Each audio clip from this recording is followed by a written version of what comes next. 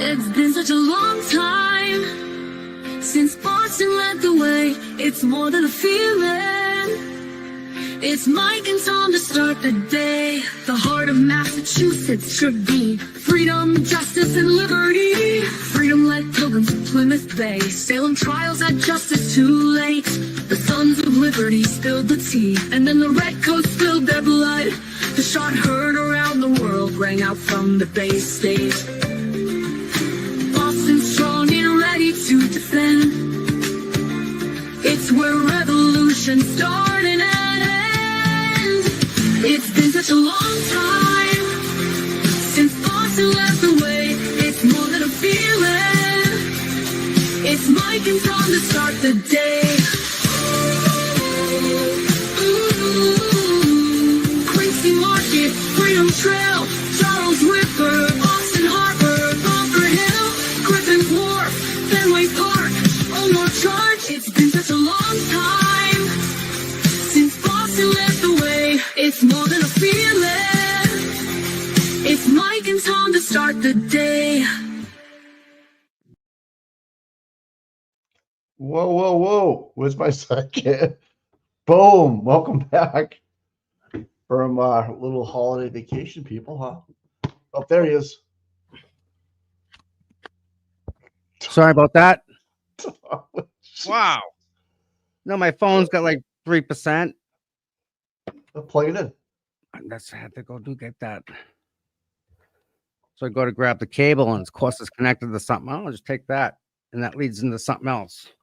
Good. Yeah. Check. Fucking problems, people. Always first world problems. Imagine that. I know. Here Stupid we go. phone. White people problems. Oof. What's that? I can't find my connector. That's a white people problem. Yep. I can't find my phone charger. That's a white people problem. I had 5 days to charge my phone. You know what? That damn phone gonna be the death of me one of these days. I tell you. Well, you know what the good thing is? You have another one. This is true. Tell me too. And you know what? No one has that number. Oh. That's the bat line. That's the 911. That's the 911. You know what? There's a nurse has it. A nurse. Okay. Well, that's good. It's on the emergency contact with my nephew. Well, you gotta have that. It's a secondary number. So if that don't work out. Well, welcome back, chat, man. What's going on, I people? missed the chat. Our VAL black person. You guys are great. So listen to I opened Twitter and it was crazy. I don't know if you've seen it. With when did you? I tried to keep away, man. I was good. I didn't do anything really. You know. Did you see the video that I released from back in the day? I saw that you had posted it. Mm-hmm. I didn't really watch it because I've seen it before. I know what it is. Like you were one of the first original streamers there. Yeah. Well, it wasn't. It was more about like this is how it all started, right? That it was more like that, not meant the other way. It was just for everyone to see. This is what happened. We lived through this, people.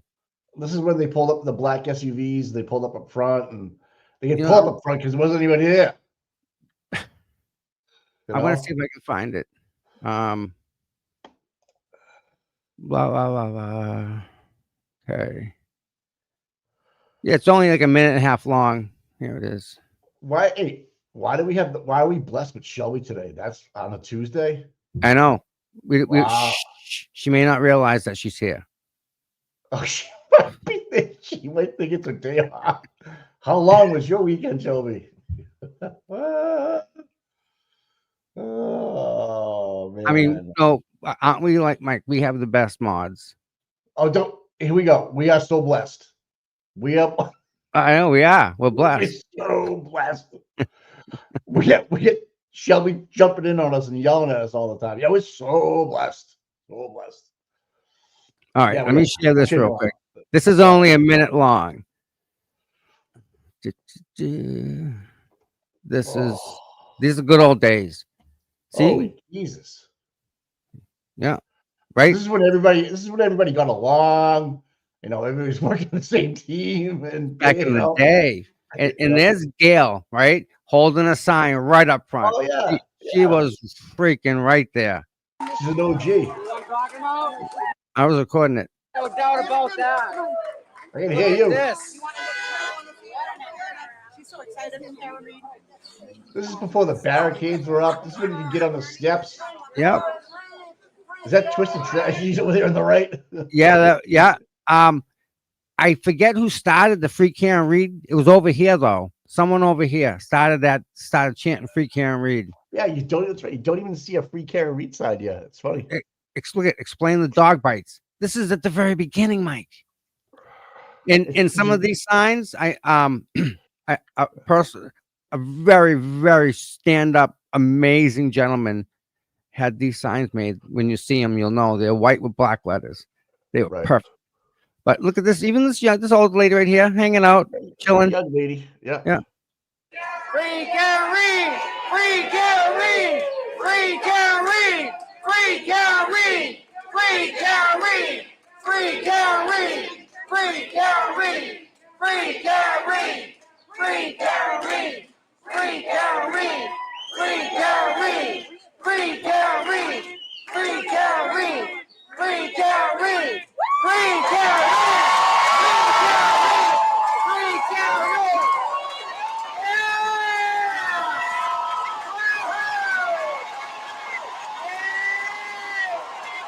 Look at her smiling, huh? She had no idea, Mike. She just pulled up and all these people are here. Yeah, there is no. Oh, there's Dana in the back. There's his Free Karen Reed shirt on. I see that. That's a Turtle Boy shirt. Yeah. Okay. That you see, Free Karen. Free Karen. Yeah. Gail, love Gail, man. Yeah. This sign right here. Look at that. Right. Yeah. Back in the day, Mike. Yeah. Good stuff, man. Yep. Good.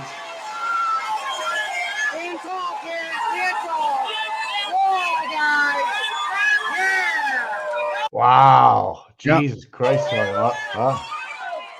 See the smile on her face? Free Karen Reed! Free Karen Reed! Free Karen Reed! Free Karen Reed! Free Karen Reed! Free Karen Reed! Free Karen Reed! Free Karen Reed! Free Karen Reed! Look at Hybrid on the right there going, I can't. This can't happen. Yeah. Right there. Yeah, that's right here. That's it right there. That's our guy. Look at it. Oh, he's put on weight, dude. Look at him. He's pissed. It's all right. We're allowed, right? Oh, yeah. Yeah. So that was a good time. But look at now, Mike. They kick us again. They kicked us from the stairs, off the stairs, way away. Boom, boom, boom. So we gave them the stairs. Okay, we'll get off the stairs. We'll let you have them. And then they said, no, we want more. So when we gave in for the stairs, that was the problem. That's where we messed up, I think. We had no reason to. We could have kept saying exactly where we were. No reason to. This is public stairs, Mike. Granted, they need to be coming and going, right? They took the stairs, Tom. You didn't give them up. They told you to get off of. You know, it wasn't like you guys had a choice. We didn't argue with it. We didn't argue it at all. Well, yeah, we showed up and there was fucking yellow caution tape there. What are you gonna do? You know, I remember you pointing out, going, "We can't go on the stairs." And you used to go up 1 or 2, and then they'd get, you know, they suck. You know, I have to here we are. The stairs are safe. And here we are conceding to the fact we want to even allow a little bit of a buffer zone because we're so beat up, you know, about it. And like, some things you fight, some things you don't, right? You only fight so much. And at what point do you say, you know? Yeah. Did you see the thing about the Honorable Beverly Cano Person of the Year?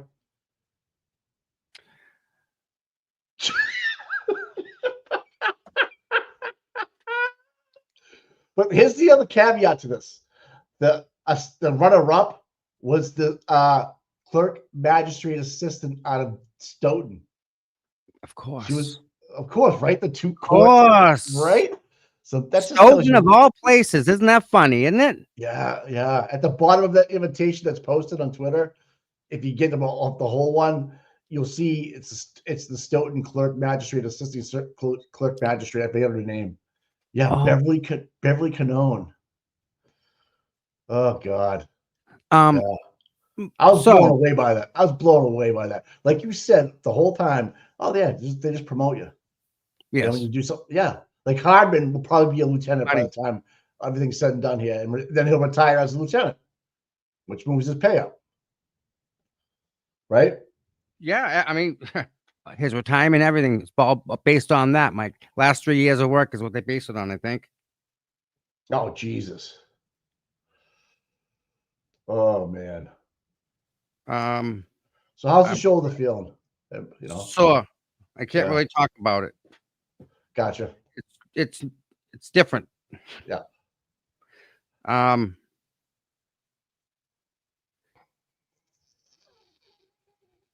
right, stuff. What are you doing? Actually sending a message. Okay. I got all sorts of people in my life lately, Mike. I got like specialists. I got this. I got that. All new friends. I don't like these people. Well, I don't like these people. What time's my photo shoot with GQ? Later on today. Later on today. So open up the jacuzzi yesterday. Oh, did you? Oh, baby. Cold? No, it's heated salt water. Oh, okay. Salt? Oh yeah. Really? You have a saltwater jacuzzi? Yeah. What do you expect, Tom? I love salt water. No, you're right. True. It's for my wife today. Don't blame me, man. It's a lot. Listen, it's 10 times healthier than a normal one. It's like you don't see them often because they're rare. Yes, that's why I'm just like they run. I didn't realize, but you have to get different parts because if you have salt. Oh yeah, because rust. A little corrosive. Yeah. Little. Yeah. But they put stuff in it anyway. But listen, the salt is like the best thing in the world for you. It's the best. You can't compare it. I love it. That's awesome. Good for you. Yeah. Good. That's the other thing we did. So I planted lupines. Yep. Got that thing open. Did some other stuff. Went in there. Did that. Did this. Yeah. It was kind of a good day yesterday. Then relaxed. I knew I had a big show coming up. I had to get ready. Had my game face back on. Yeah. But it was nice. I'm not gonna lie. It was nice to take a break. Okay. Wait, listen. Everybody needs a break, right? We all need a break. Oh, what if the dream team went back to California and stuff? Long weekend, I would say so. Yeah, right. That's a 6-hour flight, though, man. Fuck. They gain time. No, they lose time. Yeah, they lose time too. When I went to Vegas, right? Yep. We flew JetBlue, and now JetBlue has they have a thing called Mint, and our seats turned into beds. Oh, dude. I seen that. I seen they recline, right? All the way down flat. And I tell you, it makes a little bit of difference if you go. But is there a privacy curtain? Yes. Yep, are you kidding me? Nope. Seriously? So if you want to get on the Mile High Club, it's a little bit easier nowadays. Guy, really? Yeah, it was pretty cool. They're gonna change them sheets, dude. Wow. Really? Seriously? They do that? We have both our beds. Really, Mike? Yeah. Like that happened. Huge flat screen TV in front of you. They serve you for it's a different way to travel. So they're probably if they can sleep on the plane, it makes a huge difference, if that's what they're doing. But JetBlue too, which they only do it for like trips over 5 hours, I believe. Okay. I don't know. Yeah, but if you're gonna go, right? Fucking go. Go. I'm in awe. I'm in shock. Maybe I just didn't think of it that way, but wow. Well, it's a different. It's a little. You feel refreshed when you get up. So you don't get the plane. You beat up. You get fuck. I just spent 3 hours or 5 hours between somebody. Right. Joseph Kane, thank you so much. Matter of fact, I was thinking about you. Yeah, listen, big props to you. You do a lot to support this channel and in other people's channel too. You do a good job supporting people like our stuff, like what we our content, what we make. And that's that. I say thank you very much for that. I appreciate that. As you talk, him away, right? Just gave you another one. Look at that. Wow. Dude, thank you very much, dude. Thank you. I thought about you yesterday, so very nice. I'm just we're blessed, right? Oh, here we go. We're blessed. Oh, here's another one. Joey Kane. Oh, my goodness. That's yeah. Funny. And there you go, JoJo, right? Respect for Bev. She's person of the year. You know what? That, dude. That's a trophy. That's a trophy. She can put it on her wall. Right? Get out of here. I don't want to see it, but if that's good for her. Everything you told me for her, hey, she may do her job better. Everything you told me back in the day about like, no, they just promote you or they give you. I'm like, come on, for doing a bad job, and it's playing out right in front of me. I can't believe it. It's all about eye-opening, isn't it? It's fucking crazy. You told me about a year ago, whatever it was, and I'm like, what are you talking about? Mike, what's going on too, buddy? Oh my god, it's been a while. It's been a minute. And dude, we were doing shows back then. Then we were doing a couple times a week. Yeah. And then they talked us into 3 times a week. Yeah. And then we went to 5. Boom. Now it's like so ingrained in me. I'm like, if I don't have a show, it's kind of weird. Right. And it's for the people. For the masses. Right? That's the best thing about this. That's where we're at because of everybody that's here right now. Yeah.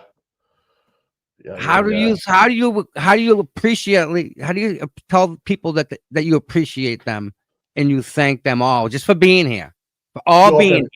You show up every day. You know, right? I really love. Someone told me that their son became a member. I was so proud. Like, wow, that's pretty cool. Thank you, Tom. I said thank you. So, amongst the 40 people I've spoken to, someone's son. I'm very bad with memories with names, but somebody's son signed up as a member, so I do appreciate that. Did I ever meet him? Has he ever been at one of the pizza parties? No, it just happened. All right. No. So Jen McCabe was on the Cape over the weekend, huh? She was out enjoying the free fresh air. Jesus, man, she's like got a face you just can't forget. She's got a face only a mother can love. I'll put it that way, right? Mike, she won that best looking thing there. Well, it's low as Karen would say, low competition. Right. Hey, did you hear the song Auntie Deb put out last week? No. Holy! When you get a chance? Wait a minute. You probably there's so much. Listen, Auntie Deb puts out so much good stuff. I don't know what specifically you're talking about because it was all makes me laugh. Everything he does makes me laugh. So like I don't know what you're talking about. We can play it a bunch of time. It's so fucking good. Actually, it's Turtle Boy's opening now. He opens up with it. Is that what it is? Is that the beginning? Yes, I like that. I like that. Yes. Okay. I know what it is now. Yes. Giardia, yes. Some of the people here. He made that? He made that? Yeah. Okay, I asked him how he did it. He's like, I printed off the lyrics. I changed all the lyrics. And then I did one voice recording. Then I recorded it's not like something where you just jump on it. Like it takes time to do it. You're going to make each piece of it. Yeah. So it's like a 4-minute song. Just him dressing up in the different characters, Mike. That takes time. It takes effort, you know? And listen, if you guys are over there with him and you do anything is to help him, is to support his channel. That's pretty much all of us ask for is just we want support from you guys, right? But like we need humor, or we're all gonna go crazy with all this stuff, especially with what some of this stuff is gonna be. We're gonna go crazy, right? So you know what other thing too I saw is that Matthew Farwell, who's in prison right now, he's in jail. Guess when his arraignment or next court proceeding is? I'd like to know. July 1st, when this one's supposed to end. Karen's. That's Tom. I don't believe in coincidences. I don't. And he's been Oh, it'll be over a year. Over a year. He's been in custody over a year. Well, I think June-ish will be a year, but he is going to be in front of a judge on July 1st, which July is 1st, the budget changes. You know that. That's the I don't know. Commonwealth new budget. Oh yeah, that's everybody's budget starts July 1st. That's the fiscal year for them. Karen July Reed 1st. trial is supposed to end by July 1st. How can they put a time on that? Well, that's what they did last year. So there's a problem. If this is going to be the case that the prosecution gets twice as much as time as the defense, then that's a problem. Generally speaking. Yeah. Aaron Reed's the example here. Right. If this is how that is, that's incorrect. Right. That's what this whole thing is showing us, people, right? Oh, all the problems in our system. How does it go from here to here to here? Like, we're seeing it. And then in the Walsh case, all the Mass State troopers that are involved with this case, or a lot of them involved with the Walsh case, they recorded all their interviews. You know, they did everything by for the Walsh case. They have all the videos. All the interviews are recorded. That everything was done right. Like it's like Fanning was on the stand, Yuri was on the stand. There was no bullshitting around with the attorneys. They answered the questions. Like it's a whole different mindset, dude. You can actually tell the fuckery that's going on in the Karen Reed. Yeah, Glock. Good morning, Glock. Your hands are busy. I just kind of guess what that's going on with that one. Don't want to know. Nah, keep it to yourself now. No. All right.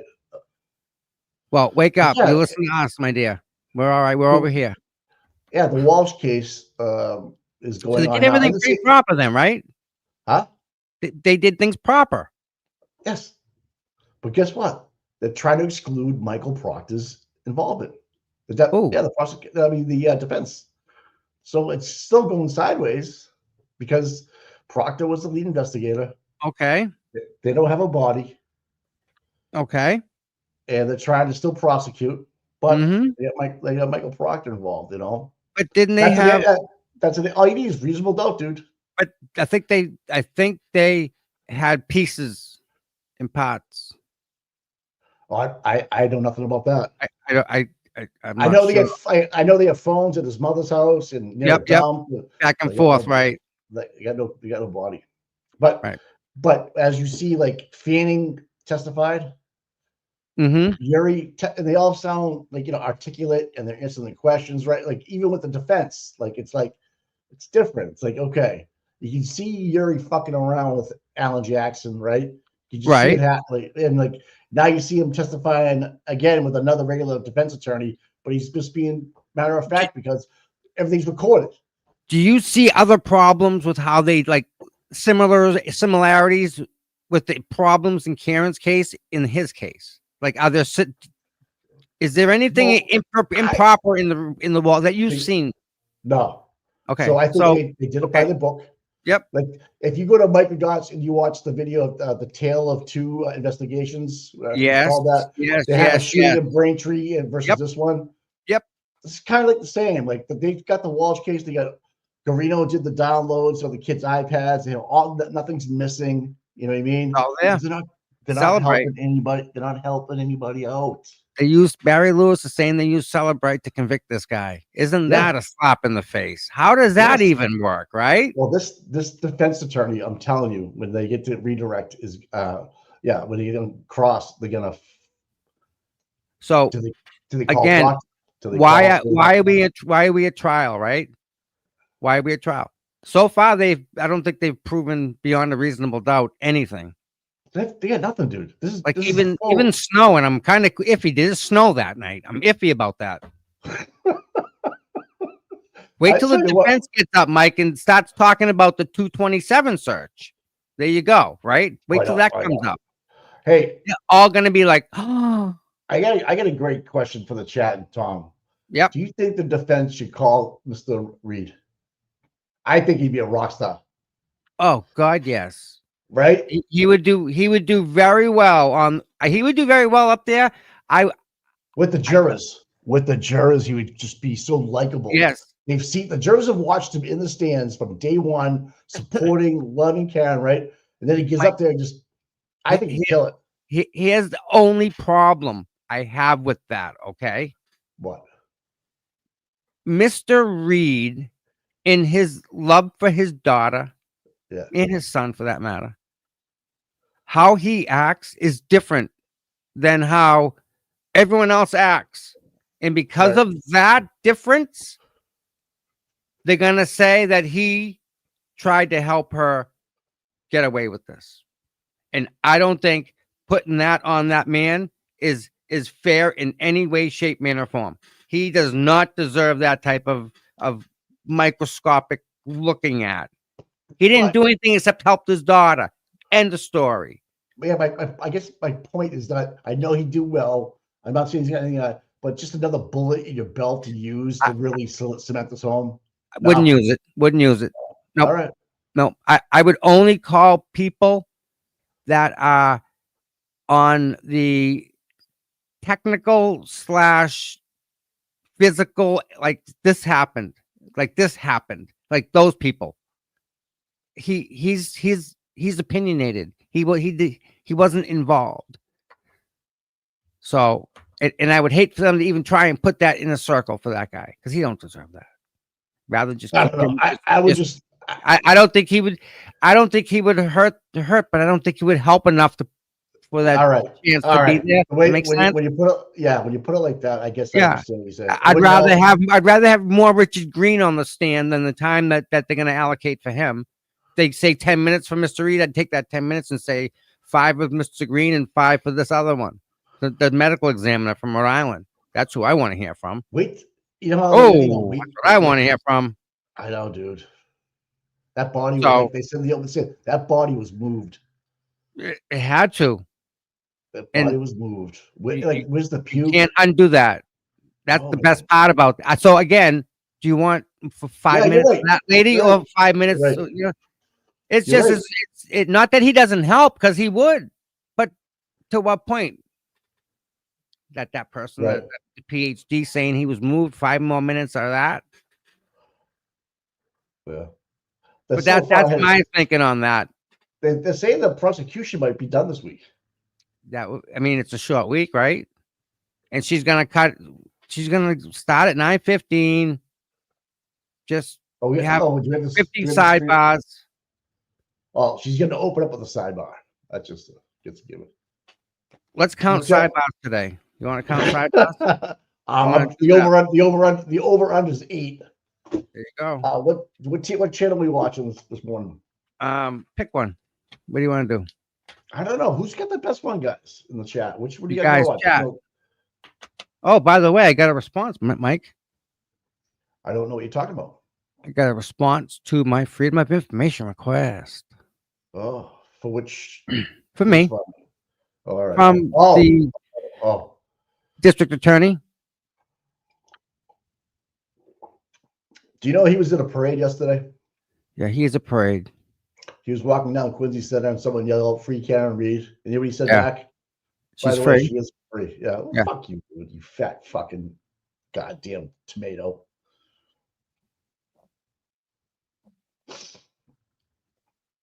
Oh my God.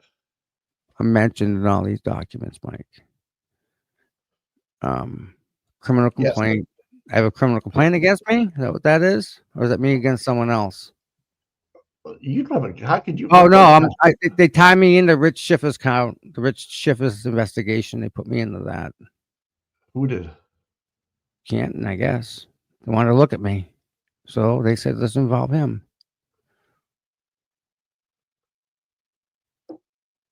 Mm-hmm. What's this?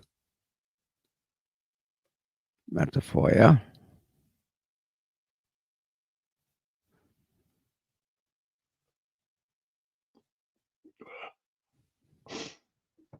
Intimidation of a witness. You did? Rich Schiffer. Oh, okay. This is his criminal complaint, right? All the charges. With the duckies. Yep. It's all freaking redacted. Idiots.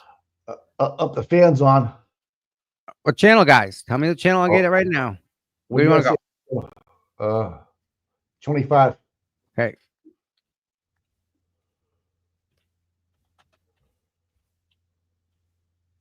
So listen, I hope everyone had a good weekend this weekend.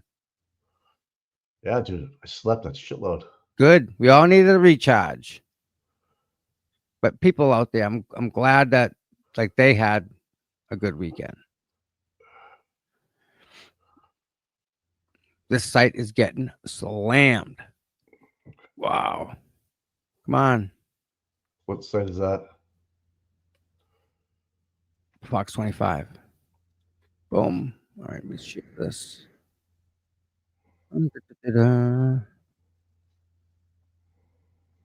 Yeah, so what we have the what?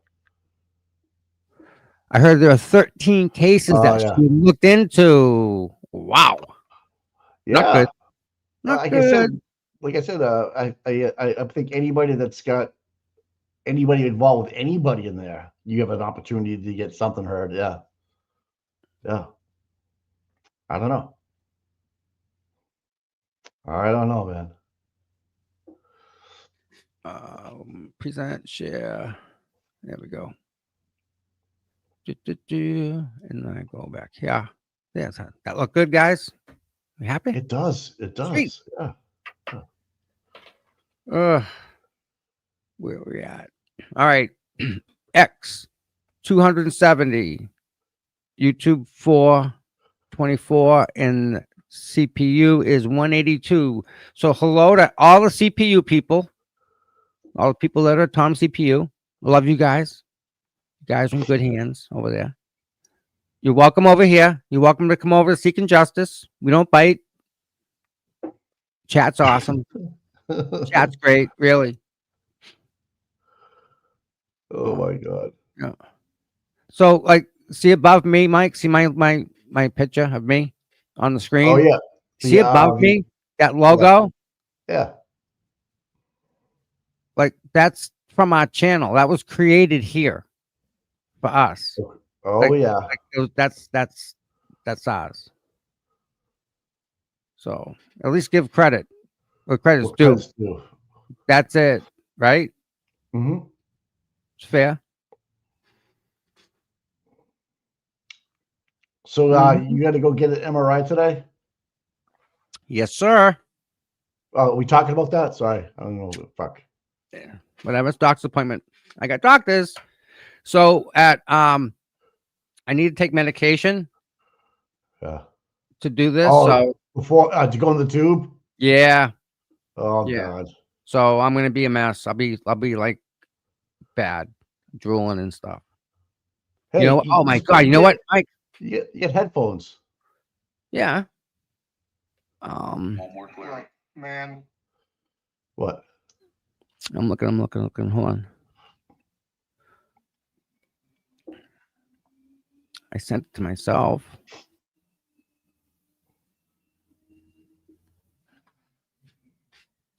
Oh my goodness.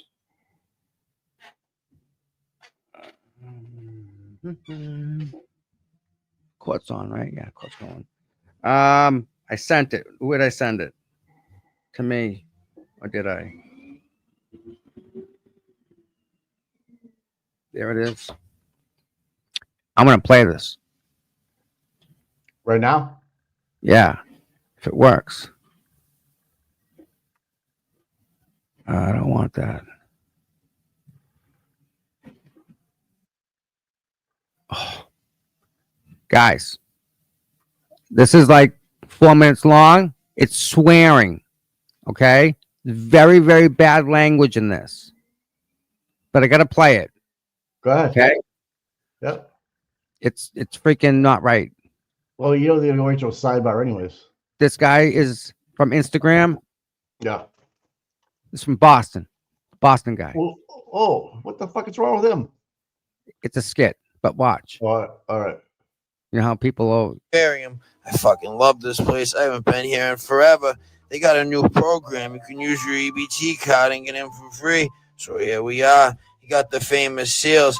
I think they're all fake. They have to be robots. There's no fucking way these motherfuckers have been here for this long. I swear they're all the same ones. Got my ticket scanned, had to do sharks and rays. I've never touched a fucking shark before. Saw the fucking penguins. These motherfuckers are awesome, dude. They're not the big penguins like from fucking Happy Feet or March of the Penguins, but they're pretty cool. Look at this jellyfish, dude. This motherfucker will fuck you up. This is the closest I'll ever get to the Amazon rainforest on my fucking credit score. Sat here kicking it with the fucking guys shooting the shit. I'm just kidding. I have no idea who the fuck these dudes are. I'm just fucking happy to be here. I made a new friend. His name's Turtle. He kind of reminds me of myself, living in his own little world, trying to be free. But instead of eating fucking bars and blueberries, this motherfucker eats lettuce. You know, to each their own. Got to the top, dude. I don't know what the fucking big deal is. Seems like just a giant puddle in the ground. So we made our way back down. Had to stop at the fucking gift shop to check out the cheap New England novelties. $9 for a cup of clam chowder. I'll stand here for free. Thank you very much. Go fuck yourself. Made a new friend. This dude had me fucking jamming, bro. Great day. Like and follow for part 2. All right. That's it. If you get it, My you God, get it, man. that's horrible. Ain't that something? That's the guy's skit. He goes around Boston and does all that. Like that's his thing. It's not real, people. It's not real, okay? Just so you know. It's okay. Nobody was hurt in the making of that video. I see it downtown Canton a lot. He's all over the place. They call it the fentanyl fold. Is that what it is? The fentanyl fold. Oh, Bad. shit. Bad. Unreal.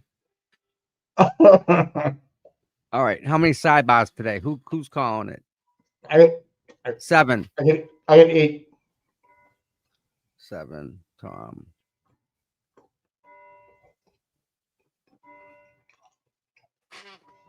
Anyone get 9? Or 6? Get 9. That was Donkey this one. Gary get 9.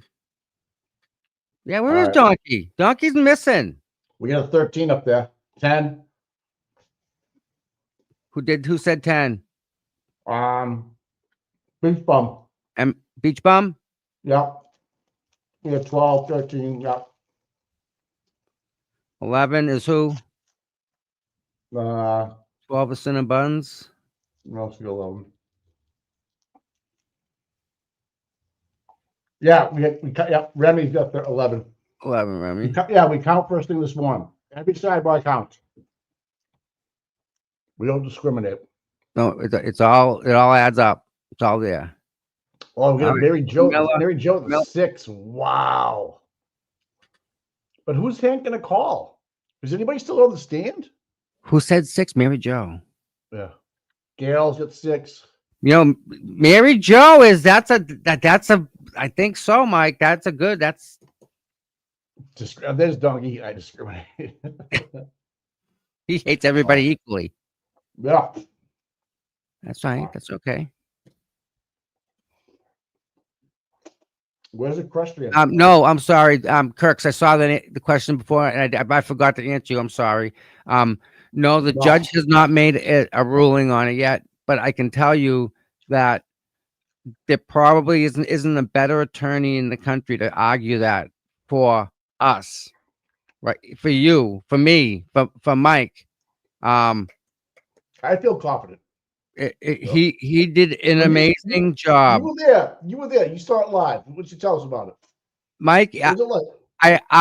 I'm a different person from sitting in that courtroom. It's Is a the different, federal court, is it nice? beautiful. The seats comfortable? No, there is no such thing. No, they hurt. What is that? What is that about? Why can't they make seats comfortable for people that go? You don't want to be there. Anyways. They don't want you to be there. Maybe. So we get there, and the judge was great. You know, Uh-huh. they both got up and they both said what they wanted to say in front. You know, they all have their speech. This is why I believe I'm right, and the other guy says this is why they're wrong.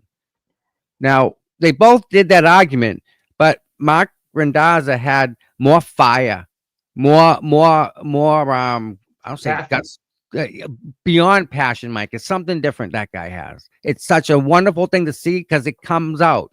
He just went on a tear about how this part of it isn't correct and this isn't correct, which leads to that. And, you know, he I guess he put it in a way to the judge that the judge and even me, like, that he's right. He's wrong. He's definitely right. And it was great to see that.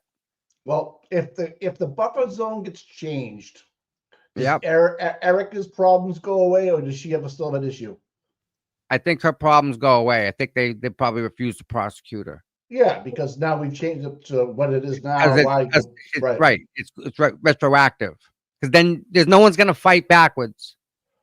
Right.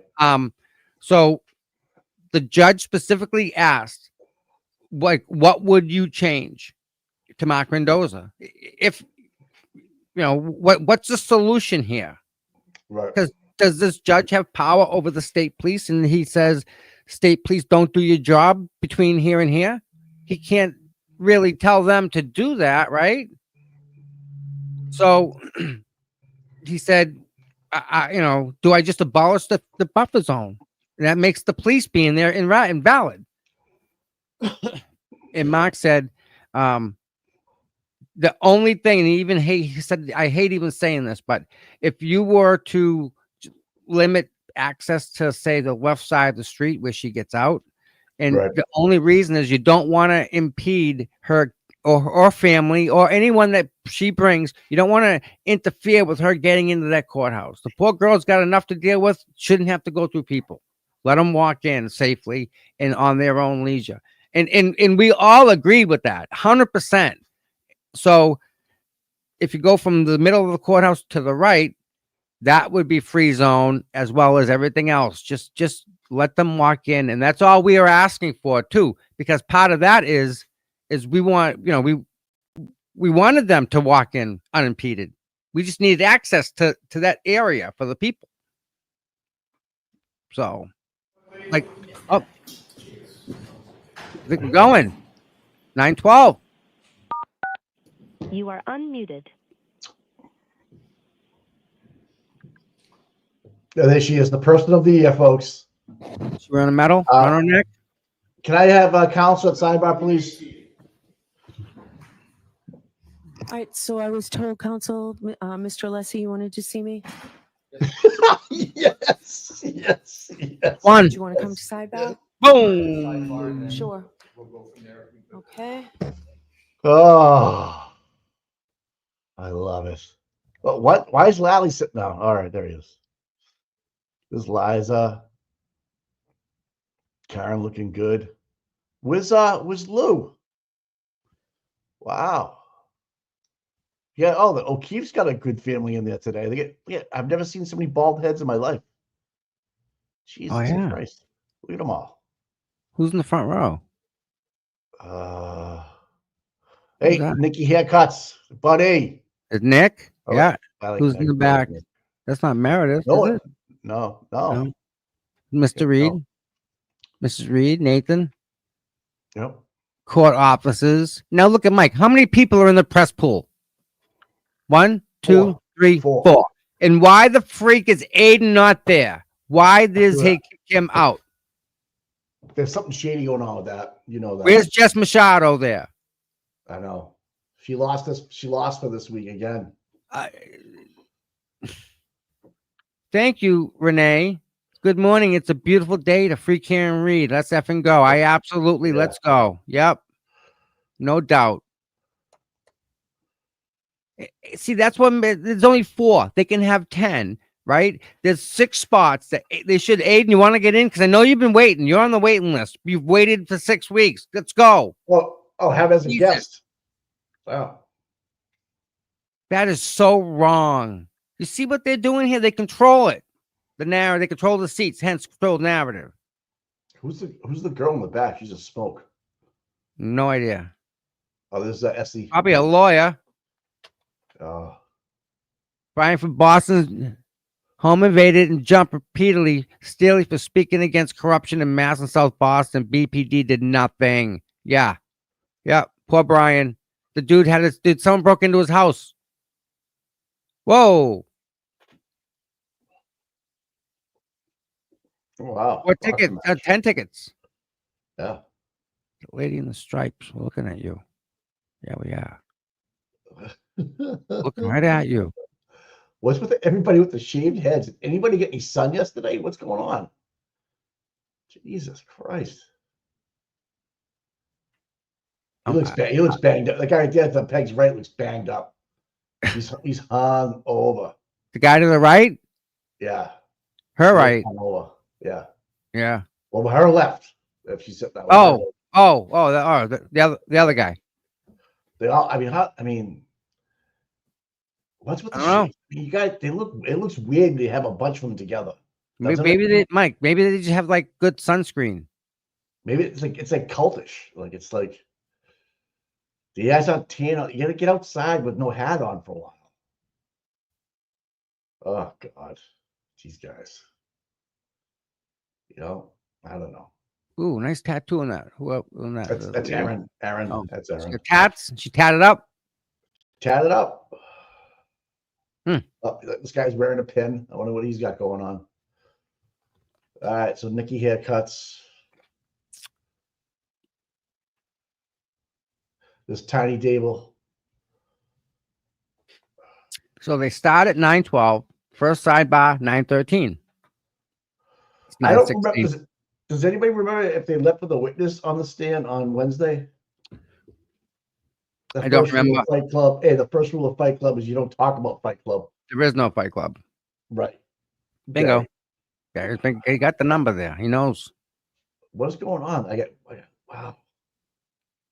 I've never seen so many shaved heads, and I just don't remember ever seeing so many shaved heads. Well, yeah, I know you need the sun, like the vitamins. Is the vitamin C that the sun gives you, or your body produces vitamin C? Yeah. Your body definitely needs it. Definitely needs it.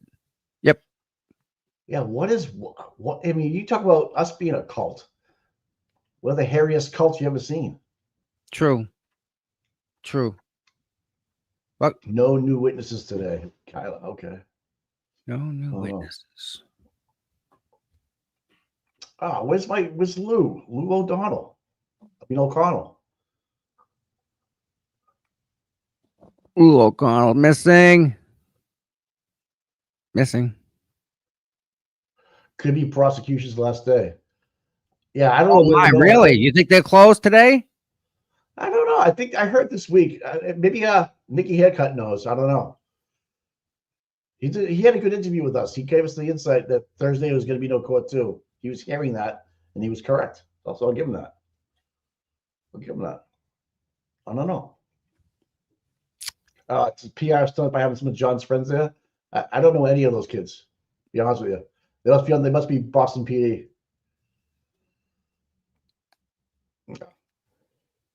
You see about this box truck that exploded? You guys see that? Where? Propane tank leak somewhere. Where? Bass? Addison, Illinois. Oh. They got it on Ring camera, Mike. Oh, Jesus. Dude, the truck explodes. Poof. Wow. Jesus Christ. We'll watch that later, guys. I'll keep that up. We love explosions here. It's in a residential neighborhood. It's amazing. Oh. Someone just driving the box truck down the street and kaboom. They say it was leaking propane tank, which would make sense, right? The driver was taken to the hospital with no life-threatening injuries. I think about like the Boston PD, all his people, John's people, they know who's guilty, and why they said if that's the case, like remember everybody's like, what we were told not to go and all this other shit. If you feel like she's guilty, I guess you'd go, right? If you want to go that route, or maybe they're gonna get promoted this week, Tommy. Who knows?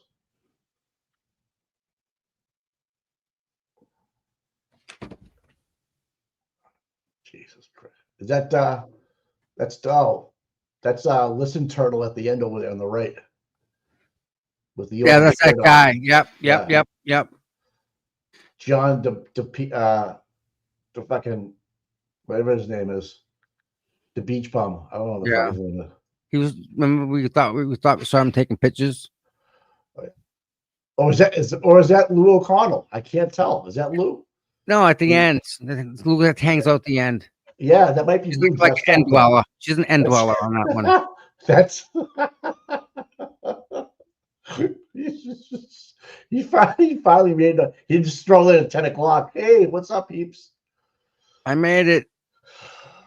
Damn. Even the media guys getting frustrated with this. God, John DePietro. 9:20. Listen, Turtle. Someone should say, "Hey, Aiden's behind you." Someone text him and tell him that Aiden's right behind him in the corner. Somebody do it. Someone text him.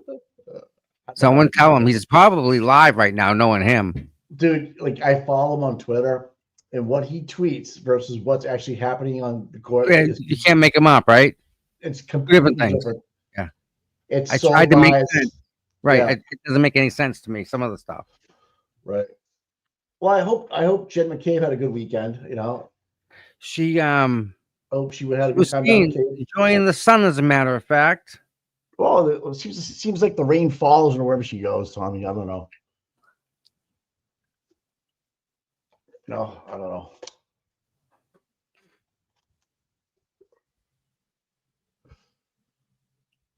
Uh-huh. Well, yeah, we still got Welcher to go through here. Let me get my list out. Yeah.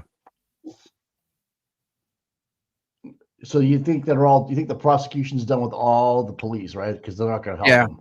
Yep. No one else is gonna help him.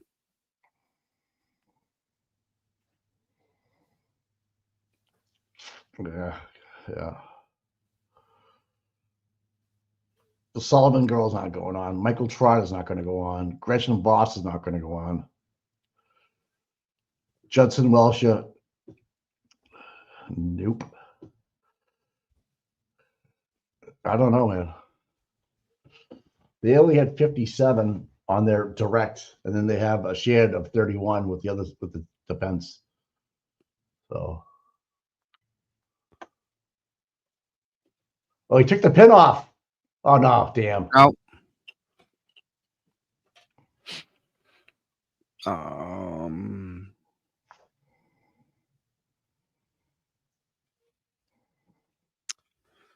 So all these documents are from Rich's thing. Huh? Oh, Schiffer. Yeah.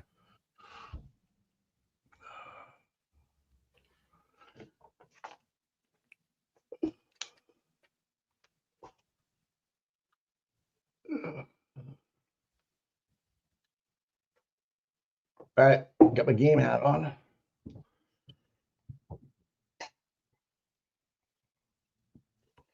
Wow, that's a sidebar. Jimmy Ice Cubes, get us a couple more bloodies.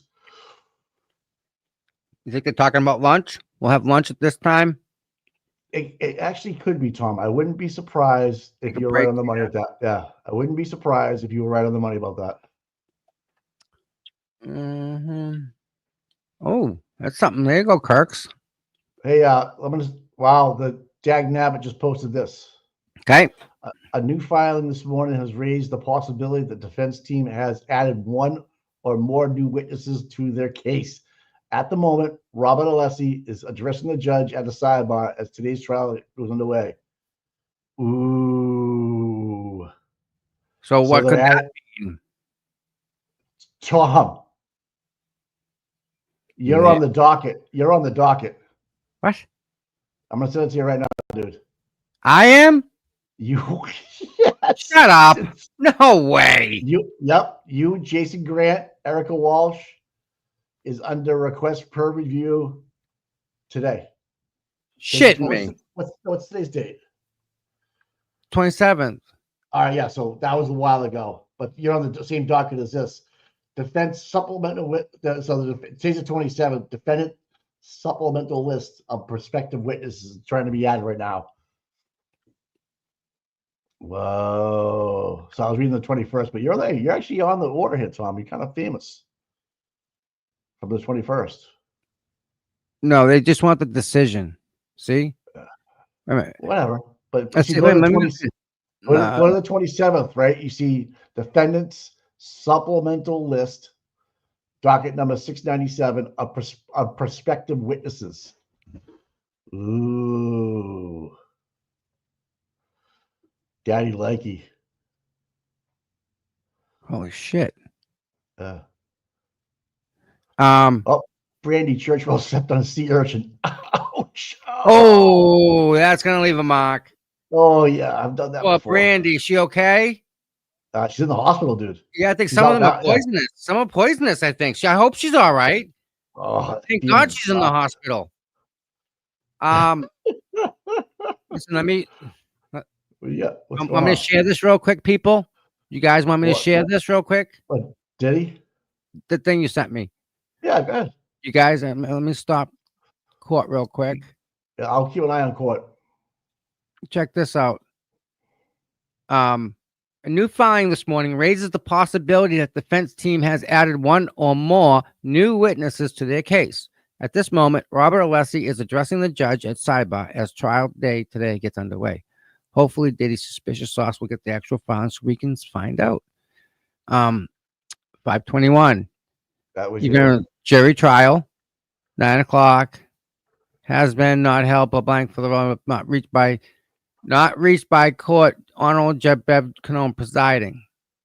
Memorandum and order 696 of decision on Thomas DeRosa, Jason Grants, and Erica Walsh emergency request for review per supplemental order regarding the buffer zone. Honorable Doolin.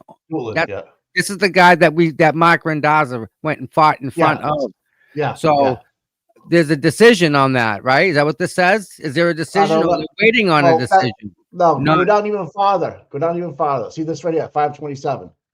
That's what they're talking about right now. Defensive supplemental list 697, a prospective witness list 696. You're talking about. You know how they said you can go in front of a judge right away? Yes, that's what that is.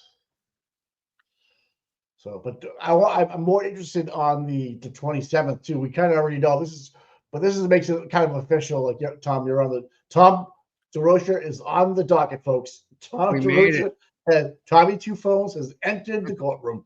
Yep. Wow. I don't believe it. I don't want this. This is bad. This is bad for us. You're kind of famous. You might want to get that framed, dude. Oh God, no. Tommy will be selling signed docket lists for anybody that wants one. He'll be signing off on it. Just print it out, bring it to a standout. Every donation will go to Karen Reed Defense Fund. Oh, what is the defense fund at? Does anybody know? I did. I check it every morning. Hold on. I got that. It's right here. I got it every morning. Justice. Last is the first one. Let me refresh this page. Wow. 1,014,125. So we were a million Wednesday. Yeah, we were a million Wednesday. Yeah. $10, right? 150, 34, 50, 200. Wow. 25, 25, 50, 100, 25, 23, 25, 50, 20. Mike, these aren't big donations, and the chick reached $1 million, dude. $1 million on all of them. You go sell $1 million of Girl Scout cookies. No thanks. Yeah, no way. She raised $1 million with small donations. $10, Mike, from Europe. Someone from Europe sent her $10. 10 euros. And she's raised $1,014,125. That's remarkable. That's remarkable, Mike. $2 million goal. We can do this. Yeah. We can do it, man. Wait till it hits out in like the West Coast where like all the famous people are. They'll throw money at her for that. Oh, I heard Ernie Box involved. So yeah, he can write checks. He can write checks. Yep. He may have a suite at the Omni. You never know. What? What? That guy? You know, his father set up a deal with Subaru that back in the day. Yep.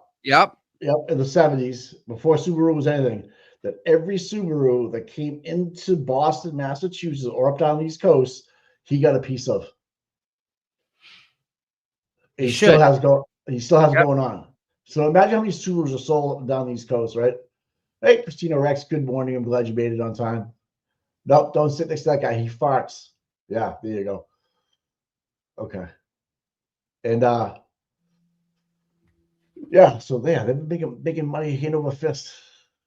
You should see the house in Martha's Vineyard, dude. Oh my god. I think I have. I was over. We stayed in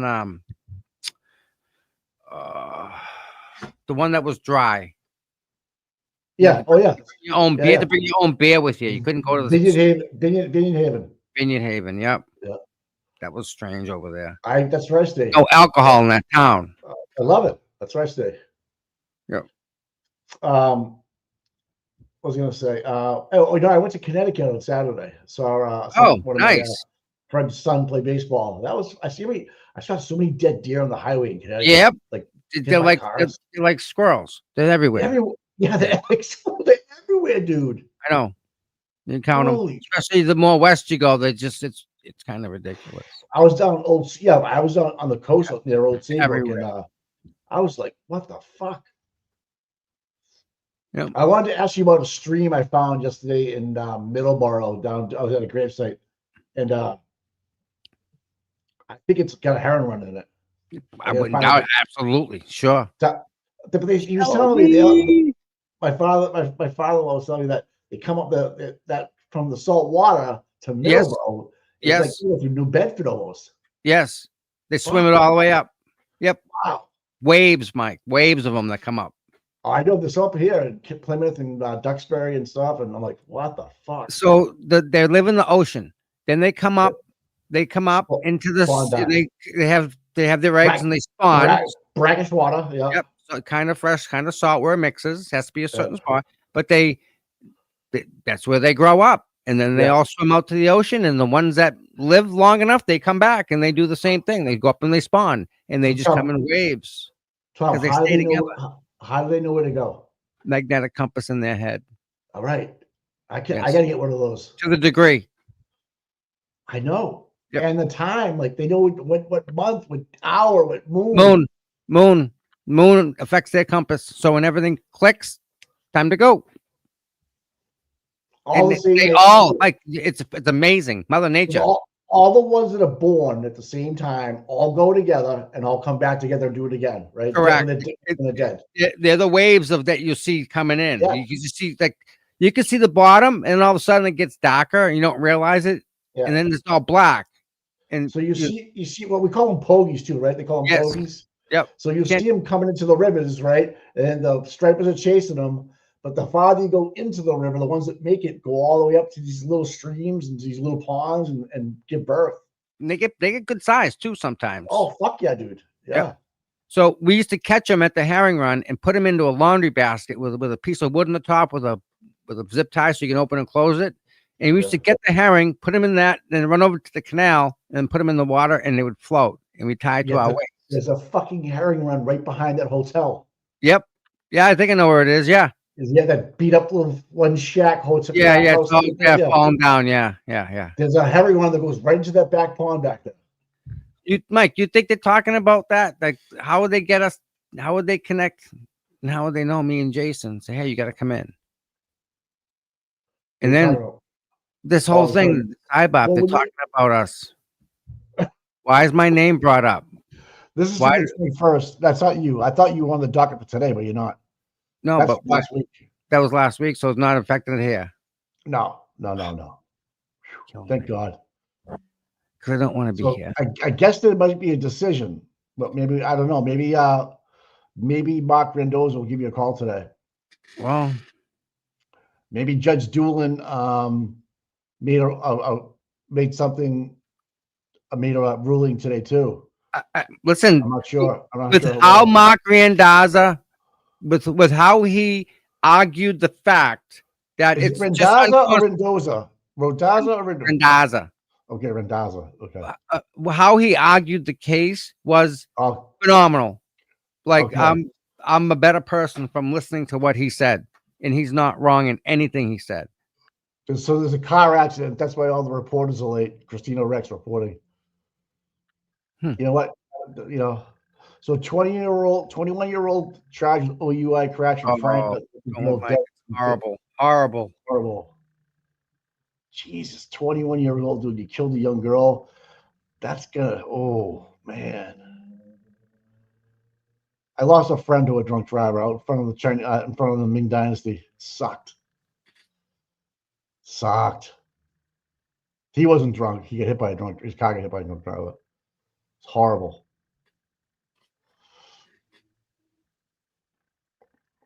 Any life loss is horrible.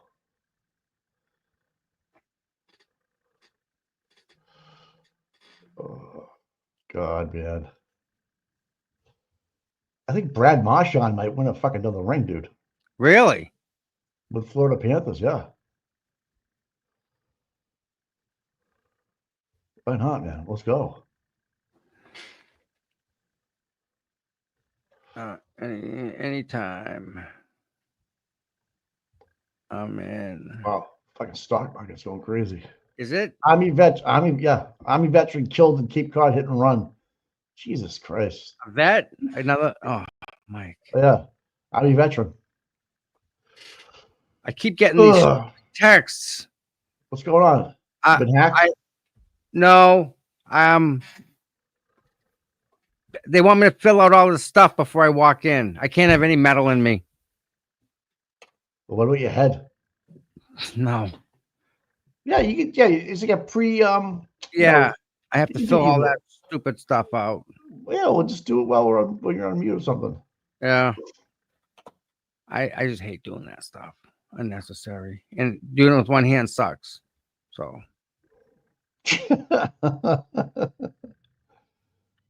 Oh my God.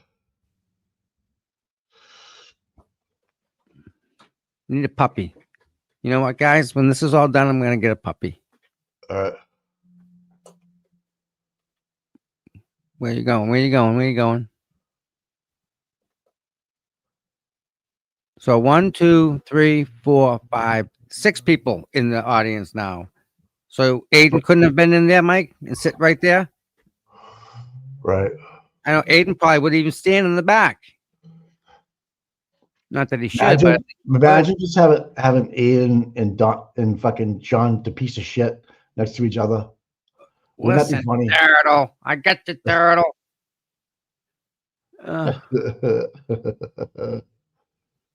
Oh my God. A cortisone shot. If that doesn't work, get a steroid shot. I've had bad rotator for over 20 years. Dude, I would just get it chopped off and just forget about it. Yeah, just make it go away. Right. You've had a pebble in your shoe and you have to walk another like 8 miles. Worst thing in the Still world. there? Yeah, it's there every time you step on it. Oh my God. Oh. Mystical. I had that. Not a replacement. They did a repair. Something going on outside, Maddie General. No, I think it's just a sidebar. I think they're just talking about something. What I don't know. I think I don't think the buffer zone's to their bar. Jimmy 2Q's McDermott has made a couple stiffies. So listen, this is kind of not fair. This is one sidebar, Mike. So like Killer and Mary both, he got 5 and she got 6. They may not even make 3. Time out. You're right. They might be getting all the sidebars out of the way right now. So yeah. Whoever bet the lowest might win this thing. Right now, we got 5 for Killer. Lowest. I'll have to log in and change my name to somebody else. Voting is closed, by the way, people. Oh, God. I wish that was the case. Unfortunately, it is not. Whatever. Right, exactly, RVA. You don't stop. Don't matter. Just keep fishing. I agree with you, my friend. Yeah. I have to get my clamming license again. Oh, I'd love to do that again. Down in Duxborough, yeah. Yeah. That would be something, Mike. We'll each go get a bushel. I don't need them, but I just do it for the workout. Yeah. It's Yeah. awesome. But It's no, hard work. listen, we'll go. We'll get 2 bushels, right? Because Yeah. you get 2 buckets of clams. Yep. We'll get some corn on the cob. Yeah. What else? Throw in a big pot and have a big freaking cookout. Lobsters. Just invite everybody. Lobsters are expensive. I'm not going to get them. You only go around once. Well, we used to do it. So when I was growing up, we dig a pit, you know, get up with the coals down there. Yep. It's what I mean. Yeah. Everything in it. Seaweed, everything, seaweed and let it cook. Like We haven't done that in a long time, man. We should bring that back and make a video out of it and show people how to do it. That way you bury it. That's the balls. It's the balls. We should do that, Mike. Yeah, What do you guys think, huh? I would totally do that. You guys out there, who's cooking? Who's a cook? You throw steamers in there. Yes. Lobster steamers, potato, onions. Yeah. Corn. Yeah. You throw corn with the husks right in the husk. Cook it in the husk is what you do. Yep. Oh, it comes out like amazing. Corn yes, goes it's a clam bake. So we'll do a big one, Shelby. But Shelby, it's like, you know what, yeah. You know what a clam bake is. Yeah. But I'm not sure if you guys out there are into something like that this summer. Duxbury Beach. We can do that. Shrimp, potatoes, right? Creole seasoning. Yeah. We can do it. Yeah. You guys get it? Shelby. Yeah. Well, Gil, half the thing is we're gonna make the video of actually doing the whole thing, like getting the steamers, going to get the lobsters, because I think we can go to the docks and get them right from the boat. Yeah, yeah. So I know people. I know some people who get some lobster. Well, we can do all that and then make a video and show people how to do it in New England. Yeah. It's not that hard, actually. Oh. Depends how many people you're doing it for, obviously, but. Well, we got a whole beach. Come on down, right? Come on down. Well, Duxbury's prime. Let's go someplace else. Figure it out. That's easy, right? You do have to do one. Yeah. Can we go down to like freaking down the Cape onto the beach? We can do it. Well, we can't really fires down there, right? Fuck the Cape, dude. Yeah. No, I'm just kidding. Yeah, fires. You have fires in Duxbury, so. But I know a couple spots, but we can't have like 100 people or 50 people. It'd be crazy. So it's gonna have to be a small list. Or we can do it in if someone's got a beach property and there you go. If someone has that, you can do that. Right. They have, yeah. Sand in the backyard, we could do it. Ooh, Star does drive-in, does clam bakes. Yep. But I thought we were going to do one in the pit. Yes, we're gonna dig the hole and bury the stuff. Cook it that way. Yeah. This is like a 2 cocktail sidebar right now. Oh, here we go. AJ, dude, look at this guy.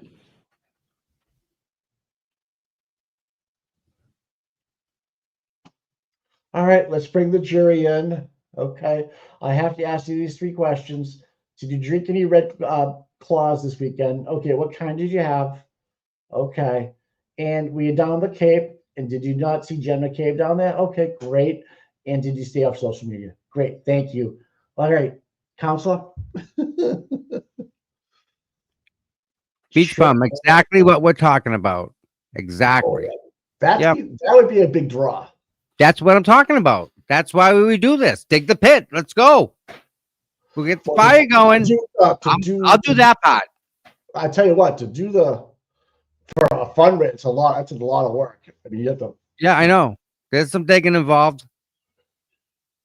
Fire pot, I got. Check. Dude, who's familiar with Point Judith, man? I love it down there. So I catch the fucking Block Island, man. Let's go to Block Island. Figure it out. Wherever. Can you bring steamers across the border? Yeah. All right. Do shark fishing. We can do, there's a lot of stuff. Yes. Megan gets it. Do all sorts of stuff. Yes.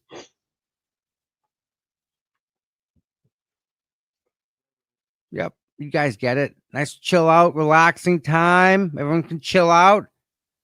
Bring a tent. You can sleep on the beach. Yeah. Problem with that is your sand's freaking everywhere. Yeah, you get used to it. Yeah. Block Island, Barry. You know, buddy. Yeah, buddy. Yeah, Point Judith, man. You can walk out to the jetties, man, and fish too, Tom. It's fucking great. Yeah. We can have it catered. Make it easy for us. You can buy tickets, right? So you can sell tickets for Clambake, have it at Star Driving, because that's kind of like a separate place. We'll fill that place up. It'll cost you like $75 for a lobster clam bake, right? You get everything. You have a catering company come in. They get everything steamed already, and you get some like reggae music band playing. People in Bingo. You get it. Yeah. Yes. Yep. We got a volleyball net going. Yep. Wet t-shirt. We have a Jello wrestling wet t-shirt. Frisbee stuff. Yeah, everything. Dog friendly. Dog friendly. Yeah. That's what I'm talking about. That's the way to do it. We can do that. That's a good idea. Just relax, chill out. Sandcastle competition. Sandy, freaking awesome. Shelby got that one. No wet cheek Christmas. Yeah, I stuck that in there, by the way. What's wrong with the wet? Guys do a wet t-shirt contest then. You know? This is pretty cool. Muscles, yeah.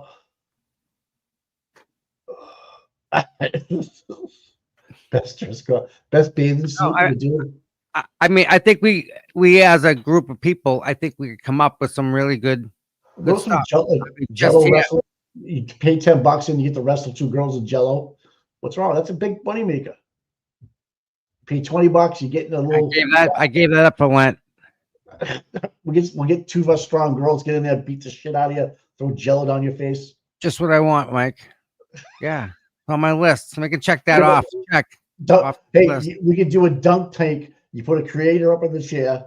Yep. You pay $5, you get like 3 balls. Okay. Try to dunk the creator. I'd do that. Right. I'd do that all day long. Oh, someone knows what I'm talking about in the 1980s on Fort Lauderdale. Oh yeah. You soak them, RVA. I think you soak them with you put pepper in the water and salt. Salt and pepper in it. To get the sand out of them? Yes. Yeah. Yeah. I'll bring the Jello. See, everybody's into this stuff. You can do that. I'm all in, guys. Let's do this. We can have fun. Yeah, we need a place that's like an outdoor, like, you know, even if it's near the beach, if we get a place that's near the beach, right? So you can smell the salt. I got a place that's like a space metal building, but both sides of the garage open up, and in the middle is all cement with picnic tables in the middle. It's beautiful. Where's the beach? Plenty of room. VFW, Whitman. And there's a pond there too. You can fish. We want beach, man. No fish there, but you can fish. I know there's a place in Duxbury, man. Right on as you go into the parking lot. It's that's all they do. It's right on the sand. Cool. Something to think about. Oh, we just find one spot that's open to everybody, and we just take it over. Done. Take over. Well, you can't drive out there, but you can go to this restaurant. You can go to this restaurant, and let's say we wanted to have like they would rent it out to us like on a Tuesday, right? You get there at like 4, 3, 2, go to the beach all day, you know, then come back and have your lobster dinner and take off. Boom. You know. Go right over the Powder Point Bridge. So again, this is Karen Reed, Mike, the Karen Reed trial going on. This is a murder trial, and it's 9:49. It started at 9:12. From 9:13 to 9:43 was a sidebar, and now we're doing nothing. This is a murder trial. We're gonna come back and we're gonna do. We're gonna take a break. Your morning break is coming up now. Do they not do this for a living? Like process people through a system? Like, do they not have like? I don't understand here. Yeah, this will not be a Diddy party, by the way. Just so you know, no Diddy parties. No. Shelby's in there with that guy's going. That guy's going away for a long time. Remember when he punched that girl in the elevator? That was his girlfriend. Man, he's an asshole, dude. Unbelievable. And people followed him and gave him money and look up to that guy. Oh yeah, he blackmailed a lot of people. Why? He had videotapes of people doing crazy shit. Yeah, but that doesn't give him permission to do what he did. When you're cray, yeah, I know. I don't know what to tell you, brother. Look at Justin Bieber. Justin Bieber has never been the same after True. this shit. Yeah. Yeah. He is so fucked up, dude. He lost $500 million. Where do you lose? Just Where- blowing it on his lifestyle. Pretty sure you get receipts when you buy stuff. How does not have a pocket full of receipts? So there's this article that came out that I read last week that he actually had to borrow some money off his manager just to play 18 holes of golf. He had no money. So he ended up selling his whole collection rights. You know, like the Beatles do it. They sell all the house. So every song that you hear about Justin Bieber now, he's not getting a royalty any longer. He sold off for $200 million just to cover his ass. He's broke, dude. Look at him. He's a shell of a man. He looks horrible. Wow. He looks horrible. Diddy fucked him all up. And literally fucked him all up. Poor kid. Yeah, I know. I feel bad. And they got him when he was young, didn't they? They did. It's horrible. They did. Freaking horrible. They did. Yeah. Yep. Well, it's funny you say that. I saw this thing on Facebook. When someone gets the star on the Oh, I saw that. isn't that change your friggin' mind now, Mike? Yeah. They have to pay homage to how they got there. There was Right. one girl on her knees. You see that? Yeah. Oh my pretty word. That's Wow. pretty bad. I Wow. know. Wow. No. They say Hollywood's fucking Satan, like Satan, like Bad satanic. people, dude. They're Yeah. really sickening. If you want to listen to something really good, Cat Williams, the comedian, he does an interview with Shannon Sharp about the stuff. It's sick. Like he tells it how it is, man. Yeah, I don't want to hear it. It's not good. And you get blackballed. If you don't. Yeah. You get Oh yeah. Then you don't. They're done. No work. Everyone that's famous, the more famous they are, the more. Yeah, the more fucked up shit they've done. I'm gonna make some coffee. Everyone, Yeah. take a break. Go make some coffee. Don't go and come back. Obviously, share this, like this, subscribe. Loving it. You guys are great. We got 835 people on. So for every single person, thank you so much. I appreciate it. So while we're here, if you guys don't mind, hit that share button. I can tell you what, Shelby is on a roll today with the Shelby's there. Yeah. She's on. Yeah, she's all right. She's good. Yeah, Megan J knows. Cat Williams is like a prophet. Everybody thought he was insane until his Diddy stuff broke out. And Cat Williams called it like a year before it came out, dude. He tells a story how he was walking through the mansion at a whiteout party, and he was looking in rooms and he couldn't believe what he was seeing. Couldn't believe what he was seeing. A what? A what? Like a Diddy party with open, like all bedrooms on the side. He would walk down. Whiteout party? That's what they called it. Yeah. What? Because they call everybody wore white, and like they get their freak on, dude. I can't tell you everything I know, but you have to wear white. Yeah, it's fucked up. Ellen DeGeneres is a sicko, pedophile sicko. She ain't right. Tell you. Watch it. Yeah.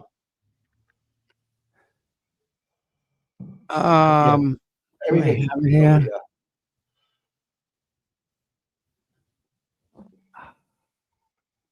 Are they named Celeste? I know a couple of Celestes.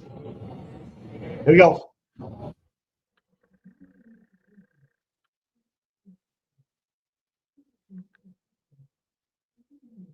I think my wife's up. I can hear They muted it. So I went to a car show. When? A while ago. All right. This weekend. Barry Lewis is saying 4 new witnesses. What? Oh, yeah. No. That's what he says. Barry, I don't know about. Wait for it. No way. No, I'm not listening.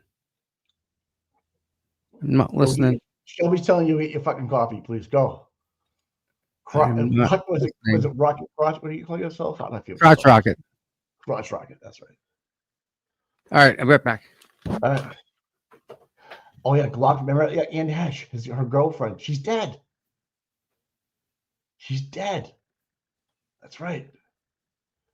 Yeah, Ellen DeGeneres, guys, I'm telling you. Stuff should be taken care of prior. Maybe if we like Well, Tom, they had full submitted it on days. they submitted it on the 15th, pal. You are unmuted. Jimmy, where's my fucking drink? Come on. Here she comes. Oh, she was I was told downstairs. council wanted to see me at sidebar again. What the? That's Joe! Joe! Joe! 10:19. Jesus.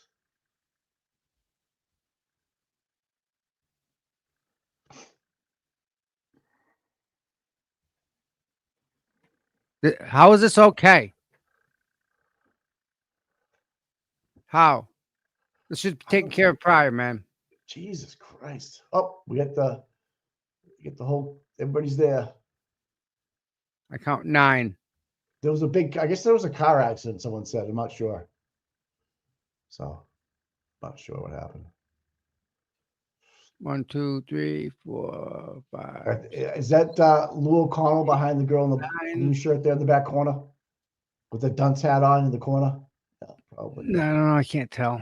Dude, that guy from Canton Cable is everywhere. Tim. He was at your federal court hearing. He's everywhere. The guy is dedicated to his job. He's a hard worker, Mike. He is He must Yep. have so much good footage. Like the footage you have, he's got some footage. right, because he's got footage of me, which is like, and that's kind of the thing, is like all the footage, right? I'm not in it, right? I recorded it all. I'm not in that footage, so But like he's got Stoat and he's everything. He's Yep. everywhere. I can't wait to see what he adds to he could do his own documentary. So I was thinking, right? If I take my footage and I donate it, right, and I give it to Karen Mm-hmm. and say, "Here you go. Here's all my footage. Go to California, take it, make a movie out of it. Here, Yeah, give it to her. what she got, what she makes is what she makes. Right. Done."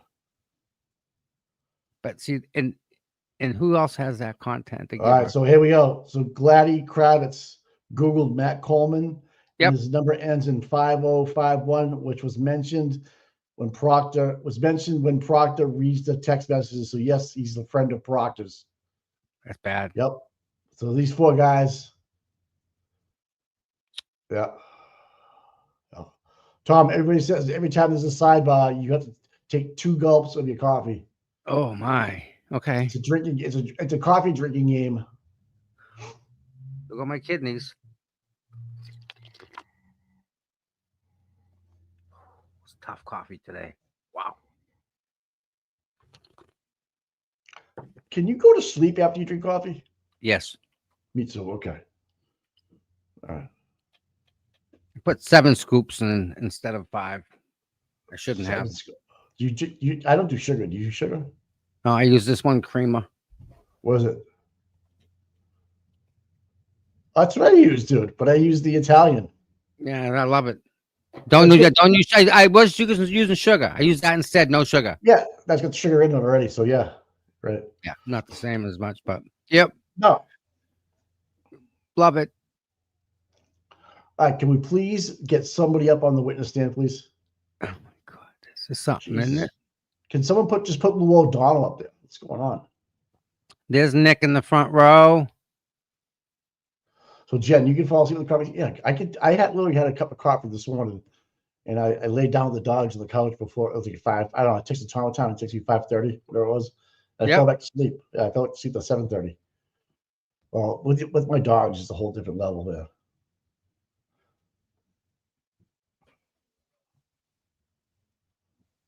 Take a shot every time Paul O'Keefe's the sidebar. Paul, he would love that. That's what I heard in the men's bathroom in the trash can. There's empty nips everywhere. I'm kidding. That's crazy town. I'm kidding. That's Well, I mean, when I worked at the hospital, the toilet would keep overflowing. Oh, there's Lou O'Donnell right there. She's wearing white. It's after Memorial Day. You can wear white. Is that what the rule is? Can't wear white till Memorial Day? Yeah, and then you can't wear white after Labor Day. After Labor Day, no white. Yeah. Okay, I'll have to remember that one. Oh yeah, put that on your calendar. Yeah, don't know. No caffeine after 4 for me. Yeah, I don't know what it is. Are we old? Are we fucking Yep. old? Definitely old. 100% old. We get all women surrounded by Nikki.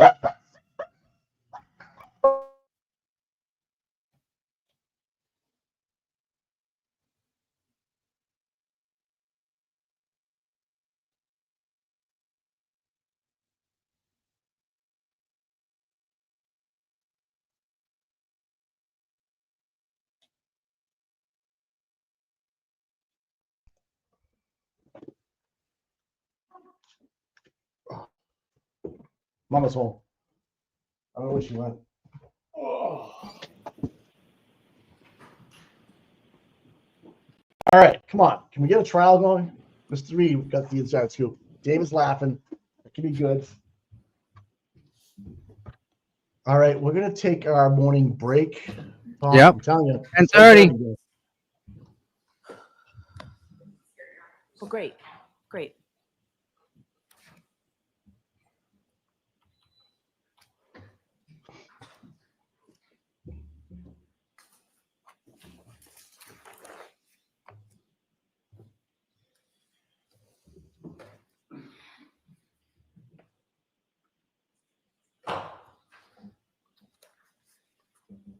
Jimmy Ice Cubes, 2 cubes, McDermott.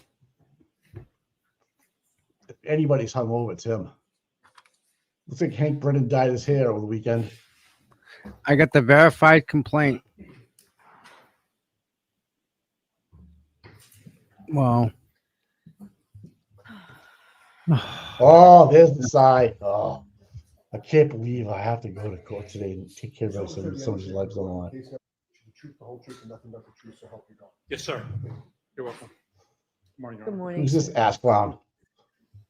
Gonna find out soon. So we're going to have a short voir dire. Okay, so Mr. Lessie, Oh, no jury. This is Judson's boss, Mr. Welcher, I think.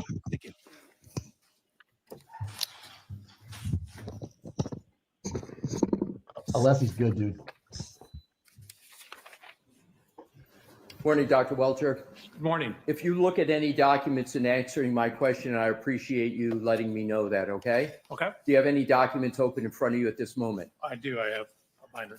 Your Honor, I would ask until the question can comes you up. do without it, sir, for a few minutes? Depending on the question, sure. Okay, so just let us know if you need to look at it. Don't look at it without I mean, permission, please.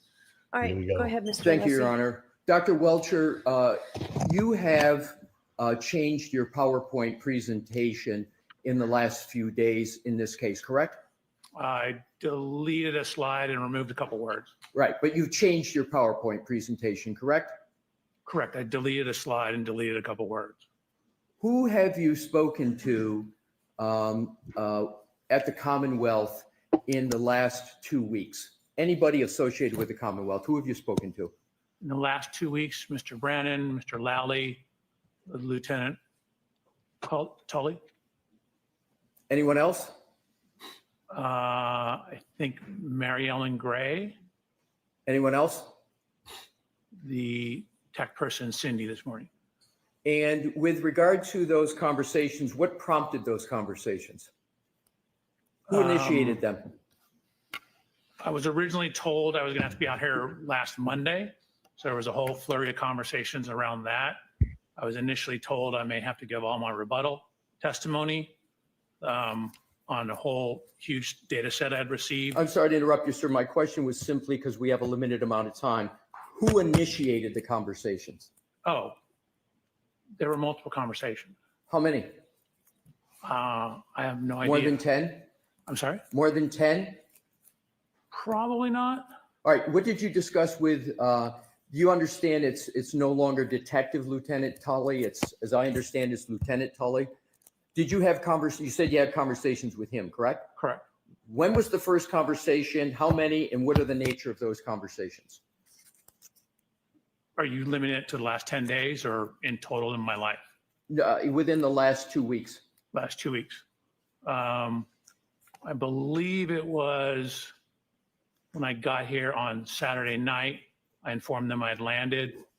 And then Sunday morning, he gave me a ride over to the district attorney's office. And what did you discuss from when you, did you have any discussions with Lieutenant Tully before Saturday, within the last 2 weeks? Not to my knowledge. What did you discuss with Lieutenant Tully? Topics. Give me a time frame. I keep saying the last 2 weeks. That's the time frame I'm looking all at. the conversations I had with him. Yes, Can you have somebody pick me up at the hotel? I'm talking substantive, sir, about your outline, your PowerPoint presentation. Topics of, what discussions about the topics in your PowerPoint presentation? I had no discussions with him about the topics of my PowerPoint presentation. Who did you have discussions with from the Commonwealth about the topics in your PowerPoint presentation? Mr. Brandon and Mr. Lally. Describe those conversations and how many you had, including the first one that you had. Well, I originally submitted my presentation with my original report way back, I believe in January. Right. I'm asking for conversations within the last 2 weeks. Okay, question wasn't clear. Then on Sunday, we just went through top to bottom through my presentation. Mr. Brandon wanted to make sure he understood everything in it. And then I met with Mr. Brandon again on Sunday.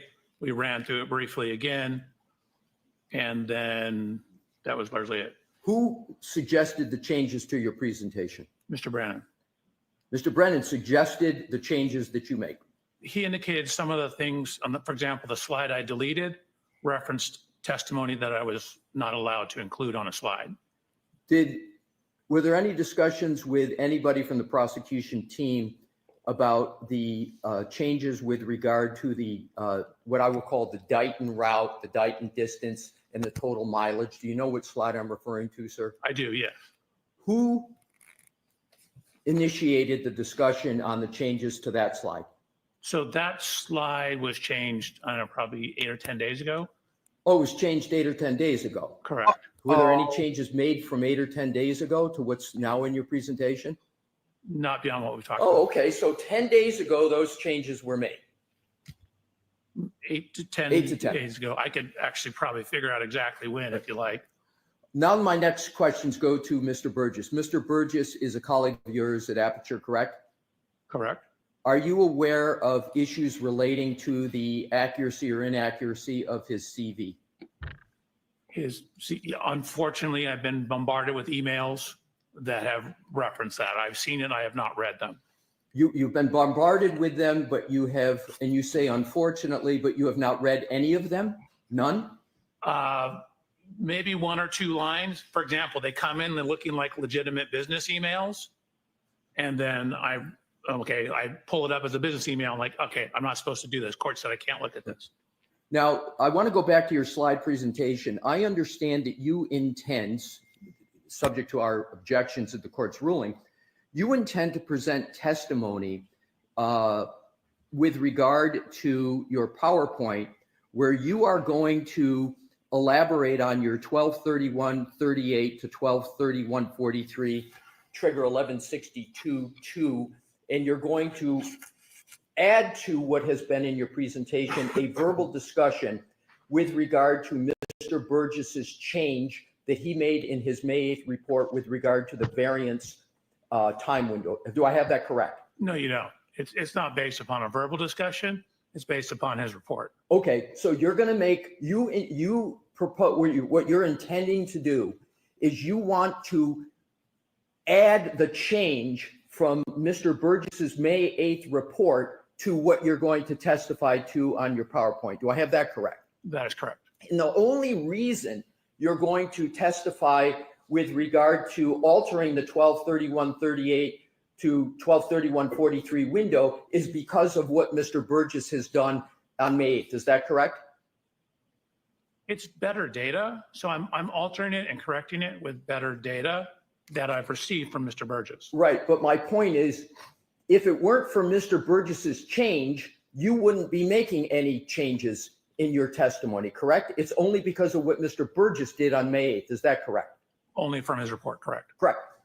So, and you understand, sir, that that change has significant effects on the very issues in this case with regard to the timeline and the collision you allege occurred, and comparing it to human volitional conduct of Mr. O'Keefe with regard to his manipulation of the phone. You understand the consequences of that change, do you, sir?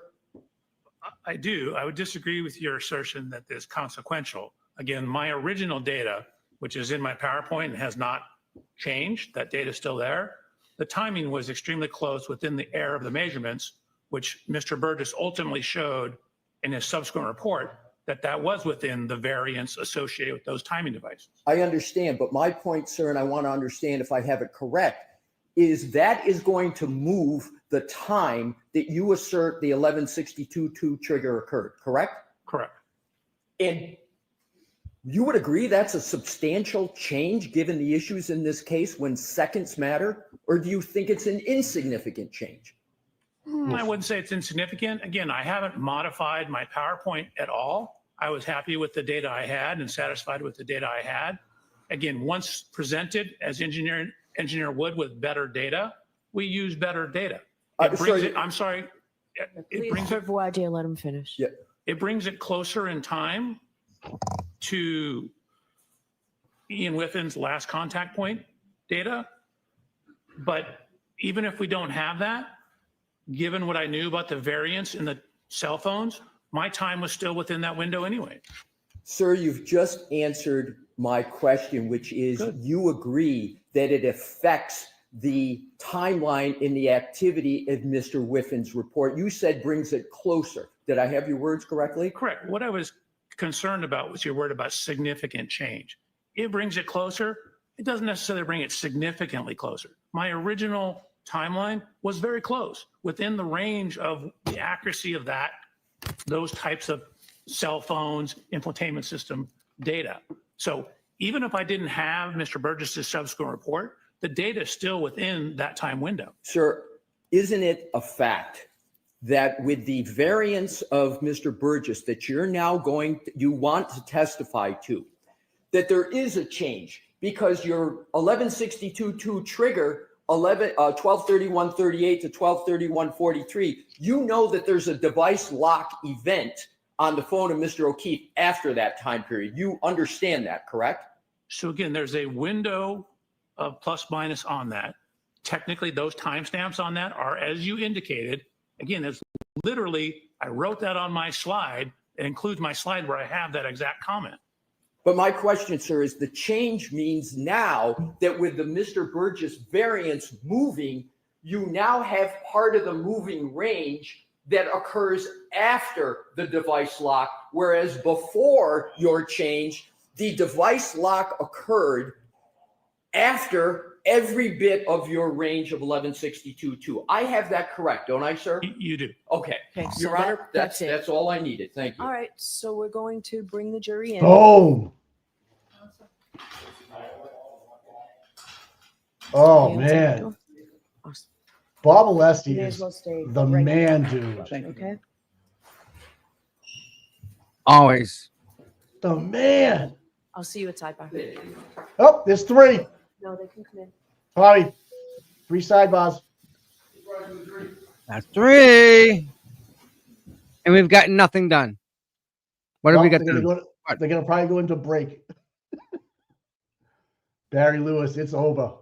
Oh man. Bob Alessi was the best addition. He was the best trade we could have made in the offseason. Listen, real quick, guy. You ready for Free this? agency. Yeah. Mike, Yeah. I got a response to the Norfolk County District Attorney's Office, guys. Yeah. You guys want to see what they sent me? No, I want to watch this. Real quick? No. Dude. Tom, stop. I'm watching the This what are you is doing? amazing. You guys gotta Yeah. wait. Wait till you. Oh my! I can't. We'll do it at Oh my lunchtime. God! It's Mike. do it at It'll blow lunch. your mind. You're gonna be Yeah. pissed. I'm pissed right now. I'm watching this thing. Yeah, we're going right back to court here. Come on. Sue, there's Lou. Oh, Lou. There's your Bud Lou. Stripes. Oh my God, you're not gonna. I'm absolutely blown away with what I just read. Put Tom. Oh, it's going on Twitter. Put up on Twitter.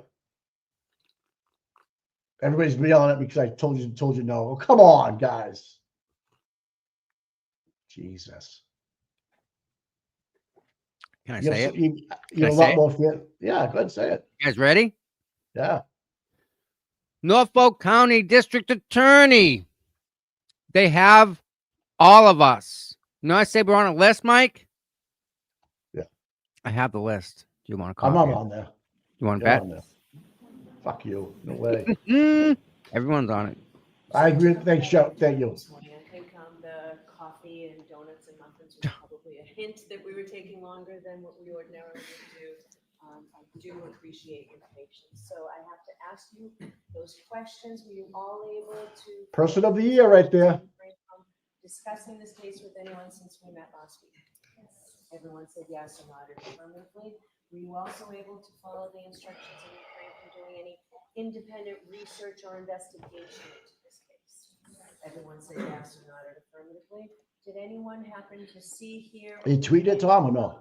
I want to wait till after this. All right, man. Mr. Brennan? Thank you, Your Honor. Sir, can I just stand and raise your right hand? Yes, sir. Do you solemnly swear the evidence you give to the court and jury the case now is the truth, the whole truth, and nothing but the truth, so help you God? Yes, sir. Thank you. You're welcome.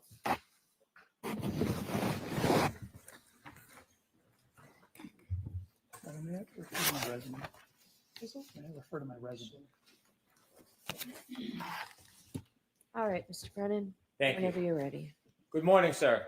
Morning, Mr. Brennan. Could you please introduce yourself to the jury and spell your first and last name for the court reporter who's next to you? Absolutely. My name is Judson Welcher. My first name is Judson. Last name is Welcher, Welcher. Sir, what do you do for a profession? I'm an accident reconstructionist and biomechanical engineer. I'd like you to explain to us a little bit about what an accident reconstructionist does. Sure. You can think of accident reconstruction and things such as this as the physics and engineering that happens in car crashes. So accident reconstruction tends to deal with everything that happens to the car and outside the car, skid marks, vehicle damage, the electronic recording systems in the vehicle, things that have to do with the motion forces and how the physics of everything occurred and how that affected the motion of the vehicles. You said that you were an accident reconstructionist, but also a biomechanical engineer. How is your work as a biomechanical engineer different than an accident reconstructionist? So simply, you can think of biomechanics as similar, but to everything inside the car. So biomechanics is looking at how the effects of physical forces are applied to the human anatomy. When I'm trying to explain to somebody what I do, I say, hey, it's like a civil engineer who's designing a bridge. So many trucks and cars on the bridge.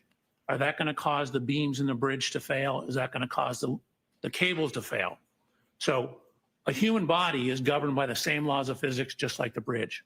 Obviously, it's made of a lot of different materials, but in a human body, my beams are bones. My cables are the muscles and ligaments. Different material properties, but everything's governed by the laws of physics and principles of engineering. So I'm looking at how physical forces, the outside of the car, when people are inside the car, seatbelts, airbags. The first seatbelt was patented by an engineer. It's engineers who quantify the force of the crash and what kind of injury damage there is to the body. So it is force that causes damage like a fracture. And so we're looking at how the physical forces are applied to the body and what that means in terms of what happens to the body. Dr. Welcher, I want to ask you a little bit about how you became a biomechanical engineer and an accident reconstructionist. Can you tell us? Sure. So when I was getting ready to go to college, my father, who was a physician, said, whatever you do, do not go to medical school. Because I was getting ready to go to medical school. So this was 39 years ago, I believe. 35 years ago. 39 years ago. He said, it's just not worth it. So I said, okay. So then I entered into the mechanical engineering. I grew up riding motorcycles, taking things apart, frequently pissing my parents off when I couldn't put it back together. But I like taking things apart and figuring out how things worked. So I went to university and got my undergraduate degree in mechanical engineering. From there, I happened to be at a Thursday meeting of the American Society of Mechanical Engineers.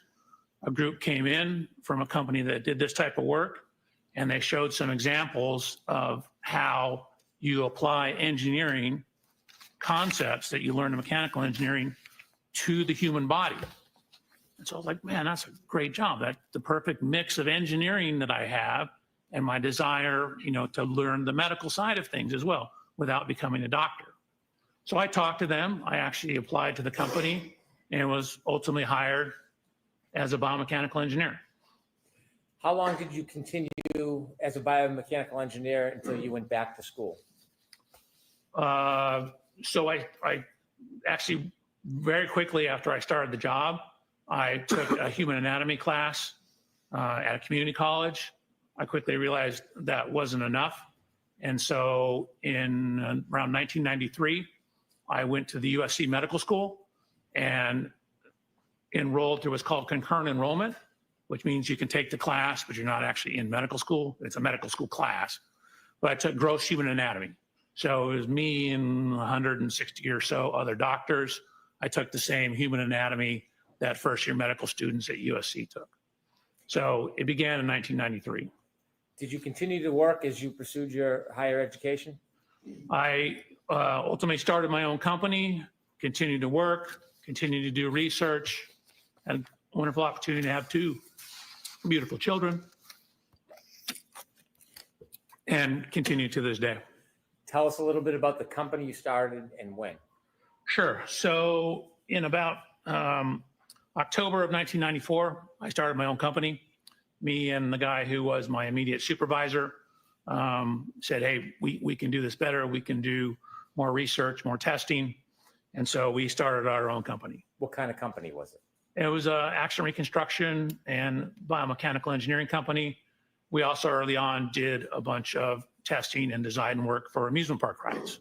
The same concepts for car crashes applies to roller coasters, basically anything. So we worked and had some contracts on improving ride safety. And I was also on the ASTM committee that looked at amusement park ride designs. Did that company grow from 2 people? Correct. We took it from 2 to about 25 people. And then we ultimately sold it in right around January 1st of 2022. Before 2022, did you obtain a master's degree? I did. And what was that in and where was that from? So again, I was working full time. Actually, while I was doing my master's degree, I was also teaching classes at Texas A&M through their law enforcement training division. So it was extension classes. But I ultimately completed my master's thesis in December of 2001.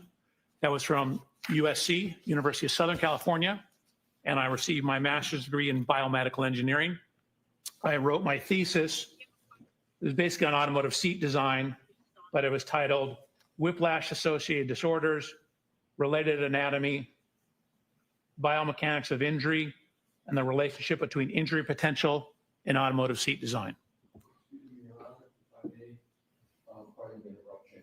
If Dr. Welcher reads from this report, which I think he just did, can we know when he's Sure.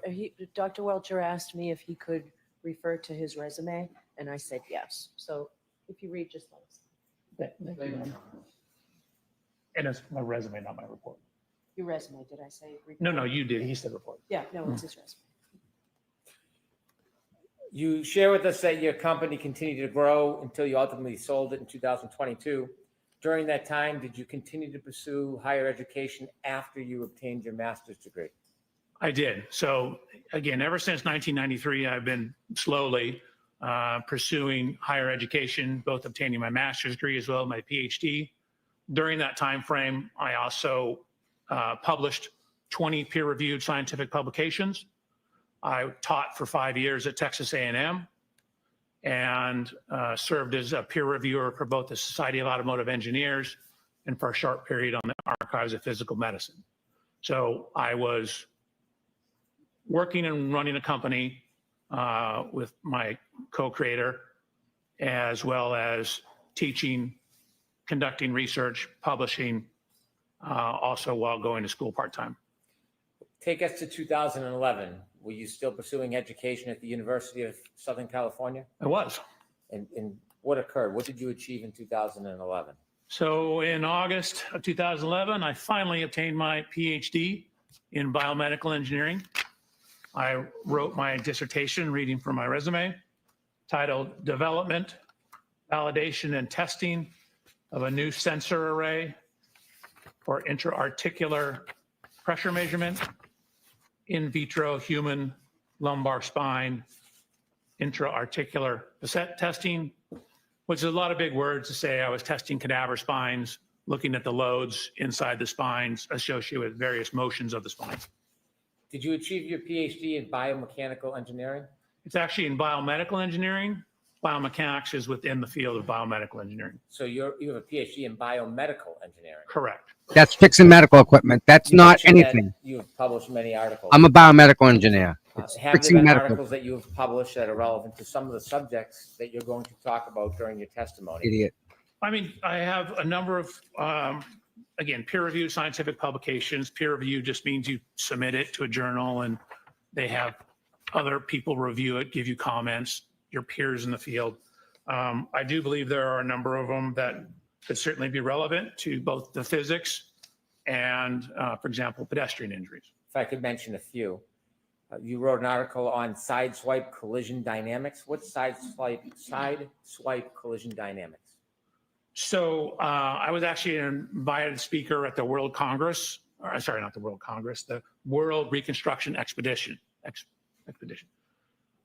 They asked me to give a presentation on the theory, science, and mathematics behind sideswipe or side impact collisions. That would include side collisions, glancing collisions, shallow angle impacts, such as like a corner of a bumper goes into the side of a car, any kind of glancing or clipping type impact. Similarly, in many of the articles that you wrote, is one of them about methods for quantifying the impact severity of low speed side impacts at varying angles? It is. Tell us a little bit what that. So that was a Society of Automotive Engineers paper. Again, another peer-reviewed paper that we worked on. It was kind of an extension or continuation of all that research, where we just looked at the physics and the mathematics, basically the reconstruction of glancing or sideswipe type impacts. Similarly, methods for quantifying the impact severity of low speed side impacts at varying angles. Is that similar to the other papers, or was that different? Yeah, I thought that was the same one.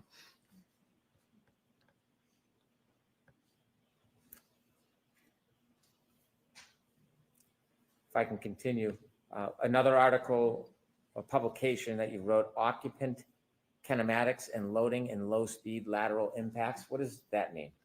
So in the course of my career, I've done probably 12 to maybe 1,300 actual crash tests.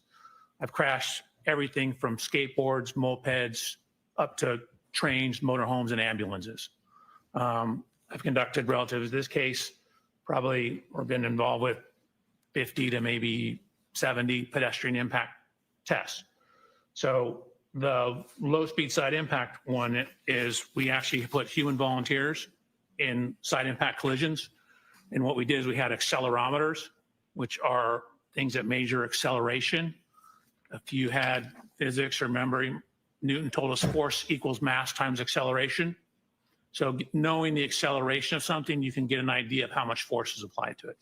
So we have various sensors on the body. We have various sensors on the car for the reconstruction aspects of it. So that study was the biomechanics portion. And the first paper you read about the reconstruction was the reconstruction portion. So the first paper you discussed was everything outside the car. Then we looked at how the forces applied to those impacts to people inside the car. Have you had a lot of publications and studies about the force applied to people outside of a car?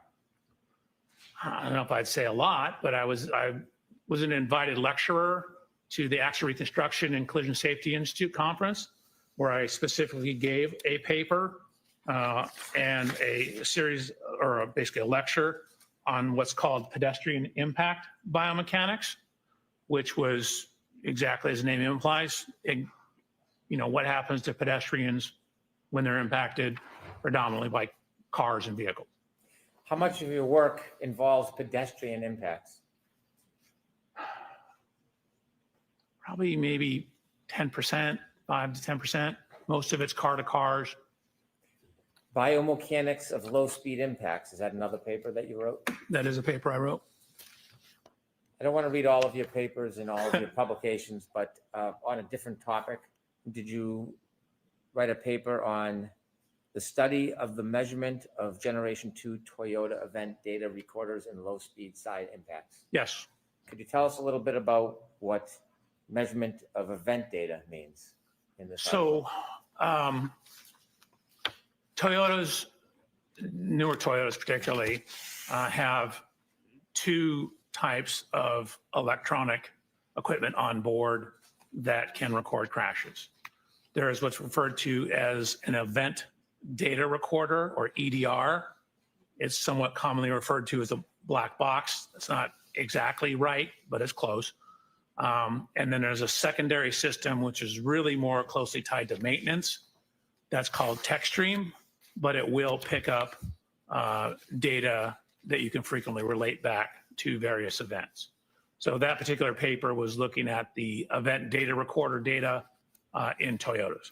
We'll get more into that subject later, but is it event data recorders subject that you're well schooled at? Yes. In addition to the papers that you've written, have you continued through the years and after becoming a PhD, your research in this area, in these areas? Correct. For example, every year we're part of a conference called SATI, which is our company, largely led by the engineer Christopher Furbish that we work with, has spearheaded us going out and conducting crash tests for that conference for 10 years. We did a lot of the instrumentation and crash testing at the Action Reconstruction and Collision Safety Institute conference. And then for a number of years, the company actually went down and did crash testing for what's referred to as the Spine Research Institute down in San Diego. So we've been hired by various professional organizations. We came out here once, the Massachusetts Association of Action Reconstructionists, I think I'm messing the name up, had a conference. We came out here and conducted crash tests for training other experts out here. We did all the instrumentation, the biomechanics of that crash testing. In your research and testing, you have pages with dates of the different researches and testing you've done. There's over a dozen of the research and testing items and articles that deal with pedestrians. Is that a common topic in your research and testing? Yes. So again, frequently at the conference, we're doing pedestrian tests. The last Action Reconstruction Collision Safety Institute conference, there was a series of pedestrian crash tests run there. SATI 2 years ago, maybe 3 years ago, some pedestrian crash tests that were done there as well. So there are a number of instances on my resume where I have both attended class, and then I mentioned the one time where I gave an hour and a half long lecture on pedestrian injuries. After you became a PhD or a doctor, did you continue your education and research? Correct. I've always continued my education and research up until, I just got back from the event data or Action Reconstruction Collision Safety Institute EDR conference, or the Event Data Recorder Summit.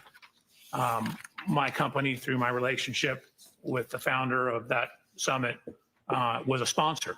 So Aperture was actually a sponsor of that conference. We actually sponsored it the previous year as well.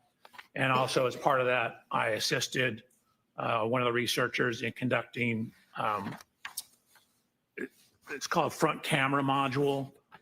testing for pedestrian impacts on Chrysler vehicles. As a- General Motors vehicles. As a biomedical engineer, are there any groups, organizations, or certifications that are important? I think ACTAR is important.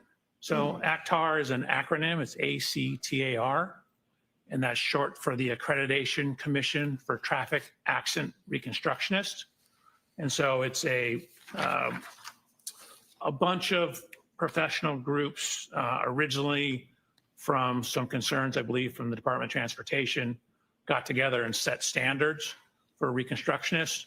Again, these are kind of minimum standards. You have to show, you send in your resume, you talk to them about your research, and then if you're deemed qualified, you sit for an examination that tests your skills, day-long test, theory, a practical portion, and then every 5 years you have to have 60 continuing education units to become reaccredited.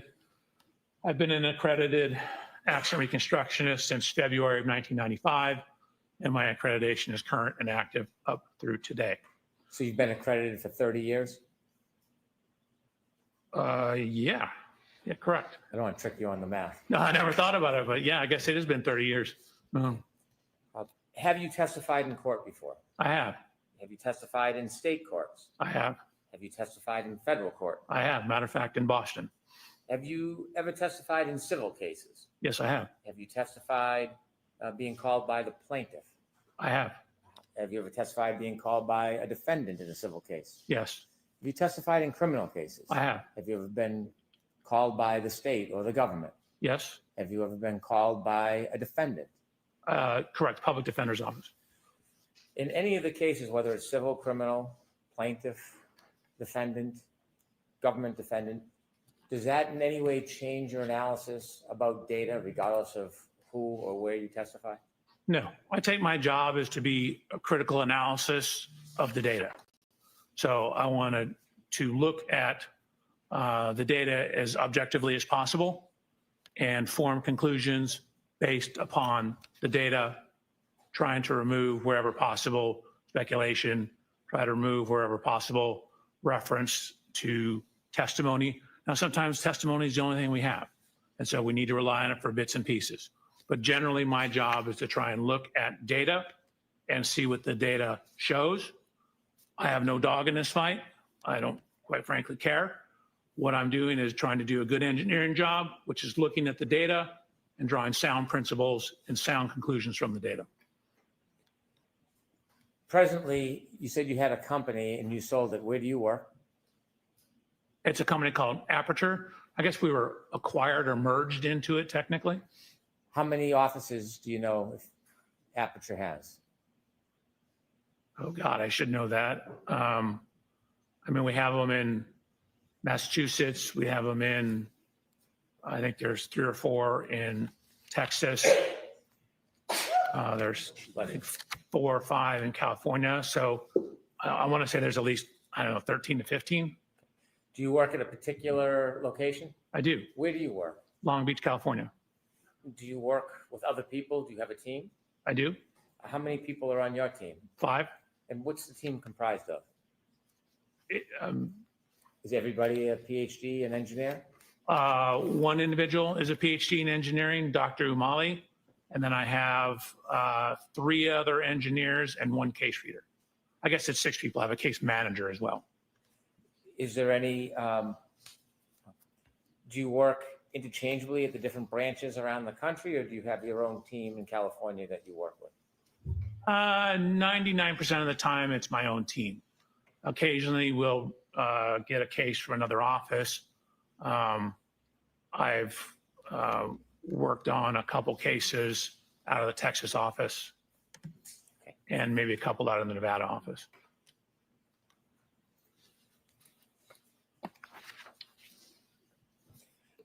Were you asked to look at any data or information relative to this case? Yes. In looking at data and information, do you try to look at a narrow or a broad range of information? So I definitely cast a very broad range. We try and get as much information as possible. And then, weed it down to what is important, weed it down to what is consistent with the data. So start off very big and then get down to sort of the meat and potatoes of it, the important information. Do you necessarily rely on everything you look at? No, I certainly consider everything I look at, but I frequently don't rely on everything because sometimes it's not reliable or it's irrelevant. In this case, can you share with us materials generally that you looked at in your review? Sure. Your Honor, may I read from my report? Yes. Thank you. So, Mr. Reporter, I apologize. It's a lengthy list. Slow? So I have police reports, including the Canton PD incident report, and I have 8 other reports, also the 34 Fairview Road Rams final report or cars report. I have the ring video from Mr. O'Keefe's residence. I believe that's One Meadows. I have the cruiser cameras, which are the police vehicles, onboard cameras, both front and rear cameras from 1, 2, 3, 4, 5, 6. I believe 10 different videos. I have photos and videos of the scene from Sergeant. I have photos of the vehicles, 140 photographs of the vehicles lined up together. I have 25 additional photographs of the scene, 18 separate photographs of the scene, 2 photographs of the scene, one group of 92 of the scene, one group of 50 of the scene, another video showing the cars lined up bumper to bumper, 4 videos of the scene. I have a video showing Miss Reed's vehicle being pulled into the Sally Port at the Canton Police Department. I have a 360 diagram, surveillance video files from McCarthy's, surveillance video files from Waterfall Bar, Canton Police Report, Sally Port videos from Dighton. I have the Lexus Connect Verizon records. I have the alarm.com videos. I have a video of the tow truck arriving at the Canton Police Department. One titled Native Location, John O'Keefe's phone. Past witness statements. The report of examination from the coroner. Jennifer McCabe Cellbrite data. Something called Lexus Infotainment. Different past summary testimony of numerous witnesses.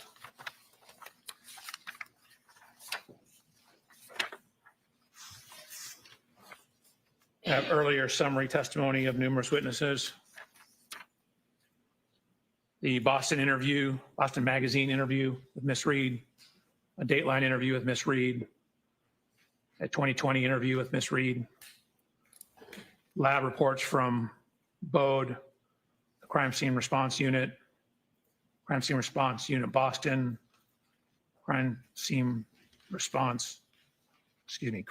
Service Section Maynard, Crime Scene Service Section Southeast, the Criminalist File Folder, Trace File Folder, UC Davis Veterinary Report. I have Verizon records, GPS location records, John O'Keefe GPS points, Axiom cache location, weather reports, medical records, including the Canton Fire Department run report for both Mr. O'Keefe and Miss Reed, medical records for both Mr. O'Keefe and Miss Reed from Good Samaritan. I have 2 retrograde extrapolation reports, one, and a serum plasma conversion report relative to Miss Reed. I have the neuropathology report.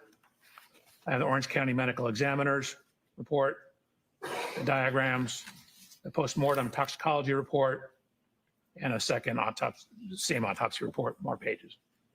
In addition to the information that you reviewed, did you on your own go out and obtain information that you thought might be helpful for your review? I did. So first what happened is I asked for all the information on the case. So I received some information, and then what we do is we start doing our homework. So we start doing the groundwork. So once I received some of the information, what I did was, modern cars have what's called a VIN number or vehicle identification number. It's a unique 17-digit number. So what we'll do is we'll decode that VIN number, and that gives us information about the vehicles. So I did that for Miss Reed's 2021 Lexus, as well as Mr. O'Keefe's 2019 Chevy Traverse. So ran the VIN numbers, use the VIN numbers. It tells us year, make, model, safety equipment, things like that. I then got dimensional data from a program called Expert Autostats.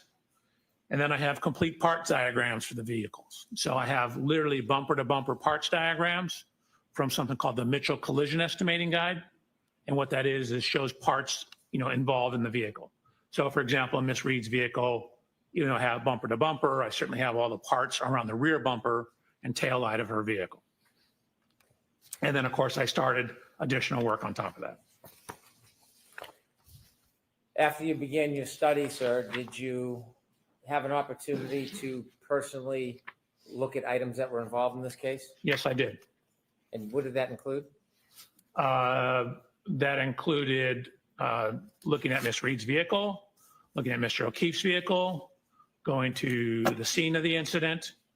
I ultimately purchased a 2021 LX 570, the exact year, make, and model of Miss Reed's vehicle, and conducted testing with that vehicle, as well as doing a whole bunch of research and compiling data for my report and slides.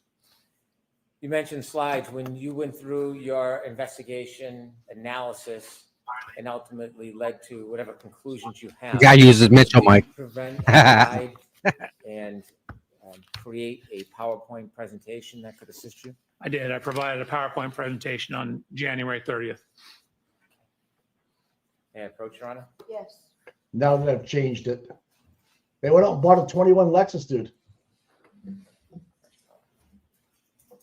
Huh.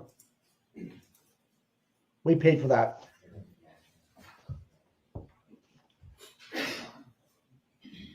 All right, why don't we take a short break? This is a quick. Fully loaded too.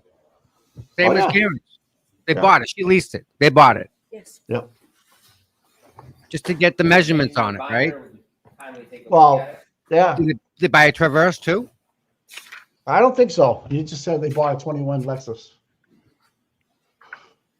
Someone just shot themselves with a police officer's gun outside MGH.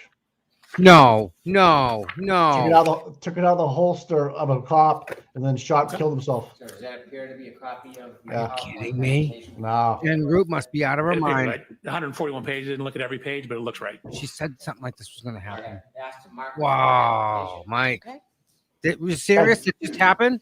Yeah, he took it out of the cop's holster and then turned it right on himself. Yeah. Oh my word. Yeah, it's on Twitter. Oh, it's a horrible thing. With the court's Yeah. permission, I'd like to have Dr. Welcher use his PowerPoint presentation to walk us through some of the information he'd like to share today. Okay. No objection, Mr. Wesson, right? No objection, Your Honor. Thank you. Your Honor, I'm looking at a paper version in front of me. Okay. Is the paper version the same as what we're going to see up here? It is. Okay, then that's fine. Thank you. And Dr. Welcher is going to manage the PowerPoint presentation. Sir, you mentioned that you wanted to look at the area and look at the scene. Your office is in California. It is. Why was it important to come all the way out to this area to see the scene firsthand? Hold on a second. I'll let you set up before I start asking you more questions.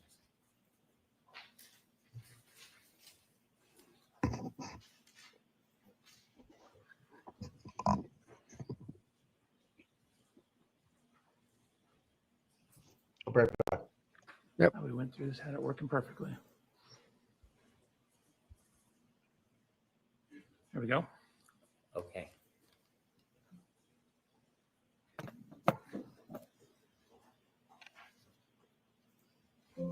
So that's me.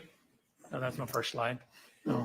I Again, have a couple questions for you, Dr. Welcher. please. The first is your office is in California. Oh, yes, sir. Why was it important to come all the way out here and view the scene firsthand? And you want to have as much information as possible. So I wanted to, physically look at all the things so I can actually see with my own hands, my own eyes, lay hands upon it, look at it as best I can. You try and inspect and look at as many things as you possibly can. Sometimes they don't exist anymore. Sometimes they're gone. And you have to make a best approximation if you can't do that. In this case, I was able to look at the scene in both vehicles. Was that an important part of your study, Doctor? I think so. Again, it's always good if you're going to talk about what happened to the cars or what happened to the people to look at what happened to the cars, meaning to actually look at the cars, not just look at photographs when possible. So I have physically looked at the cars. For example, in the Lexus, I climbed in it, over it, underneath it. I downloaded data from it. I did a whole bunch of things looking at Miss Reed's Lexus to assist in my analysis to try and add some further objective data to what we're doing here. So same thing with Mr. O'Keefe's vehicle. Looked at the rear bumper, took some pieces off the rear bumper to see what was behind the cover, to see what kind of damage we did or didn't have.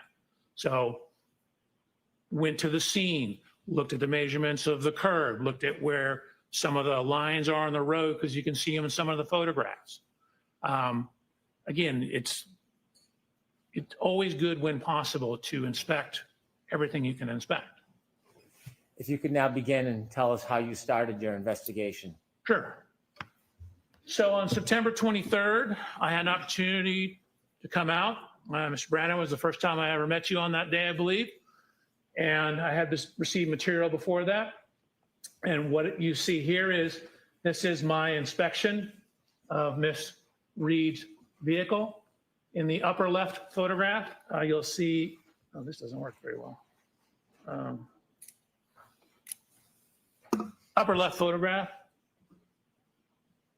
that's Miss Reed's vehicle.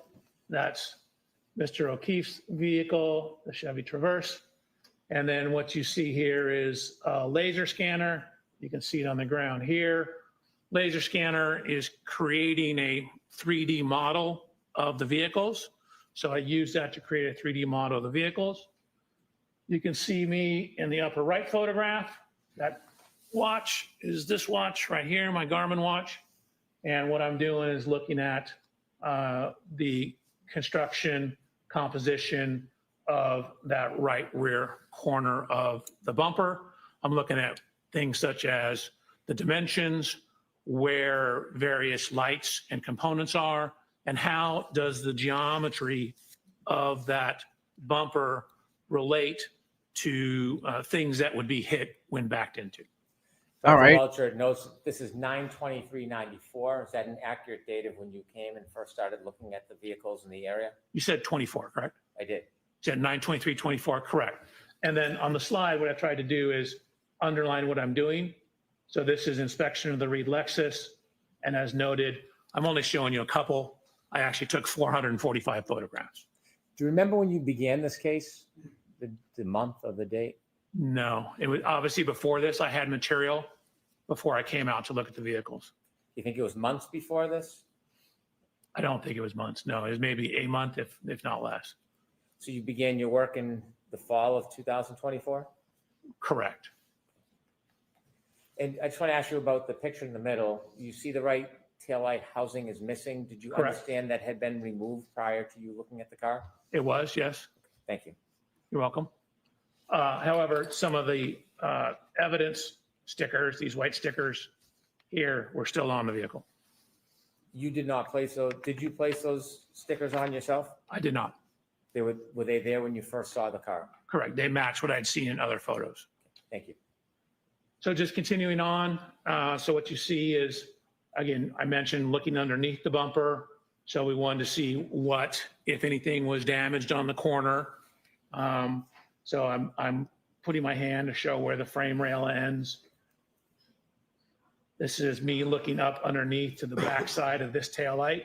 If you can see, this red taillight actually sticks out. And so I'm checking the front here for damage. I'm checking the back for damage. 1 second, please.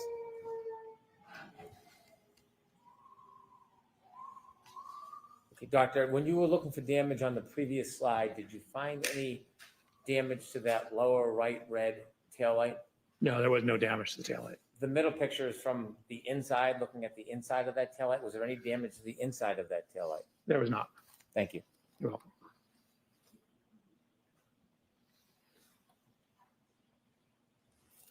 So again, looked at the height of it. I mentioned this lower taillight. Notice how the structure of the bumper protrudes out. You can see one of the marks, which is consistent with the contact to Mr. O'Keefe's vehicle. Here, this scratch mark, or scuff mark. Notice how close it is to this light. Again, some of the evidence, stickers. Just a better view of those, then going down the side of the vehicle. So with all that information, I mentioned a laser scan. So you move this laser scanner, and each minute and 51-second scan is collecting about 50 million data points. And so you scan all the way around, and then what you do is you merge all that data together. So even though this looks like a poor photograph, what you're seeing is hundreds of millions of photographs, hundreds of millions of points. And so you literally can figure out, if you wanted to know the distance from this lug nut to where the lighter is on the ashtray, you could probably do that to an accuracy of about 2 to 3 millimeters. So really, taking tons and tons of data. So it knows the exact position of every one of these millions of data points, and it knows the color associated with those data points. Why is that data imaging so important in accident reconstruction? You want to have an accurate model of the car. So, you probably don't need literally that many points to get an accurate model, but that's just the nature of the way the science is going. Computers are getting better and faster. Scanners are getting faster. So you get an enormous amount of data when you use these scanners nowadays. So then, as indicated on the underline here, I did a CDR. That's a little different than what you heard me say before. CDR is crash data retrieval. So that's the hardware and software that you use to download or actually copy or take an image of, which means you're just taking an image off what's on the vehicle, the EDR, which is the event data recorder.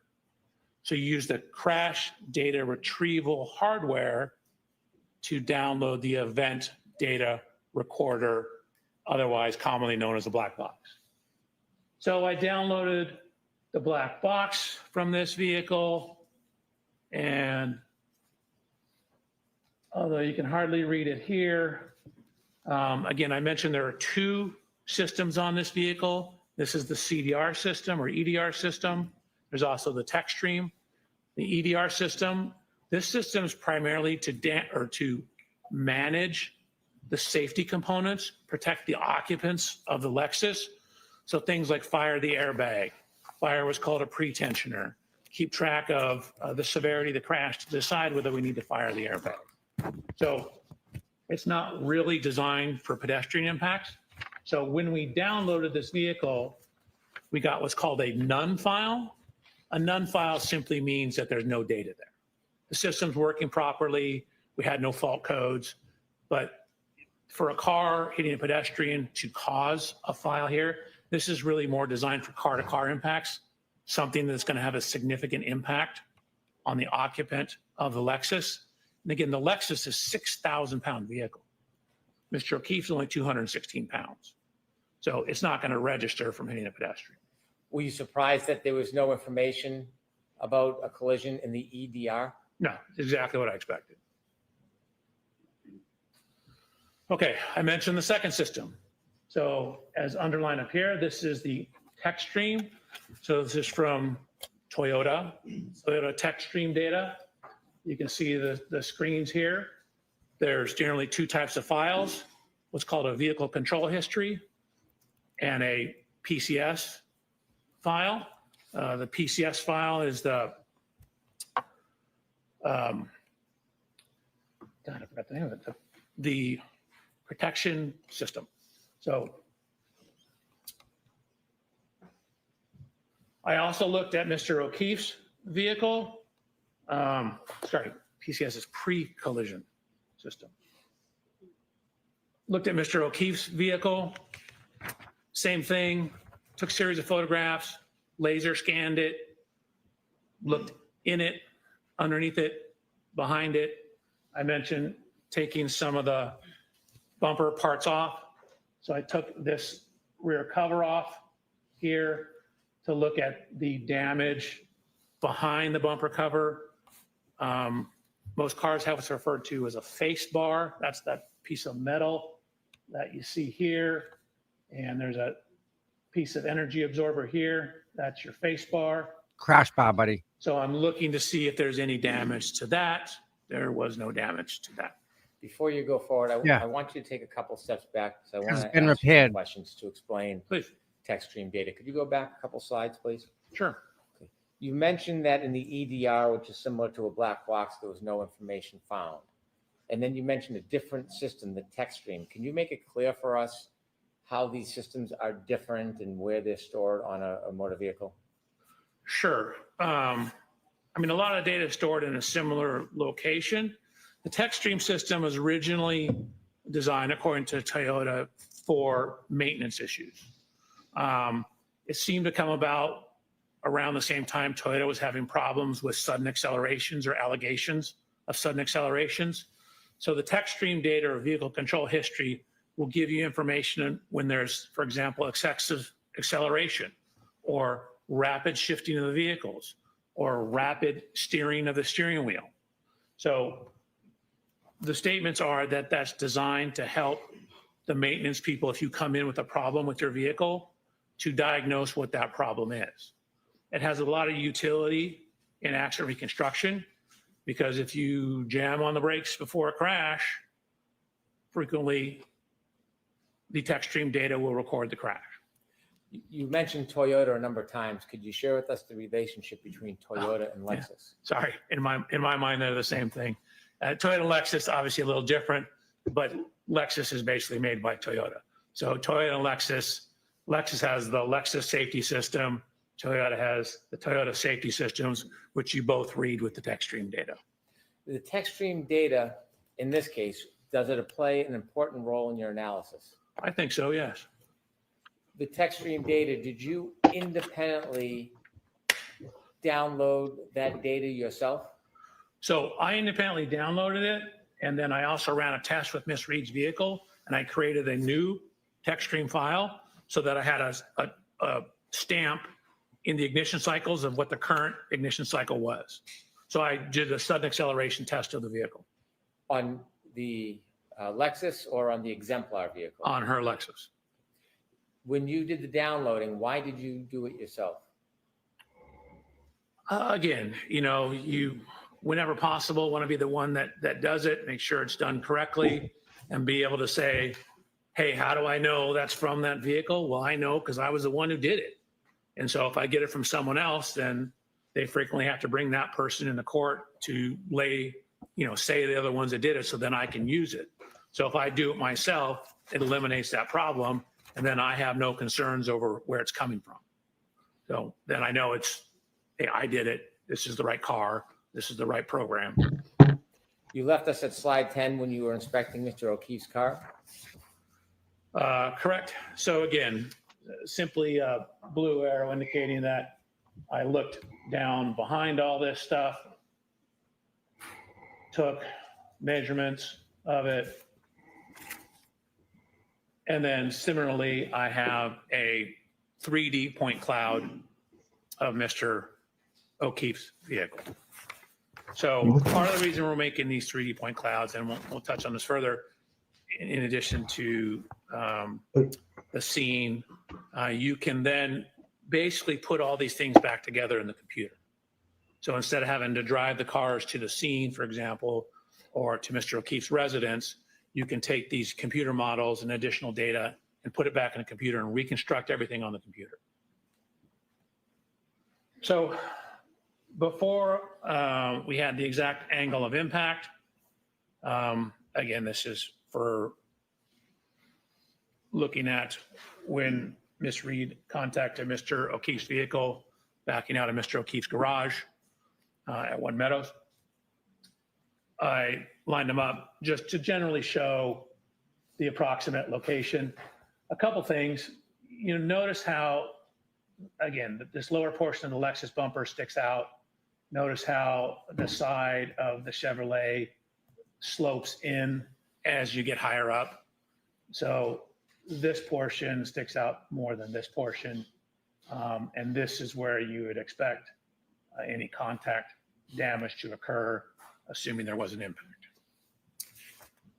So again, looking at the measurements up the height of the vehicle, of course, as you indicated, Mr. Brandon, the taillight's gone.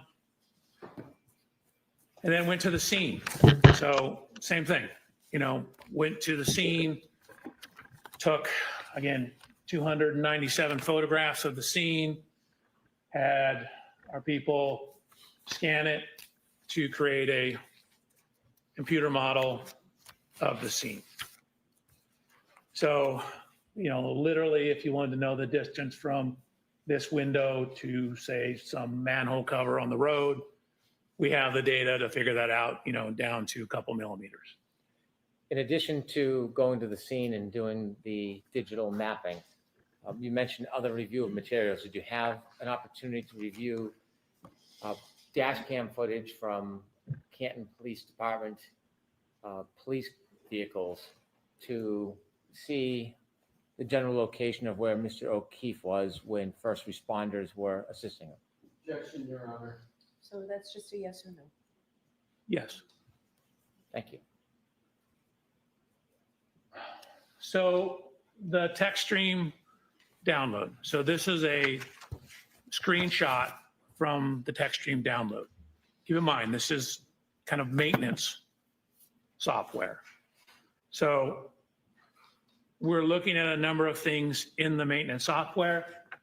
What we see is, and this is noted in the report too, that when the vehicle gets into the Canton Police Department after this event, you can see the mileage is 12,665 miles. So that shows up in Trooper Paul's report.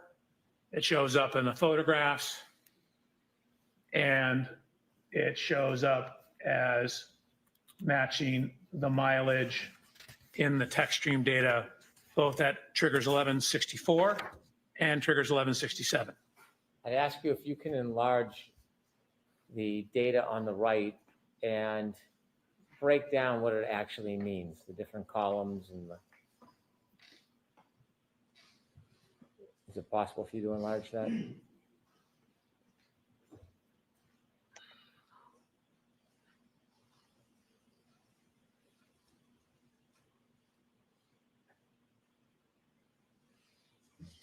My fingers are too fat.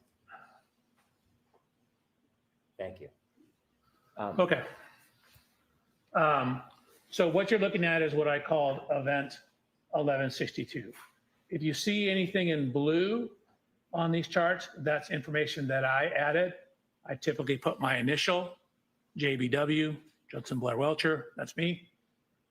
And so this is referred to as the key cycle trip. So key cycle is simply you turn it on, not necessarily turn the ignition on, turn it on, turn it off. That's one key cycle.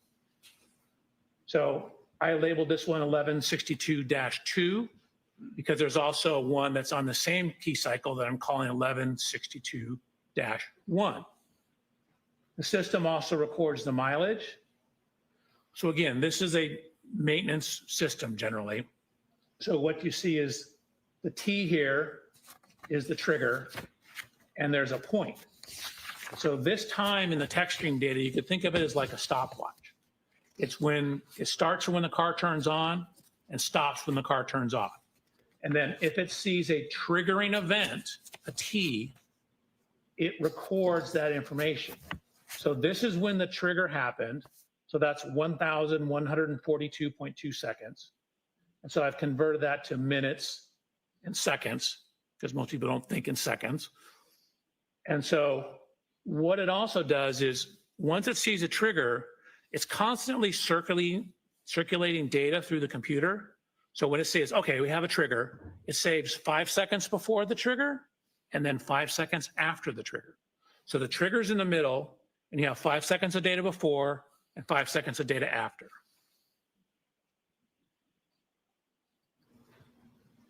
I have a couple of questions for you, Please. Dr. Welch. First, starting with the clock, the time in seconds on the left. You mentioned that begins when the car is turned on. What type of clock is that called? It's just a continuous clock, meaning it's not a clock like a time clock. It's more like a stopwatch kind of clock. Has it ever been referred to as a running clock? It's the same thing. You start the stopwatch, it's running. Based on the text stream data alone found in that one spot, can you tell from the data in the text stream alone what time the power was turned on? No, not alone. It simply tells you how long it's been on. It doesn't necessarily immediately tie it back to a clock time. You need additional information. And so this in and of itself, the text stream data doesn't give you a certain time on a clock, like 1 o'clock or 2:30, anything like that. No, it simply tells you in this case, when the trigger occurred, it's been on for 19 minutes and 2 seconds. You also mentioned that there's a 10-second window of information this captures, 5 seconds before the T and 5 seconds after the T, the triggering event. Correct. Sustained, yes. That window of 10 seconds, what happens if that doesn't capture the entire event? What if there's something before or after? What does the text stream data do? So it depends on what the something is. So if there's another trigger, then it will record more data. So you can have 2 triggers that are recording things on the same time window as well, or very close to the same time window. So you need another trigger to keep it going. But in essence, what it does is when it sees a trigger, it saves that 10-second window and then just keeps monitoring things until it sees another trigger. If the data captures a trigger, it has a 10-second window, and an event continues past that 10 seconds, so past the 5 seconds on either side, and there's no further trigger, do you get any other information from the text stream data? No. For example, in the trigger event, and say 5 seconds later, the vehicle is still moving, well, the data just ends. And it says it's going, I don't know, 17 miles an hour, for example. It doesn't continue on. We just know that when the trigger ended, it was going 17 miles an hour. Thank you very much. Okay. Okay. So we have mileage recorded in this system.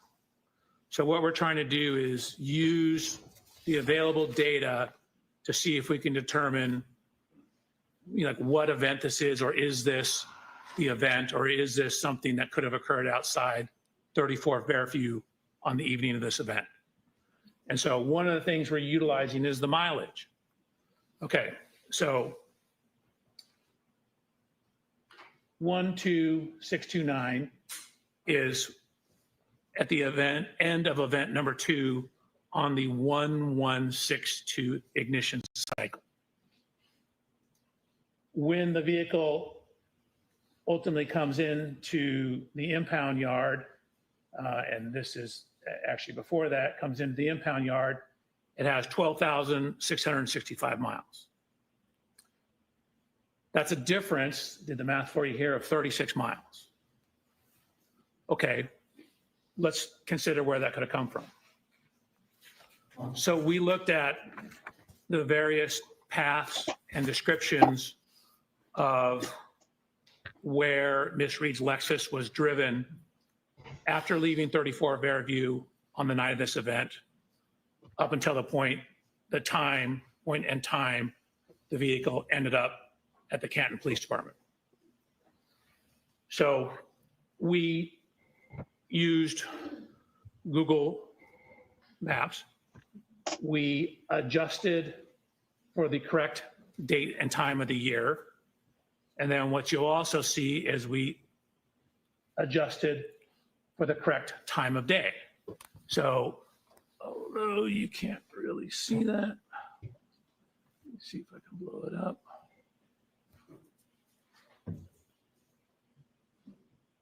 So you can see that's looking at the mileage and time. Again, really didn't use the time, just used the mileage. on Saturday, January 29th at around 12 a.m. That, of course, does not take into account the weather. And What are does the it have to do with the addresses you miles? See on the top from where to where? Fucking idiot. Makes no sense. Let's give you Yeah, data. So this is from Just 34 bullshit. Fairview to One Meadows Avenue, which there's Mr. O'Keefe residence. What? And there are other mileage that you have there? Correct. So we basically ran through the Yeah. entire path as we understood it. Again, we didn't have complete information. We didn't know the exact roads. We Come didn't on. know if What the fuck you doing then, dude? turned around, stuff like that. So you're seeing the suggested available paths, and we end up with a range of data. So we go through all the paths, and you can see that this is what we end up at the bottom here, which is very hard to see. Your report sucks, dude. What the fuck? So the minimum suggested route is 36 miles, 36.1 technically. You have a range of 37.9 to 39.7. But again, that's right in the range of the 36 miles. So that's a data point that's starting to build our confidence in what is in the TechStream data being related to our event. This is all an effort to match whether or not the 1162 data is relevant to a particular event? Objection, Your Honor. Let me ask you this Leading. way. Matching all the distances by miles, is this the only way you're trying to determine whether 1162 is the event in front of 34 Fairview Road? No. So again, these things are all tools. You can't take necessarily one data point in a vacuum. You need to consider the totality of the data.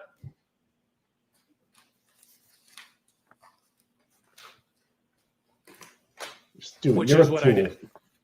You're a fucking So tool. we mentioned the continuous clock that was in there, or the running clock that was in the vehicle. So what you see over here, Could you I enlarge mentioned- that for us, Cluster Dr. thought. I am doing that right now. You can see we have the time. And again, I've converted it in blue to minutes and seconds. This is the first trigger on that key cycle. So on key cycle 1162, there was two separate events. The vehicle keeps a continuously running clock. So we're able to see the time each event occurred relative to when the vehicle was started and the difference between the two events. Okay. So What's your fucking- at trigger what's your event 1162-1, Yep. we know that the ignition has been on between 10 minutes and 57.4 seconds. Or that's when the trigger is, sorry, 10 minutes, 57.4 seconds. Again, the trigger has plus or minus. So that's from 10 minutes, 52.8 plus 10 seconds, which gets you to 11 minutes, 2.8 seconds. Or as I wrote here, 10 seconds total. So again, the TechStream data indicates at the time this event was written, the trigger occurred, again, at 10 minutes. You see we have the T, 10 minutes, 57.4 seconds. Dr. Welch, if I could ask you a couple of background questions. This block of time that you're reviewing that mentions two triggers, can you tell whether those triggers are immediately related or two separate events? So you can tell they're separate events because there's a separate amount of time between them. There's about 8 minutes between the events. And so they're on the same ignition cycle, meaning the vehicle hasn't been turned off in between. And we have this continuously running clock that records when these things occurred. So it tells us when event 1 occurred, when event 2 occurred. We know it's on the same ignition cycle. So if we have some idea when the car was turned on, we can then tie that back to clock time or real world time.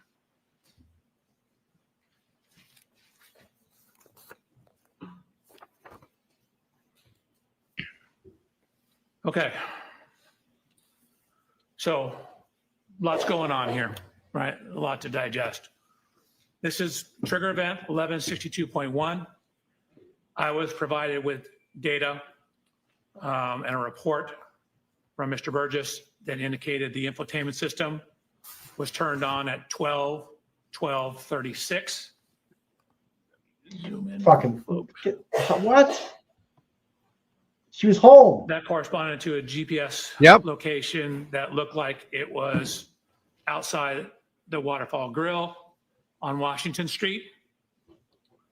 So What? additional cell 12, phone data that we 12, had okay. is that we knew there was a So he's three-point using the cell turn. phone data. made To when Alexis correlate. passed Fairview Yeah. on Cedar Crest, pulled into a driveway and made a 3-point turn. So what you see over here is GPS data from Mr. O'Keefe's phone. And with that information and knowing when the system turned on, we're able to now tie the text stream data to a real clock, meaning what time of day did that text stream trigger occur. So we're going from the running clock to a real world clock. So if you take when it was turned on for Mr. Burgess's report, you can see that the Lexus was turned on at 12:12:36. You add in the text stream information, you get it at 12:23:38.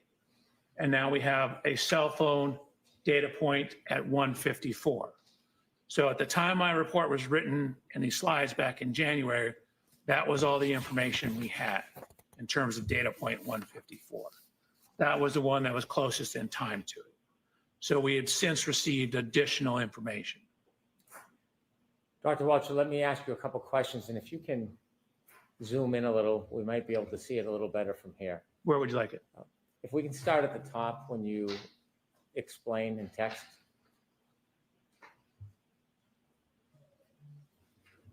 You told us that the text stream data does not have an actual clock. It has a running clock, like a stopwatch. Correct? And then you mentioned that after you received information from Mr. Burgess, you could put an actual time onto it. How do you do that? Sustained. You shared with us that the text stream data runs on a running clock. Correct. And then you received further information so that you could actually identify a time. Where did you receive that information from? John's cell phone. I'm going to allow that. That was from Mr. Burgess's report. And do you know where that information came from? That came off the SD card, I believe, in the infotainment system. Do you know when Mr. Burgess found the SD card on the infotainment system? No, I'd have to go back to his report, but it was in it. This information was in his original report. Based on the SD card information about when the car was turned on and off, how do you match that with the text stream data to get a time? So when the car is turned on, that's approximately when the running clock starts in it. There may be as much as a 3-second delay in it, but that's approximately when the clock turns on. So this shows us when the stopwatch was started for the text stream data. So knowing that infotainment system has date and timestamps on it, so that ties it to a real world clock from GPS information. And so now we can, when that infotainment system turned on, it's very close in time to when the text stream data started recording data. That allows us to tie the two together. The times that you're showing on this slide, does that relate to the first or second event on the text stream data, the first or second triggering event? The first event. Do you characterize the first event in any way? I call it the 3-point turn. In addition to the data you analyzed, was there any other information you saw that evidenced or supported that a 3-point turn occurred at the area depicted in your slide? Right. We have a whole series of GPS data with heading angles, as well as a description that Ms. Reed gave in an interview. The time that you have after you consider the SD card ignition on and the running time, What clock is that based on? It's my understanding that's a clock in the infotainment system. And then we are ultimately trying to also tie it back to the clock on his cell phone. Mr. O'Keefe's cell phone, correct. Do you have any understanding whether all devices have the exact same clock? So it's my understanding they do not. In my discussions with Mr. Burgess, reading reports, that they can have, there can be as much as 30 seconds to a minute of variation. Objection, Your Honor. Sustained. Have you ever heard the, Strike, Your Honor, that answer. Sure. Jurors disregard that answer. have you ever heard the term variance before? I have. What do you understand that to be? That means differences from the answer, I'm sorry, differences from what? from typically the correct answer. Like meaning that a given data point has variance in terms of how it's measured, when it's measured. So different measurement device can have a different variance around the actual true number. You mentioned on the slide a time of 12:23:38. Correct. In O'Keefe's cell phone data, that .154, approximately 12:23:58. Correct. Is there a difference between the clock on the Lexus TechStream data and that of Mr. O'Keefe's iPhone? There is. When you developed the slide, did you have the benefit of more detailed information about data point 154? I did not receive that until May 8th. Did you later learn more information, more specific information? Yes. Okay.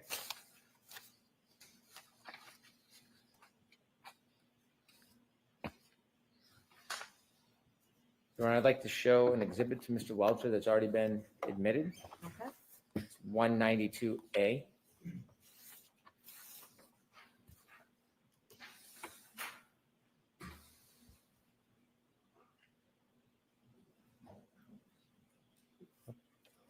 Ms. Gilman, can we start with 192B? Dr. Welcher?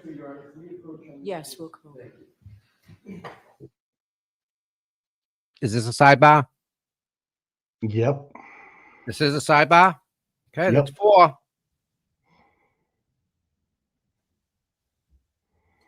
This guy is he's mixed for me anyways. He's got 3 different clocks. He's got the triggers, the Right. and then infotainment system one. Yep. And Yep. then he's got John O'Keefe's cell phone. He's just kind of like mashing them all together. Then he's trying to put in a minute to 36 seconds variance in each one. Like, no, dude, the cell phone is on the money. I can get you. I understand that Waze might have a different couple of minutes, but when you're using a cell phone clock, Listen, Yeah. Mike, any program out there, okay? When it comes to a clock to find out what time it is, most of the time the apps look at the clock on the phone that's there. It doesn't need to rewrite. It doesn't need to rewrite that software. It's already written. So all they tell the software is, hey, go look at the time on the clock. The phone clock. That's the real clock, is that phone. That phone is down to the second. I will tell you that. Remember the atomic clock we're talking about? yeah. All of our phones are in sync with the satellites. That's how we Why get is the he- time. So he's just trying to fuck it up on like he's just trying to mishmash it together, and unless he will, I just it's people like the time drift. No, man. No drifting. No, but when they say drift, they mean so if we start at 1 o'clock in the morning and you open Right. Waze will say 1:05. Right. Yeah. Or, But you won't have whatever. that. It's different. Or 103. You won't have that on a celly though. You won't have that on a celly though, right? You won't. Well, don't have- Waze looks at the cell phone time. But my point being, your cell phone time won't have a drift. Any No. app on it could, I guess, right? Yes, that's correct. All right. How often do you check back to verify that your time that you're keeping is verified by the time on the clock, Mike? you see that question? You need to ask the software. So you need to write that code. Check every 30 seconds, recheck the time on the CPU, which is the clock time. Everybody looks at that, and how often they look at it. That's the only drift I can think that they're trying to Right. I say. see. It- how long it takes it to query the phone. Does that make sense? It does. That's to me, and I've written software before. Right. That's what you have to think like that. You have to ask it to do this and do this and do this and do this. It's just a set of instructions. Do this, do this, do this, do this. So Yeah. Tully, what's up? He's not a detective, huh? He's just a lieutenant. Ouch. That's How's that cool, work? man. How's that work? Hey, dude, I got a story. Yeah. I knew a guy. He was a sergeant, Yeah. and he was going to be chief, and he was good. And Oh, I don't know why he wasn't deputy chief, but I don't know. But either way, Yeah. he got somebody mad, and they bumped him down to patrolman. From Oh sergeant. yeah. Oh yeah.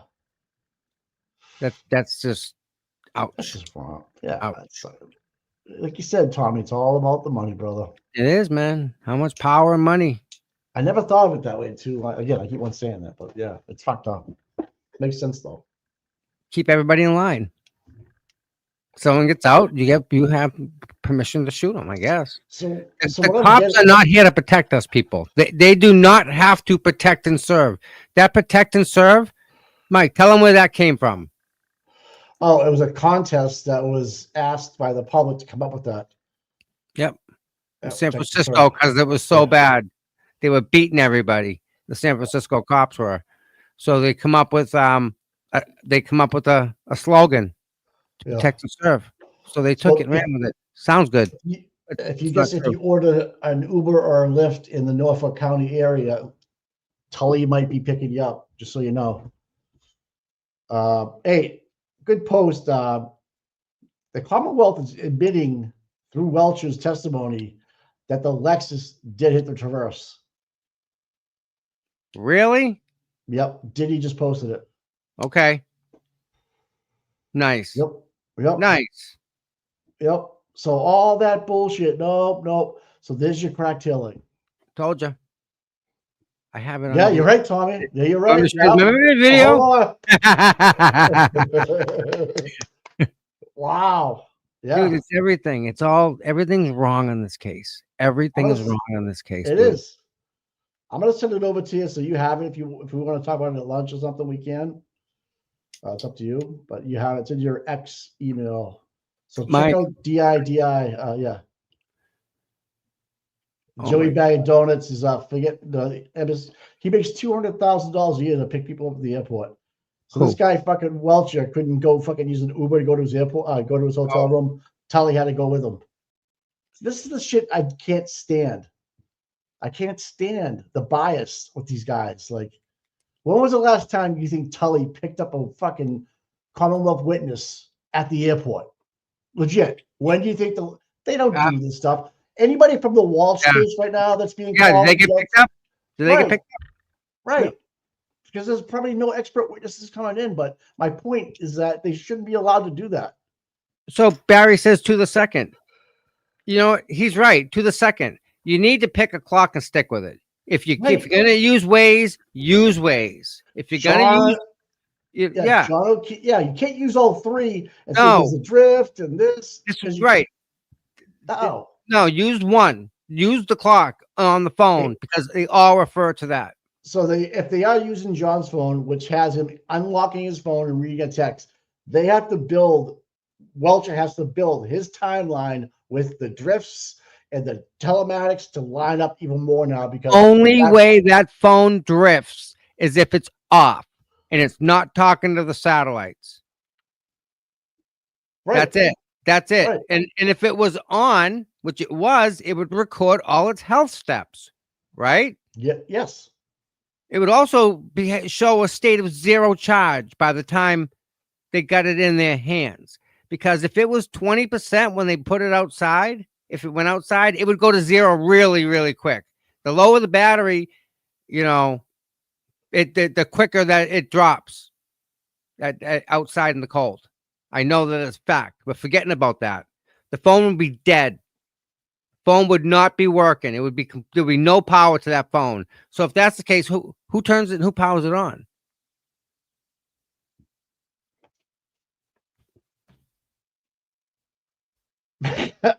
I know who John did. Obviously, if they're just trying to build a timeline around that. If the phone's in airplane mode, Mike, right? Right. If you're going to hit the airplane mode and it's off, right?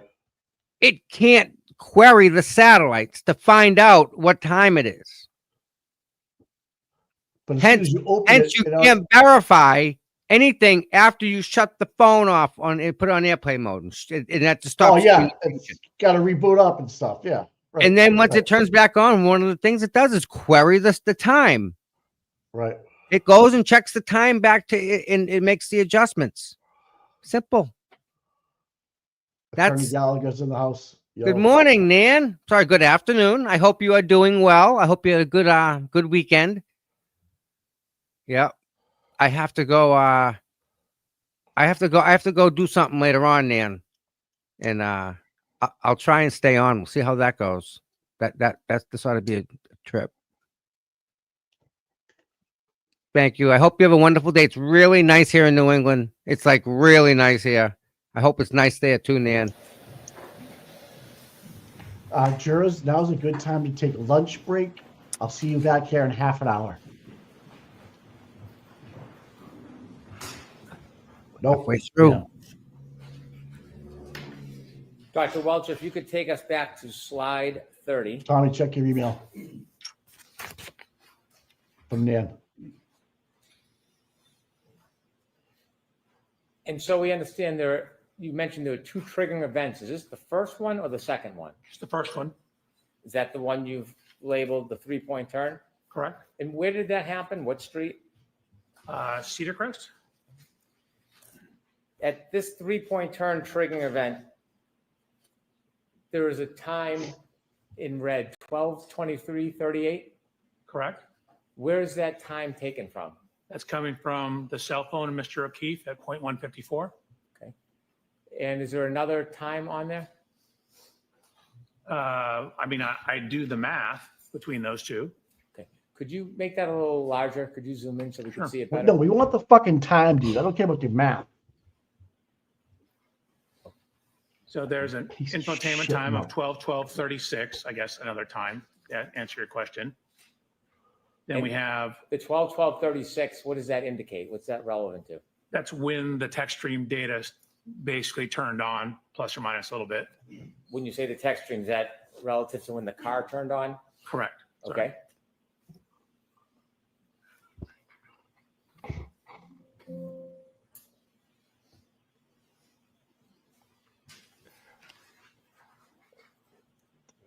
So what's that red say? 12. So when the car turned on, then we add the time for the trigger.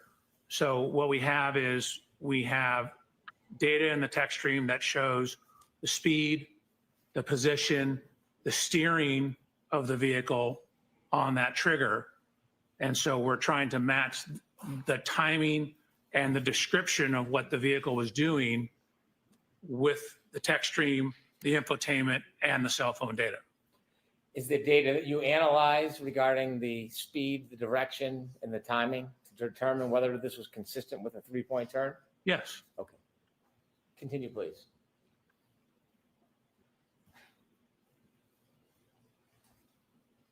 And if you can enlarge that because it's hard to see back here. Sure is. Okay, so again, we are looking at event 1162-1.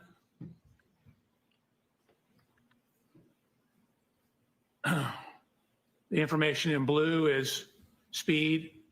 It comes out of the text stream in kilometers an hour, converted to miles per hour, feet per second, looked at the total distance traveled, shift position.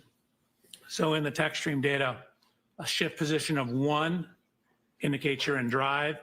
A shift position of 2 indicates you're in reverse. There's no zeros. What would a zero indicate? 0 is usually neutral. And I believe 3 is park. So there's also data on the acceleration of the vehicle. So basically, what is the effect of whatever you're doing in terms of stepping on the gas or not stepping on the gas? And there's also information on the steering of the vehicle. So again, there's trigger 5 seconds before, 5 seconds after. So over here, a positive number equals a leftward steer. So you can see we have in the forward velocity or forward motion in drive, goes forward with leftward steer, stops, shifts into reverse, and then continues Look at the the rightward RPM. steer back. Could you take Second us over from to the the left. left of that data? Oh, you heard me. When you look at the number 1162-1 as an event, can a key cycle or when a car is turned on, power ignition on until the point is turned off, whatever amount of time, can it have more than one triggering event? Yes, it can have lots of triggering events. In this case, it has 2. On a key cycle 1164, there's 11. On 1167, there's 10. If you could move a little bit to the right on this, is there something you can see on here that caused the triggering event, some of the data? Yes. So if you look at the triggering, the indication of what this trigger was, what you see is accelerator opening ratio, which is basically, you can think of it as how much you're stepping on the gas pedal. And so if it exceeds, in this case, 30% quicken time after shipping into reverse, that tells the system, hey, we might need to start recording this data. So what you can see, it went into reverse, and then within a very short amount of time, accelerator pedal went above that 30%. Look at That's that. No, what wait. Look caused at the RPM, TU to dude. trigger No in fucking the way. TechStream data. The Right? row next to the 31.5. You're on mute. Engine RPM data. Can you explain to us what that is? Don't matter. That's 0 miles an How hour. many Vehicle speed revolutions per 0. minute the engine's Right. turning. So what's More the triggering gas, event? is it generally the higher the RPM? Correct. There's going to be a Nice. little lag. You don't. your Is that car the doesn't driveway, move maybe? instantaneously. You have to step on the 600 gas. RPM is Then the is RPM low. go up, and then it starts going faster. 700 is nothing. If It's you could just explain to barely us the total 1,000 distance you RPM. travel So column. this has How got do to you be do in the that? driveway. Nothing. This Sure. is So we nothing. know This the is- speed this at various This is times. when it starts up. This is We itself. know That's 9 from this kicks down to data 6. that Go start there your car is- right now. It'll do the same you thing. can see half a second between each one of these timestamps. So 1, 2, 3, 4, 5, 6, 7, 8, 9, 10 data points at half a second. That's the 5 seconds of pre-crash data. So if you know you're going so many miles per hour, 0. and I converted it to feet per second, 0. feet per second, you're going so many feet per second for 0. half a second, for example, you just multiply those two together and it tells you how far you went. So what I'm doing is looking at speed traveling during the interval, that's during this short time period. And then I add it all together here Wrong for data. total distance traveled. That's his data. You mentioned that when Yeah, dude, the this data is his captured, data. it's limited to 10 seconds. Alessi's gonna When we kill look at this. The top row of JBW vehicle speed MPH, it's What the 9.94. fuck? Is that 9.94 miles per hour? It is. Can we tell whether it was going faster or slower before this data? We generally cannot. Because it wasn't. I mean, you might have some. Mike, it this is looks basic. like it's Look at the slowing RPM. down, She didn't even touch and the then you throttle. see right here. She I know. didn't touch the Your throttle. brake switch application. So you Nope. have two things relative to braking.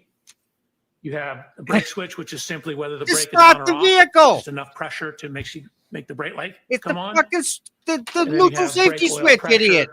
Which gives you some idea of how much pressure is in the system, which is a Oh, rough brake oil indication for pressure. We braking. need that. Okay, I want But then that. What you see here is the The R rate. longitudinal Yeah, G sensor acceleration stuff. or Here we go, buddy. deceleration This gives you some idea. How much the 3.3 vehicle is Gs? She speeding pulled up or 3 slowing Gs? down. So generally a minus sign is a slowing or accelerating in reverse. And for the bottom of those columns, I'd ask you whether or not the Oh, I beginning of want the this window, fucking if you piece had of any more data. information, is it the same situation for the end The of that RPMs window don't that's make It captured? shows 0, Mike. Correct. So at the end of this window, you 1400 can right see there. it's still going about 8.7 miles an hour She doesn't even touch when the the gas. trigger stopped. So Not after guilty. that Get out of my trigger plus courtroom. 5 seconds, the system said we no longer need to monitor it. Things have returned to an okay state. And so then it stops monitoring the system. Based on your analysis and review and looking Yeah, at right. this data, Yeah, you yeah. come to a conclusion to a reasonable degree of engineering certainty, whether or when this event occurred as it is portrayed in the data. Yes, I did. And could you share with the jury This is a going to be reasonable good. degree of engineering It did not certainty? happen. When did this occur? So this, you want time-wise or location or both? Start with location, then time. So it happened on Cedar Crest. It happened between cell phone data points 154 and 155. And it's a 3-point turn on Cedar Crest. And it occurred, according to the text stream data, about 12 minutes, 23 seconds after the vehicle was turned on. So And do you have Turned on from the waterfall. an understanding of the variance between the Lexus clock and Mr. O'Keefe's cell phone? yes, And what is that variance time? 21 to 29 seconds. And so the Lexus clock at 21:23:38, what time would that put Mr. O'Keefe's cell phone? Objection, Your Honor. I'm going to see counsel at sidebar for just a minute, please. It's 5.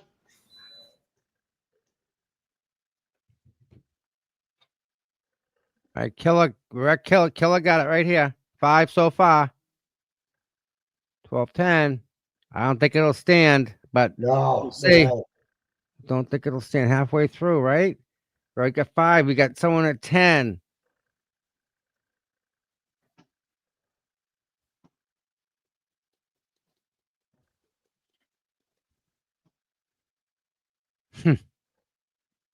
This guy looks like he's ready to argue the whole time. Look at him. I know. The RPMs don't make sense. Mike, they're 0. They're nothing. Go start your car. It'll go from 900 to 800 to 700 Right. and So idle there.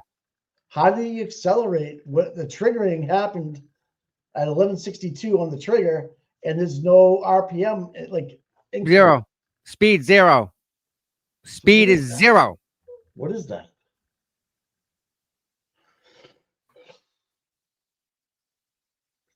I don't I see how know. like this is the 3-point turn. The most she went is 1400 RPM. That was The 3-point turn, right? yeah, probably to drive out of it. I would say that's what most people do. I do. If I do a 3-point turn, I'm good first, good backing up, and then I'm stepping on it to get out of the turn. I'm just This kind of is weird. embarrassed. I can't Kinda believe embarrassed that with the that's whole thing. yeah. I can't believe we paid this much money for it. The RPMs are gonna hopefully Bob Alessi knows this. And said because I can't even pull out of my driveway without getting my RPMs up. Right? I mean And what do they go to? What do they go to? 2000? Mike, yeah, easy. great. I bring cars to 4, 5, 6, 8,000. Oh, yeah. That's fast. 8,000 is bad. Very bad. 5,000 is good. So this is weird to me. This is foreign. Yep. Because I've never seen a car be at like 700 RPM and move really anything. If you Well, touch no, the you gas, put it in drive. Just if you put that car in drive at 700 Right. RPM, it should crawl by itself. It should crawl right, away. right. But when you don't ever do that, you always put your foot on the gas, right? Oh no! Listen, you've moved cars around. You just put it in gear and you let it go until it's time to stop. Then you just stop it. Like if you're moving them around inside the showroom, you don't use the gas. You just let the car run itself. Right. Okay. like that. Like you put it in neutral and let go of it, and it'll go. I mean, put it in reverse, it'll go in reverse. You put it in drive. Yeah, so the RPM's not going to do it with 1,000 though. No, not unless you step on the gas. You have to Right. step on the gas to make that go above. It's idle. That's idle. When it idles at a certain time, that's what they call it. And this guy made these charts. These aren't a download of anything. No, he created them. He Oh, he fuck. created these Jesus charts. Christ. Yes, Jesus. and that's what he's relying on. And it's wrong because the Oh, data before it that came from it shows 0 miles per hour. Shit in, shit out. No, I Well- don't see how he can get anything out because the data doesn't show it. Right. That's what I'm saying. He made up his own numbers. Mike, I think he fucked up with the RPMs. in order to do Aaron has 20 left the building. in order to do 20 miles an hour in reverse, Oh my god. you need to have like 22, 23, 2400 RPM. You gotta the foot has to be on the gas. but 60 feet, Tom. The foot gotta be on the gas even more. Right. Okay. You gotta give it more acceleration to reach that speed and even in that time. Shorter distance. You're stepping on the gas, Mike. You're stepping on that gas, and you're gonna hear that. Rah, rah. You're gonna hear the car go, especially in the snow. All-wheel drive is right. It's an all-wheel drive vehicle. You ever spin the tires on an all-wheel drive vehicle? Goes to the right. No. Oh my god, dude. Yep. No way. No way. There's no way. No freaking way. Again, yet here she is. It's not even worth talking about because it's a no. It doesn't work that way, dude. Especially with those numbers. Those numbers prove that she's innocent. Do you notice that? Yeah, I'm that's what I'm trying to figure out. Put them numbers together and look at them and say, there's no way you went 24 miles an hour, forward or backwards. I think 1162 was her backing out of the driveway. It's And Sean's impossible. car, No, time out. Right? Kirks, it's not impossible to reverse at 24 miles an hour. I've done it. I've actually almost did 40 miles an hour in reverse. You can do it. They're not at lunch yet. They're saying that the 18 miles is speed limited. That may be true because it's a 6,000 pound car. I mean, think about it. The more weight that you gotta move, that They ain't got the wrong- stopping they got the anytime wrong- soon. Dude, they got the wrong trigger cycle. They have the wrong cycle. Mike, They got the wrong fucking cycle. the ABS would have kicked on. It had to kick on the ABS system. Think about that. That's a trigger. When you stab them Oh, yeah. brakes hard Yeah. enough for it to go, Yep. brrrr, Yep, that's a yep, trigger yep. event. Yep. There's none of that. There's the none one of that. The 1162 is something's not that time that trigger is off. That That's not- data, all that data, none of it shows her to go fast enough to be able to trigger the ABS. Sure, right this way. You You're gonna lie. right? He's rise for the jury. No, she Wow. sidebarred out of this one, huh? That was slick. I don't know. Back at man. 145. Hold on. Something fucking stinks. Something doesn't smell right in this whole thing, dude. Mike, the ABS would have kicked on. It would have had to kick on for her to hit him at that speed because And she Tom, doesn't you- stop. She ends you- up In the Jeep, allegedly, or on the front lawn. front lawn. She ends up on the front lawn. No tire tracks on the front lawn, by the way. That's one thing they didn't find. There's no way. There's no way. Because the road curves right there, Mike. There's a curve in the road. Right exactly there, as a matter of fact. There's Nan. She's right. She's right. I'm right on the money. It's okay. Now that Welcher has committed to a trigger, everything will be debunked and cross-examination. Yep. Yeah, that's the wrong. We knew it was wrong. It had to be the wrong trigger. There's no way. Right.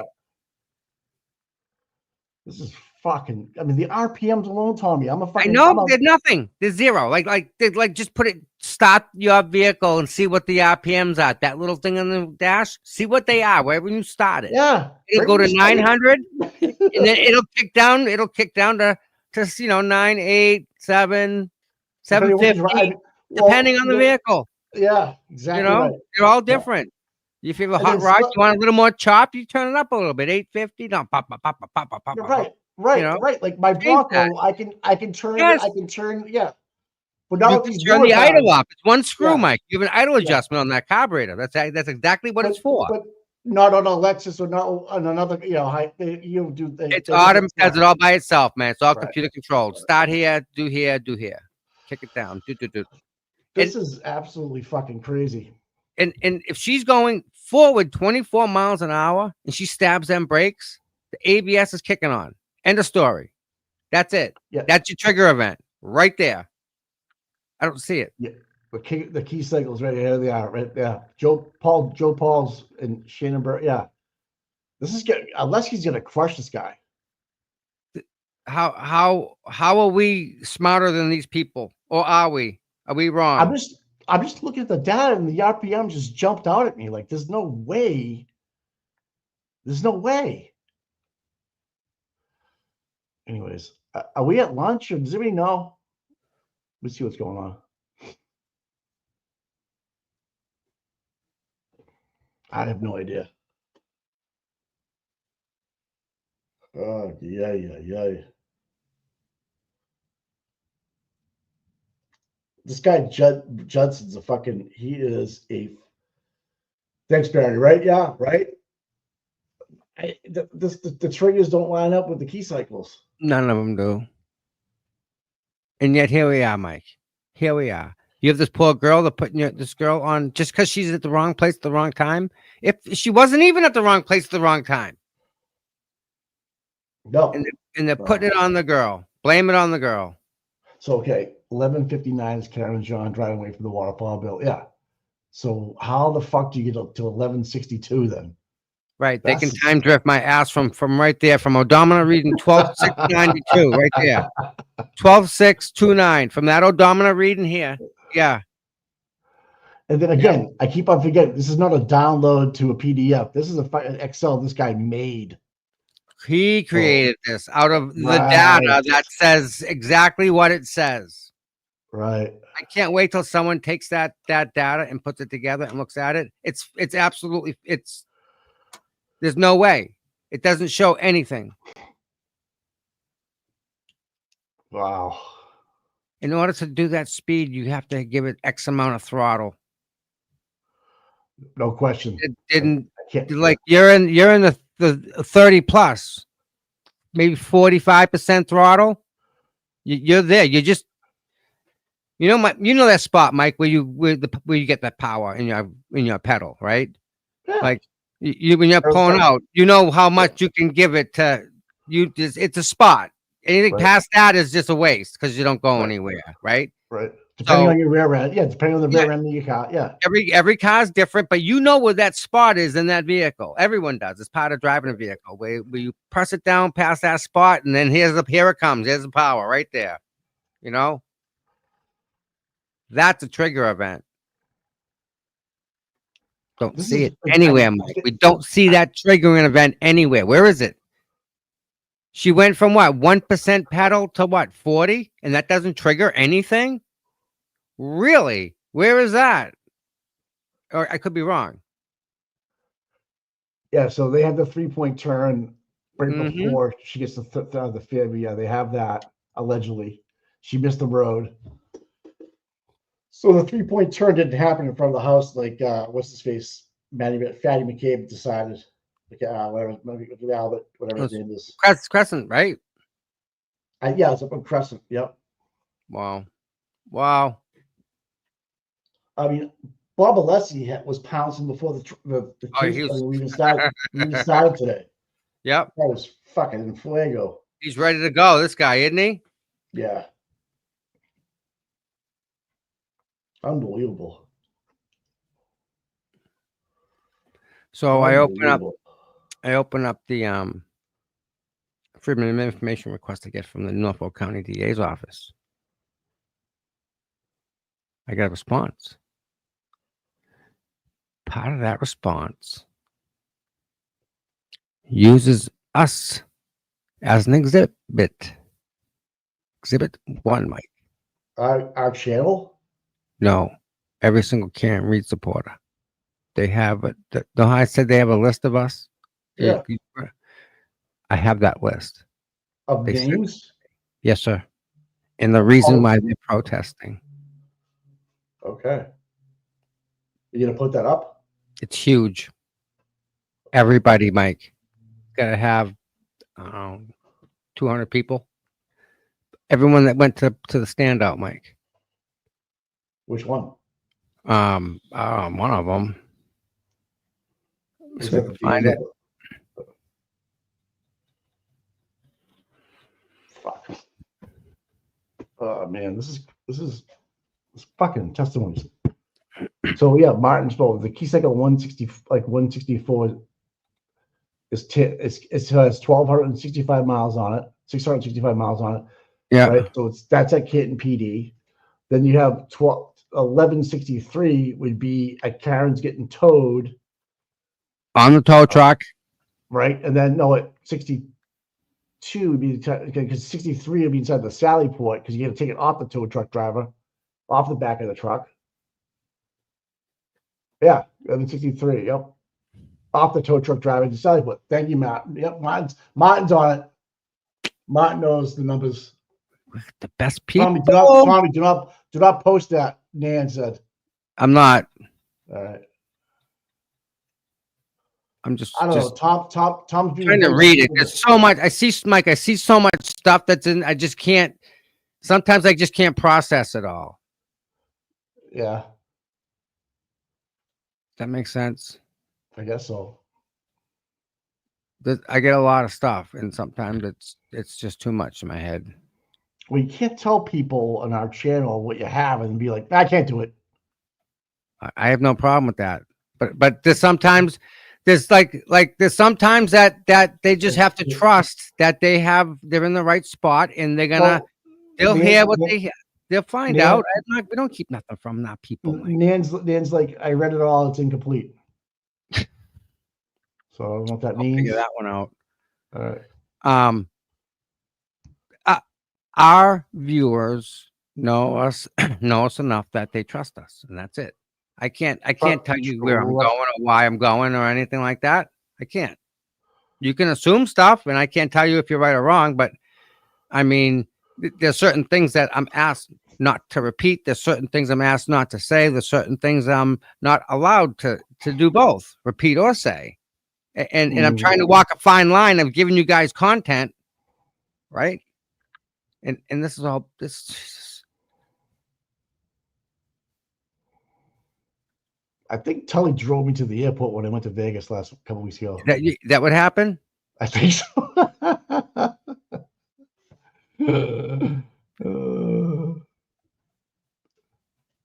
1, 2, 3, 3.5 pages of black, just black. There's nothing on it. Nothing on it. Why even include it? Because you requested it. Four pages of blackness, just nothing on it. It's the color black. Legitimately, that's it. That's all there is the color black. It's just people. Email. So I think we're like the smartest ones in here. We have the fucking triggers, the key cycles and the triggers figured out already. Yeah. I'm gonna tell you who knew about this a long time ago was Flipperhead. He wouldn't post it. He wouldn't. Remember that? Yeah. Yep. He figured it out. And it took me a while to go through it and have him explain it to me fucking 10 times out of 10. Yeah. Hey, have you watched Mobland yet on Peacock? I have not. Well, you got to check it out. Pierce Brosnan, Tom Hardy. It's fucking good. Yeah. Yeah, I got show. I got my list. You gotta rest up, Tommy. Listen, dude, I got. Unfortunately, I have a list, and the list isn't of my doing. I didn't make this list. Now I got a whole bunch of new people in my life. You know? I wonder if they get those people in from Mike's phone, Mike's text string.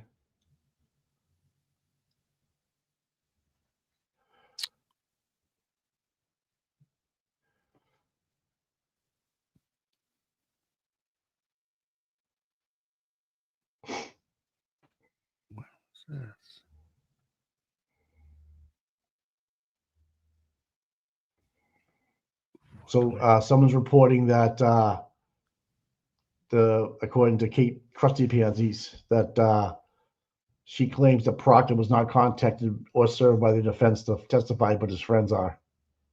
So I don't know. Well, I don't know. Who knows? That's kind of, yeah. His friends, huh? You gotta call Proctor. Yeah. Yeah. Yeah. How can you not, man? So they have actually, they have Karen's car and John's car somewhere together with license plates on it, lined up. Tom, this is fucking whacked. Yeah, remember they did that? They took it back to his house. Well, and this they is not lined it up. This is at a parking lot somewhere. I'm gonna send it to you. No, I think they said they did it at John's house. Didn't they say that? Well, you tell me if this looks like John's house, but I just sent you the picture in your Okay. X. Come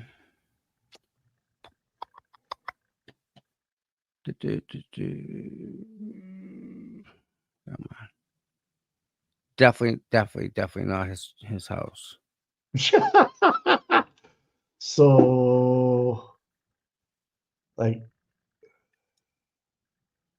I don't know. So many things. Yeah. If you, all right. See the Traverse. If you change the tires on the Traverse, the sidewall height affects the ride height, does it not? Sure does.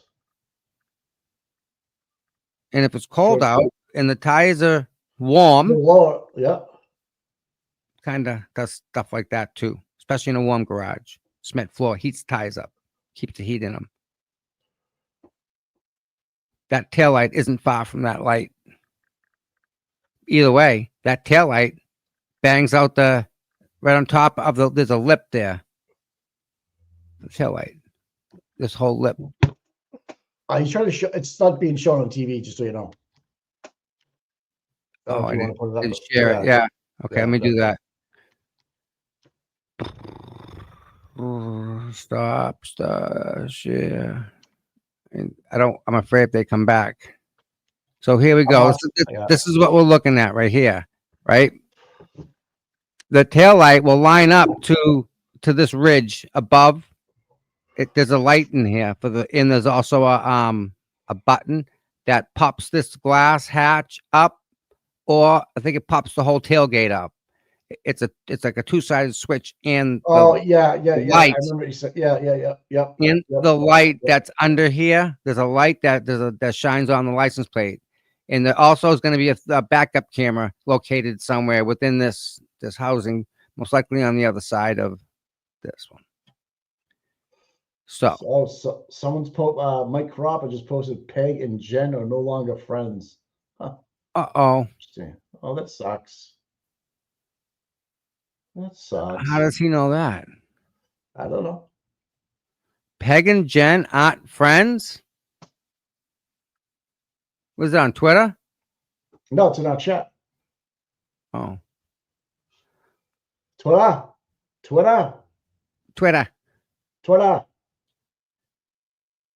Yeah, we're trying, man. We're really trying to bring you guys some good stuff, some good content, you know? We're all getting along just fine. But yeah. Probably, yeah, there you go. That's all. Not a big deal. And you're gonna have that throughout this case. So it's unfortunately what happens. You know?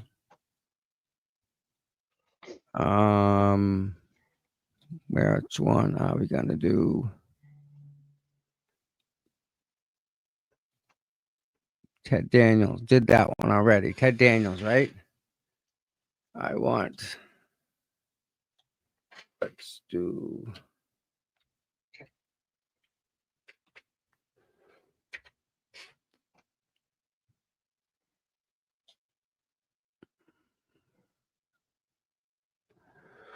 What are you doing, bud?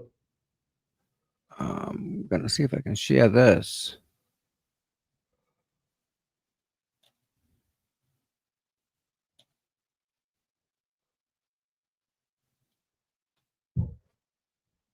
Is it, no, it's not coming up, is it? That's up now, whatever it was. This Yeah. one? Yep. Come on, guy. Come on. Stop scrolling. Oh, Kaylee lives at Jennifer McCabe's house, not with Peggy. Oh my God. What was that, Mike? Just be in the chat.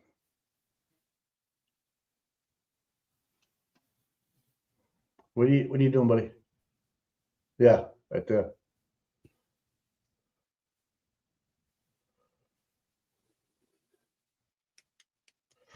I would probably say if Allie's room was empty, I would say that maybe that she would go in Allie's room. Yeah. What a way to keep your thumb on somebody. I don't get it.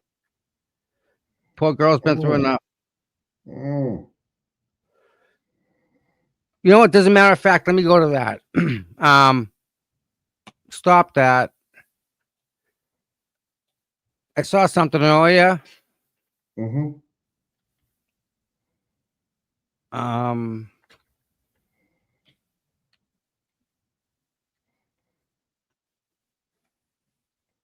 Stop.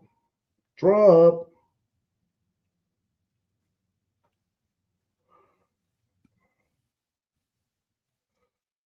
Okay. Show more. Let me go to this. This was very eye-opening this morning. Check this out, guys. Can you get rid of the Yep. Thanks, man. All right. Check this out. This is a long post. Did you read this? I don't follow him.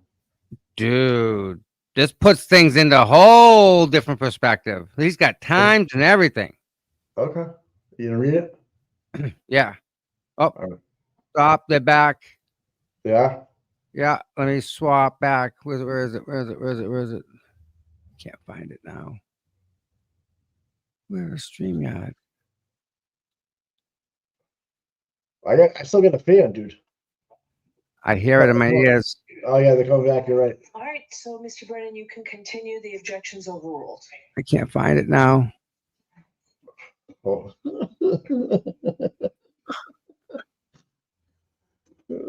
Overruled. Close that. Could you take us to slide 30? Hold on, guys. Hold on. Tom's got some technical stuff that he's going on.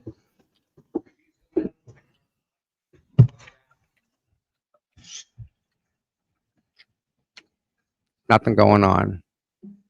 What do you mean? What's up? Live. This. The time relevant to 12:20. Boom. You were explaining to us the time relevance of 12:20. Tom, check your email. Could you tell us again, remind us, what is 12:23:38 referring to?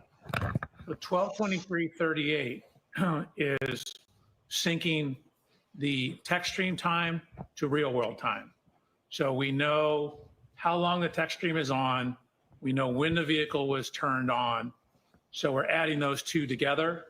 So if you add the 12:12:36 to, for example, 11 minutes, 2.8 seconds for when the end of the trigger is, that gives you 12:23:38. So the end of the trigger in real world time, no longer in the running clock, is now 12:23:38. Based on the infotainment clock? Based on the infotainment clock. And that's from the Lexus? From the Lexus. Now we're inside. And where's that from? The Lexus. Thank you. Inside. The 12:23:58 number, what's the significance of that? So that is Mr. Keefe's cell phone data at point 154. Again, from the original data we had, just at 154 and 155 and not the in-between points. So, And at the bottom in parentheses, explain to us what that means.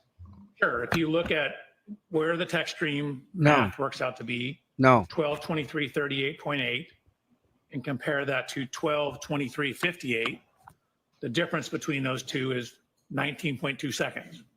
The difference between which clocks? Between what the text stream infotainment system would show compared to what 0.154 on Mr. O'Keefe's cell phone is. And based on new data, do you now have information about what the variance, the difference is between the clock on the Lexus infotainment and the clock on Mr. O'Keefe's cell phone? Yes. And what is that? Objection, Your Honor. Going to allow that. It's, you need to advance the text stream clock 21 to 29 seconds. You need to advance it 29 seconds for why? Why do you need to do that? Because the cell phone is ahead 21 to 29 seconds. After you advance the text stream ahead 21 to 29 seconds, can you then compare the information, the time that's coming from the infotainment system Lexus to Mr. O'Keefe's cell phone from his iPhone? Correct. That's what you need to have an apples to apples comparison. You need to get them on the same time clock. Thank you. You can proceed. He didn't zero them out when they both were together. This guy sucks, dude. So I think we left off here. So that's 1162-1. So what we have is we have the cell phone data, the original cell phone data on the right-hand side. And then from that text stream data, you know, we have whether it's going forward, we have the speeds, we have the steering angles. So from that information, we ran a simulation to show you what the text stream data means. This is what the 10 seconds of data is.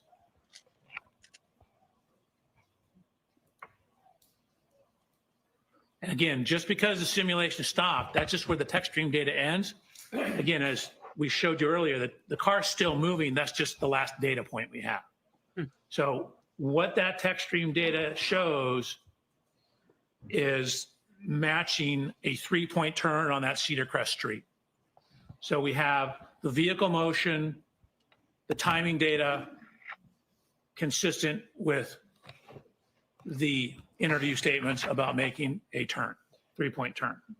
Can you take us back to the data chart and show the 2 points that you just mentioned, the turning? Where is that reflected in the data? Sure. So you can see You'll have to enlarge that. I'm sorry, Doctor. column N, that's the ship position. So that's looking, we start off going forward right here. And you can see at the start of the simulation, we're going about 9.94 miles an hour. And then as you start a 3-point turn, you generally start, in this case, if you're going to the left, with the left turn. Such bullshit. Your sensor don't right. Look at it. 24 degrees, 28 degrees, 31 degrees. No. No. So you can see we have this steering angle here, then the transmission. So again, we have the brake application. So you're coming in, but you're slowing down and you get down to a speed of approximately 0. Look at the RPMs, Mike, right next to it. Yeah, 0. I know. Shift into reverse, back up, and then start to turn the other direction as you're backing RPMs went up. down. So again, 600 you rear RPM. to the right, you turn No the steering fucking wheel way, to the dude. right. Not happening. Right Nope. is negative. And then as you start to pull around and pull forward, you turn back to correct for the steering. And so that's what this shows. You're So wrong, if you dude. put it No. all into a simulation program, the speeds, the shifting, the distance. Keep in mind, we only have that 10-second window of data and the steering angle for that Lexus. That's what it indicates. Can you Why do they care enlarge so much about the 3-point photograph turn? on the right with the data points and explain to us the significance of that? Sure. So again, what we're trying to do is we have the infotainment, we have the text stream. We're now trying to see how that correlates to Mr. O'Keefe's cell phone. So we had originally very coarse data points, 154 and 155. There's additional data points between here. So we're looking at how well does our predicted time compare to those two. No, can't So, be predicting shit here, guys. With the cell phone correction, you end up with the Christ. text stream data at 12:23:59 to 12:24:07. So that's actually right in between these two data points. And so we know 154 was closest, but it's on the right-hand side of the road.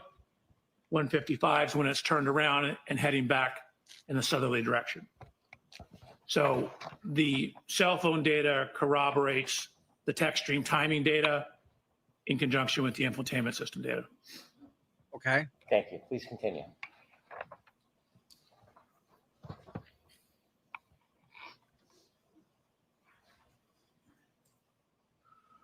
Okay, so we talked about 1162-1. That's the first trigger on the text stream. So we're going to go to 1162-2. So I've highlighted that in yellow. So we're now talking about the second trigger. So this is on the same ignition cycle. It's on ignition cycle 1162. We have that same continuous running clock, but we've now synced it to real world clocks. So instead of the running clock, we now have some information on the real world clock. And how far off was it? So at this time, we know the ignition has been on for 19 minutes and 2 seconds. So at the trigger, 19 minutes and 2 seconds. And again, we have 5 seconds Before either side of that. and after. So between 18 minutes, 57.6 seconds to 19 minutes, 7.5 seconds. Okay. Could you enlarge that, please? Which part? That part where your arrow is. You were speaking about the clock. Could you explain that so the jury can see? Sure. So again, this is continuous from when the time comes on. I just converted it to minutes and seconds here, so you can see how long it's been on. This is the mileage. These are the speeds over here.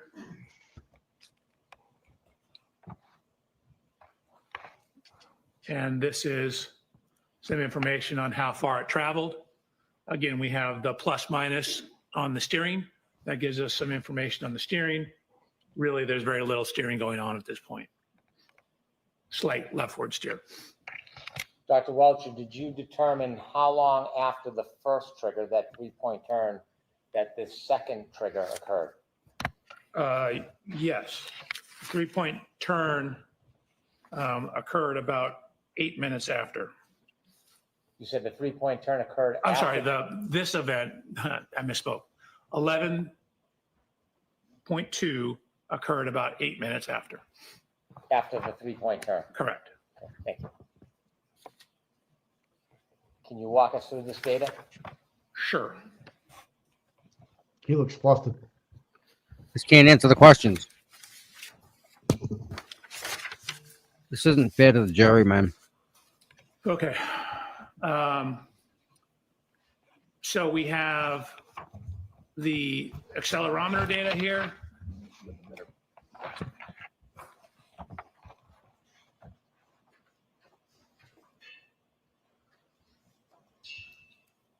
I've highlighted a shift from drive to neutral to reverse. I'm sorry, Okay. you're gonna need to zoom that in so we can see it. Absolutely. We have information on the brake switch, brake oil pressure. We have the acceleration data here. And then from that information and using the acceleration data, calculating the speed at which it's backing up. The reason we have slightly different calculations here is we have some evidence that the wheel's slipping on the ground. So we need to use the accelerometer because the wheel speed is simply testing No, the speed of the wheel. no. You It's like can't if you're use that. stationary burning Nope. rubber, No.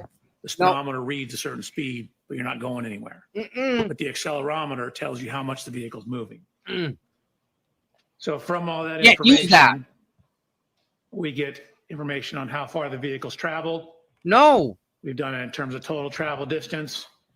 We've done it relative to the start position. I'm going to ask you to start on the columns on the left and take us through the information that you have regarding this second triggering event. So if you can scroll all the way to the left. All the way to the left? So the first column regarding time, could you remind us again what that is? So again, that's the continuous running clock. And the second column in blue? That's where I take that time and convert it to what we more commonly use, minutes and seconds. And now we have a key cycle Another event. conversion, Mike. Within the 3-point turn, what's the number? So this is now 1162-2. No. So again, no. it's technically in the system the same key cycle. I've called it 1162-2. Because it's a whole And the separate red number fucking next set to of the numbers. right.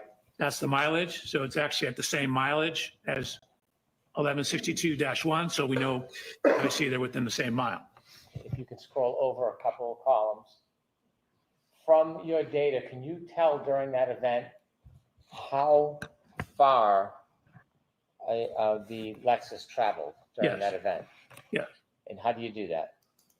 So we have accelerometer data. We have velocity data or speed data back here. I corrected for what you see down here is, No. and I go through this on a later slide, but right here you can see a significant increase in RPMs, but yet the acceleration is dropping. So what that means is if your RPMs are going up and the speed's going up, that means you should be accelerating more. You're spinning But the what happens tires. because the acceleration is dropping, that means what's actually happened is the wheel's slipping. Yeah. So what I've done is I've used the accelerometers data No. to calculate the speed once the vehicle is put into reverse. No. And once we know the speed, again, feet No. per second, No. we No. know every data point is half a second. No. So No. speed No. times time tells you how far you moved. Feet per second, feet divided by seconds times seconds gives you feet. That's how far you went. So you get how far you went in each interval. Then you get the total distance traveled. And so this is relative to the start. So 0 is the start. The vehicle goes forward about 34 feet. Then you can see it basically stops in this area here, then begins to back up and ends up backing a total of 53 back from where it originally started. So if you add 53 to 34, you get 87. So the total motion, 34 forward, 53 back, the Lexus moved 87 feet total. Dr. Welcher, when you say the Lexus moved 83 feet total, is that according to the data or is that the entirety of the movement of that Lexus? No, that's just from when the data starts to when the data ends. So if you look at when the data starts, you can see that the vehicle is actually going 13.67 miles an hour. When the data stops, the vehicle is still going 23 miles an hour.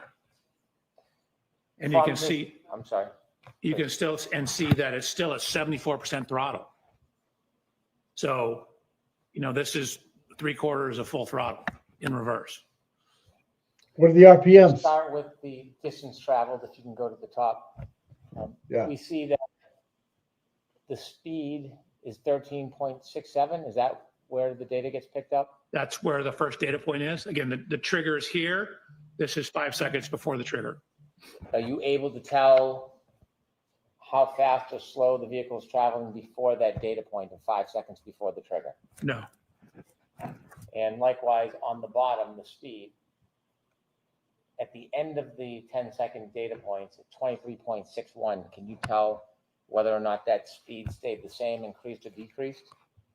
I mean, considering you're at 74% throttle, it likely increased. How much, I don't know. And you can see that up here, she's on the brake. Down here, she's not on the brake. And so she's not on the brake and at 74% throttle. And what is the percentage of throttle that has to be initiated to cause a triggering event? For a shift into rear and a rapid throttle application, it's 30%. If you look at the next column over, if you can go to the top heading for the jury to see the engine RPM data, could you explain Thank you. that? Sure. Again, that's the engine RPMs. And so, as I mentioned, you have this jump in engine RPMs and a very dramatic jump in the reported speed of the vehicle. But when you look at the acceleration is actually dropping. So again, that's a telltale sign that the tire is spinning because the vehicle is not being accelerated. And so I've used the accelerometer data. Again, if you just, a process called integration, you integrate the accelerometer data, it will give you the velocity. So what I've done is it's called piecewise integration to get the speed data that takes into account the tire slippage, and from there calculated the speed or the position at each interval. What's the RPMs, dude? If I could stop you at your column that says JBW speed at each time. This step. fucking guy. He just asked for it. You wouldn't give it to him. Go to the bottom, please. So does your data indicate that the speed is? Tom, did you get the emails from Martin Smallwood? CPU, Tom? Is I the believe speed so. changing at the All right. end of this event? Yes, Yeah, I did. I'm looking at. I was just looking at it. Well, Yeah. Again, you can see it's increased about 1.9, or excuse me, 2.7 miles per hour. And again, we know from Oh my what I God. already stated that that last time step, you're still at 74% throttle and you have zero brake application. Is it possible from the data to tell how far the Lexus went forward before it went in reverse in total as far as feet? Not in total, no. We just have this 10-second window. I can tell you what it did during this 10-second window. Is it possible to tell how far it continued after the data? No. The shift position changes from 1 to 0 to 2. Can you again explain to us what that means? Sure. 1 is drive, 0 is neutral, 2 is reverse. And then brake switch status, again, a 1 is you're on the brake pedal, enough to activate the brake lights. 0 is you're off the brake pedal. Each one of those indicators, 1, 0, 2, how much time is for each of those? 0.5 seconds. So can you tell how long the Lexus was in neutral for? So again, it only occurs at one time step. And again, there's a little timing issue. Like we only have data every half second. You don't know exactly where in that time it was. Okay, you can continue, Dr. Welcher. This guy's making no sense, dude. Unless there's something Nope. else you want to point out to the jury on this slide. You can Nope, I'm move to good. the next. He didn't bring up the RPMs. He was asked the So, question and he went around it. Similarly, Just so you know. using Yeah. this information to then try to tie it back to the cell phone data to make sure we have the real-time information. Again, this was written back in January before I got the additional information. So what you can see is, I'll zoom in. Again, we're now talking about trigger 1162.2. We know that that's 18 minutes that the vehicle has been on, 18 minutes, 57 seconds, excuse me, 19 minutes, 2 seconds. This is the range. Again, the plus or minus 5 seconds. The 19 minutes, 2 seconds is when the trigger occurred. Infotainment system, adding those two together, 12:36, plus the 19:7.5 indicates the end of 1162-2 is at 12:31:43. That 12:31:43, is it based on the Lexus clock from the infotainment system? It is. It would need to be corrected to the O'Keefe cell phone data. And when you reconcile that variance of 21.9 seconds, what is the time? you end up with 1232.04. So if you simply take this and add 21 seconds to it and add 29 seconds to it, so you get between 1232.04 and 1232.12. When you reconcile the two clocks and you have that range of 1232.04 to 1232.14. 1232.12. I'm sorry, 1232.12. Does that simply accommodate the window of data, but not before and after? Correct. So, again, even on John O'Keefe's cell phone, even within his cell phone, there's somewhere between 21 to 29 seconds difference on his cell phone. So even that one piece of instrumentation has some variance to it. So we know it's between 21 to 29 seconds at this approximate time. So this is taking into account that variance. So the only time window that you have is based on the data, and that's reflected in the 1232.04 to 1232.12? Sustained. Is there any other window you can accommodate with the data you have other than that 10-second window? Yes. What's that? So I was given information about a final lock event on the phone. Let's stick with this window if we can. Okay. Since you only have 10 seconds of data, is it possible from the Lexus clock data to have a larger window than this 10-second window? No, the TechStream will only give you a 10-second window, but it doesn't tell the whole story because the vehicle's still moving. Understood. Okay, continue, please. So I have this other event, a lock event, and the information I was given that at 12, it's 1232.09. And so we have the TechStream data ending at somewhere between 1232.04 and 1232.12, which puts this number right in the middle of that, more or less. Continue. Is this a good place to take a luncheon break? Certainly. Ah, So why don't we do that, Junior? So we'll take 45 minutes for lunch.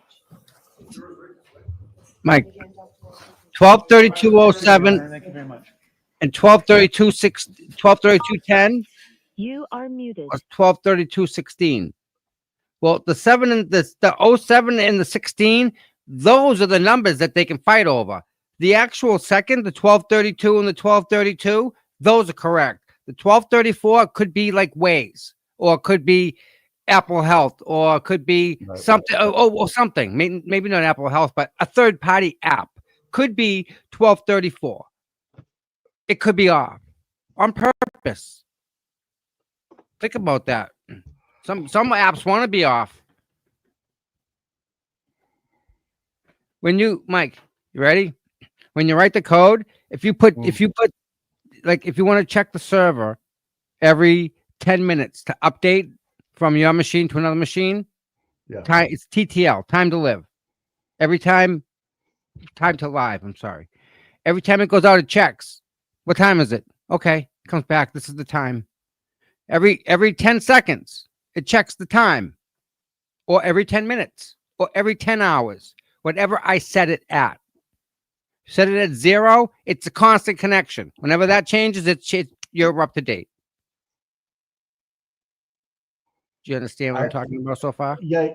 I someone just posted 1231.43 and 1232.04. That means Karen had 3.5 minutes to get home.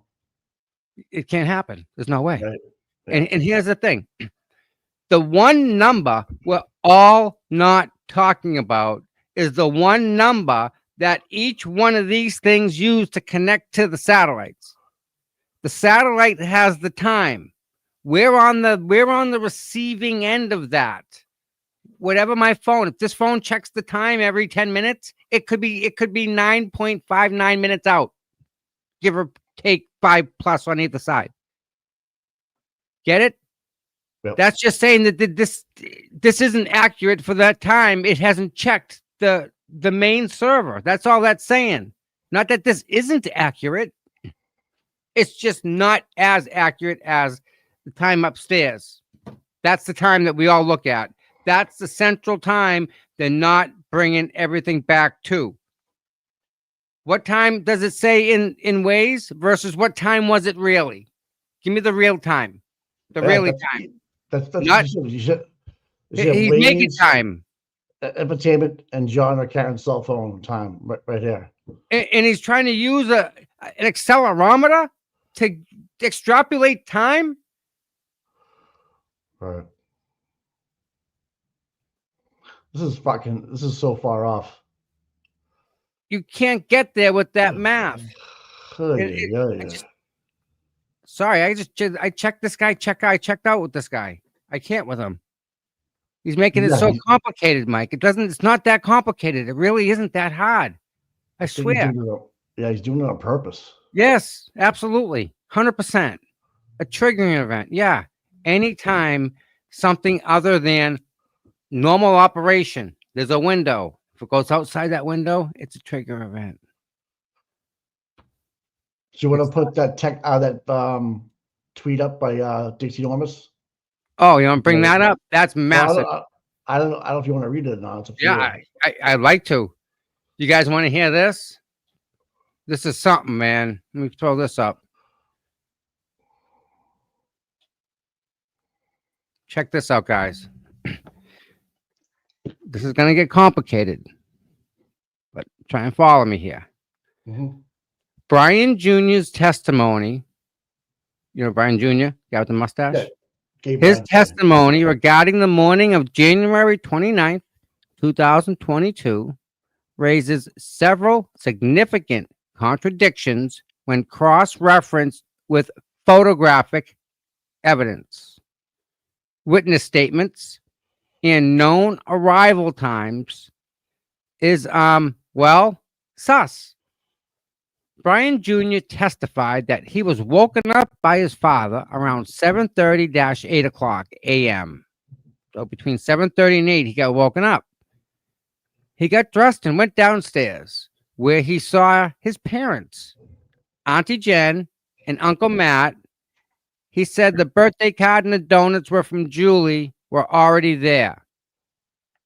The card and the donuts. They were okay. Yeah. He remained downstairs for about 15 minutes and then returned to his room. He later came down again and at that point saw only his parents. All right, so he went in his room and hid. However, on his birthday, this version of events does not align with other verified facts. Auntie Julie did not arrive at the house until approximately 8 to 8:30 a.m. Yes. She brought the birthday card and the donuts with her. Yep. Therefore, if Brian Jr. was truly downstairs around 7:38 a.m., it would not have been possible for those items to be present. That's right. Uh-oh. Yeah. His claim that they were already there is provably false. Dun, dun, dun. Wow. Mike. Wow. All right. Lieutenant Gallagher photographed the driveway between 7 and 8 a.m. and Brian Jr.'s vehicle was not present. If he was home and downstairs during that time, his car should have been visible. Its absence suggests he was not at the house during that time window, directly contradicting his testimony. Caitlin Albert was reportedly present at 34 Fairview the night of January 28th and was said to be the last to leave around 1:30 in the morning. Allegedly picked up by a boyfriend, yeah. Tristan, but that narrative raises key questions. No one, including multiple officers, Jen McCabe or Julie, reported seeing Chloe at the house that morning. Chloe's never mentioned in any official conversations, observations, logs, or footage if Caitlin's claim about Tristan picking her up is not truthful. Then the possibility emerges that she left at 1:30 with her brother Brian Jr. using his vehicle to return to Easton. This would explain why Brian Jr.'s car was missing in Gallagher's photo and why no one saw Chloe the next morning. Yep. Given the inconsistencies and the lack of visual confirmation from key individuals, a plausible alternative timeline can be made. All right, timeout. Didn't she go and find a dog? That was the sister. That was Allie McCabe. Allie McCabe. Okay. Not Albert. Yep. All right, so. All right, here we go. In the early morning hours of January 29th, Brian Jr. drove Caitlin and Chloe back to her Easton apartment. He then returned before 8:30 before Aunt Julie arrived. Let's lay it out. Canton Chronicle style. While Allie was cruising town like she was training for Uber Olympics and Higgins was allegedly peeking in cars back at CPD for no reason. Lost his keys looking for snacks. Who knows? Brian Jr. was playing chauffeur. Simplest answer might be the right one. Brian Jr. took his sister Caitlin and the dog, Chloe, back to her apartment in Easton. Think about it.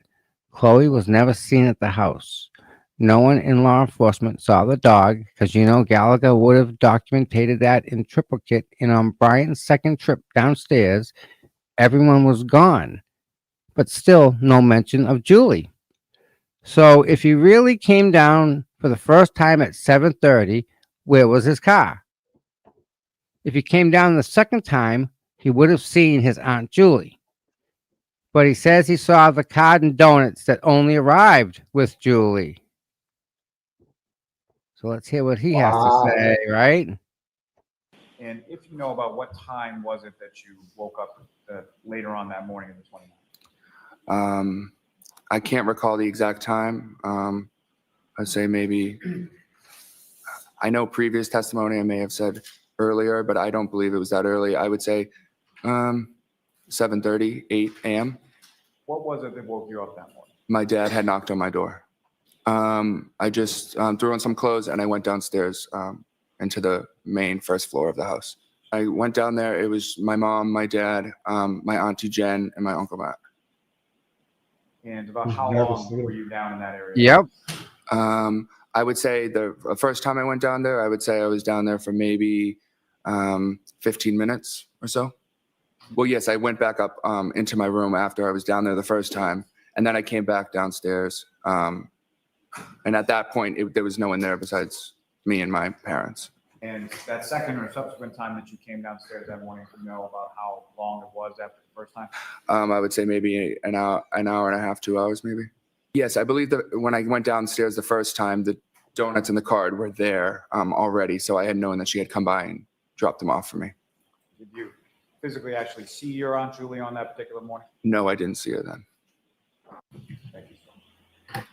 I opened my car door. I got out to walk to the car in front of me to leave the donuts and card inside my nephew Brian's car. What time was this that you got there? 8:30, 9 o'clock. Boom. Times don't add up, dude. Jesus Christ, they suck.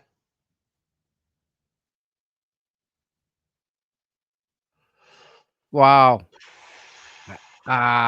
What do you say to that, Mike? What do you say?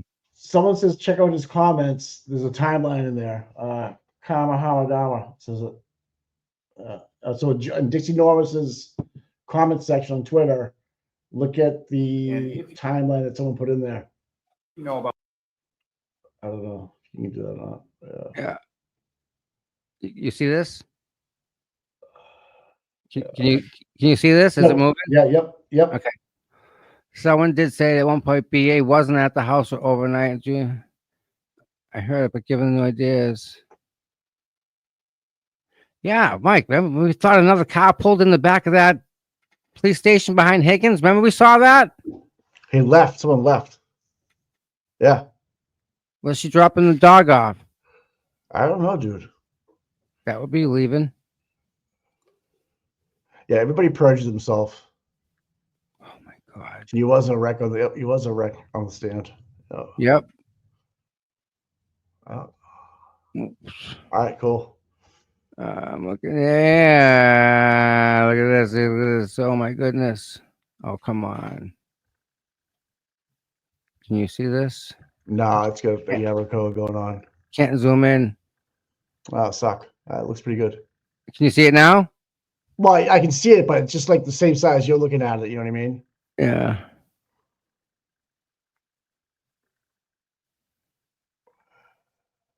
John Keefe Interesting. arrived. Yeah. Interesting. It's where everybody was from time to time. So, if you're the defense, knowing all this stuff, are you starting to call these people? How can you not, dude? How can you not? How do you want to? Don't you want to know what Tristan was picking up Caitlin for? Yeah. She had a car. Didn't she find a dog? No, she was. She didn't have a car there. No. How She went down to. Who found the dog? What? Who found this? Who found the puppy in the snowstorm? That was Allie McCabe, not a McAlbert, not an Albert. Oh, okay. Okay. Right? Yeah. Yeah. Nothing. This is all falling apart, man. How come we didn't catch this before? Because we're bedazzled with the We don't bullshit. catch. Yeah. How don't we catch this? And then we getting more bullshit now. What are we being Oh, fed this wrong God. intel right now? Like, is that what we're looking at? Dude, No, telling listen, you, no offense. This could be correct, but what they're giving us is wrong intel, is what I'm trying to say. This is probably more accurate than their timeline and stuff, because it doesn't make sense, Mike.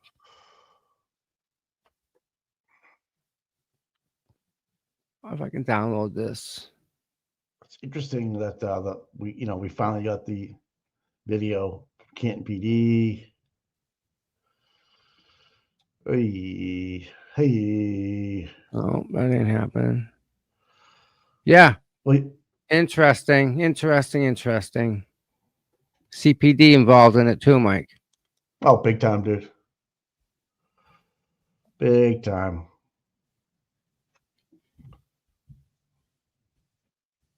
You got this for a minute? I'll be back. Yeah. Hey, dog's out. All right. Yeah. All right. I didn't see him, but let me write that down.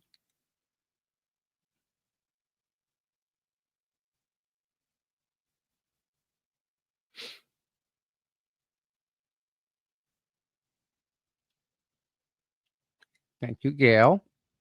See, you guys are awesome. You guys keep me informed as much as I try and keep you guys informed. Kind of like that. I think that's good. You guys really are something special. All you guys. I mean, none of it I mean, I don't know. Kind of not right. The whole thing. So, this is what's going to happen. I don't know what I should do. I have to, I got to go somewhere. But in order to go there, I got to take medicine. These freaking things are wicked small. Wicked small. I mean, check this out. Little bitty dot.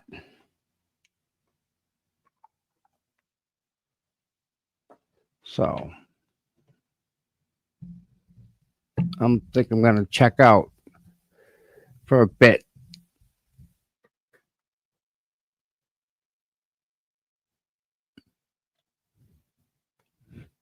I mean the Sally Port stuff, the inverted video? How do they account for that legitimately? What's their excuse for that? Inverted video? Who does that? How can you make a determination if you're a state police detective? How do you make a determination on what something's inverted to see what's happening?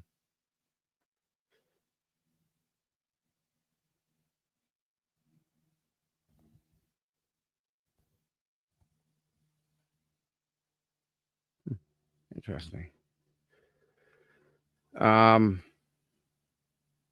No. We're going to keep the live going till the end of the day. I just may not be here. I mean, I'll be here if you want. Pretty sure the magnet stuff, they won't let the phone in. Can't have no metal.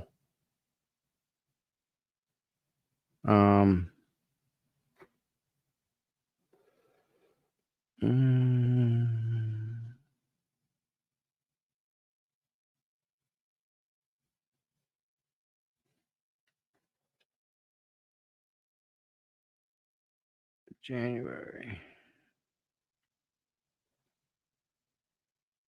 So everyone that's here, everyone,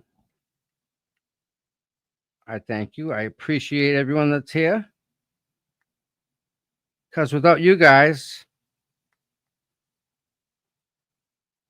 I wouldn't be here. Because you guys are the reason why we do this. You guys are the reason we do this every day. We'll do this tomorrow. We'll see what happens. I want to oh, great.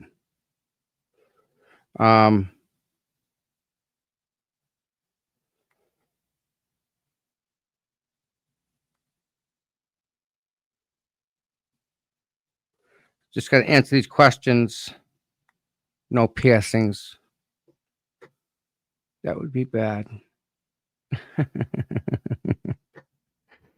Oh, you guys are wonderful.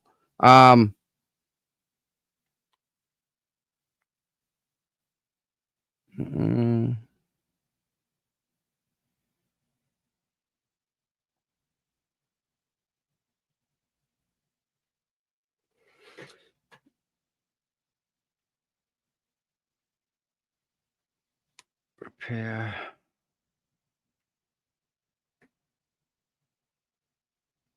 Failure. So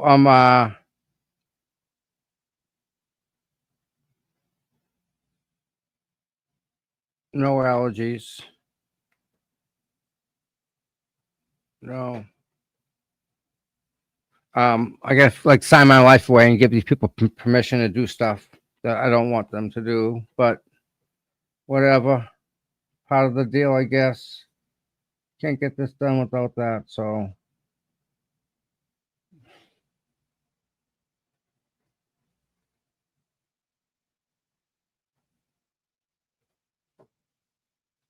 Okay. I think I'm all set. I hope. Done. What do I identify as? Identify as a male. That works. English. What's this race? Okay. Ethnicity. Why? All right. Check. Nothing. That's no. I think I'm done, guys. I think I'm all set to go. Submit. Thank you. I'm done.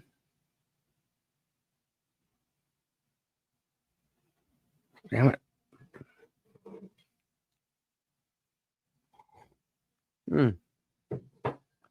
So you guys, we're at sidebar 5. Happened at 12:10. We have,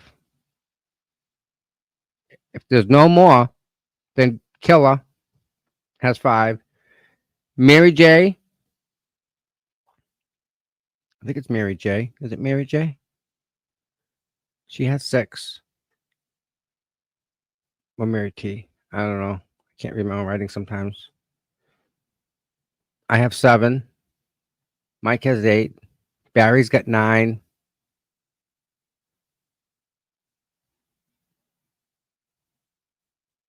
Beck, 10.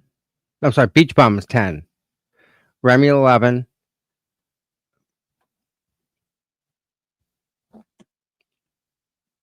I can't read 12. Can't read 12. 13, Camilla.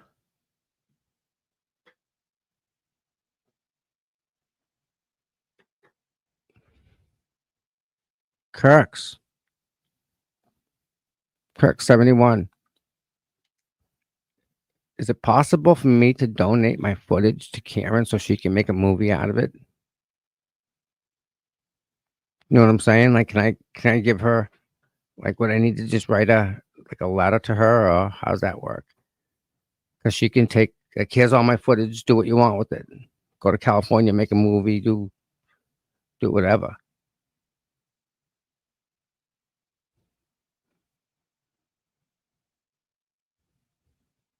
I mean, they made a 5-part miniseries out of the footage I gave. That was only 18 minutes. I have like 600 hours. Yeah. I got 600 hours. Dave, you said 8? Mike, I have Mike down for 8. But you also said it too. Okay, so I'll put you down. And Dave. Mike and Dave both said 8. Yeah, Michelle said 8 too. You guys on the 8 number. If you guys feel it.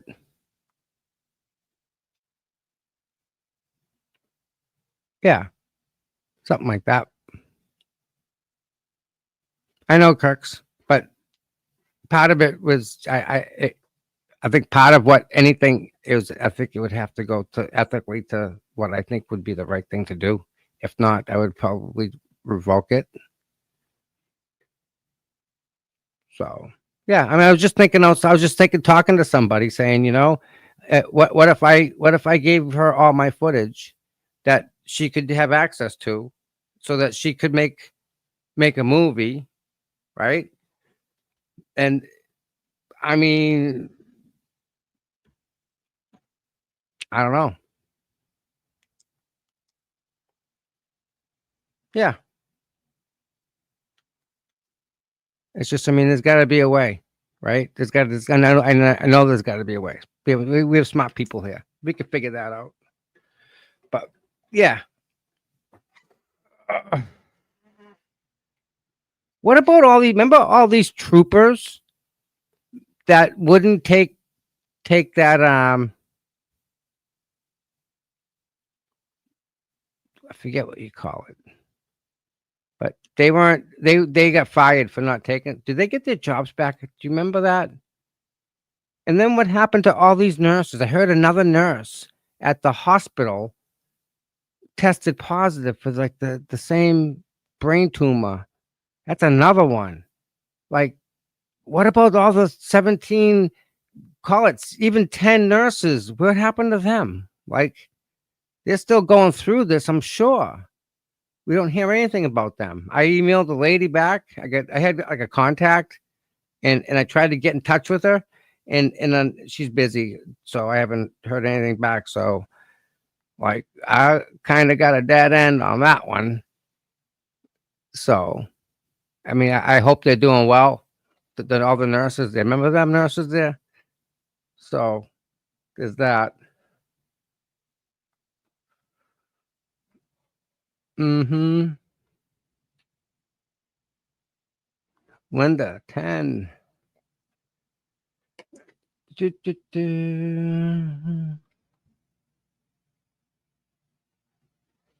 Linda.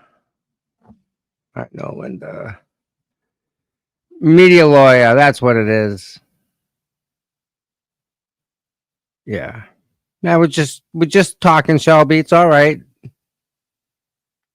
We're just talking.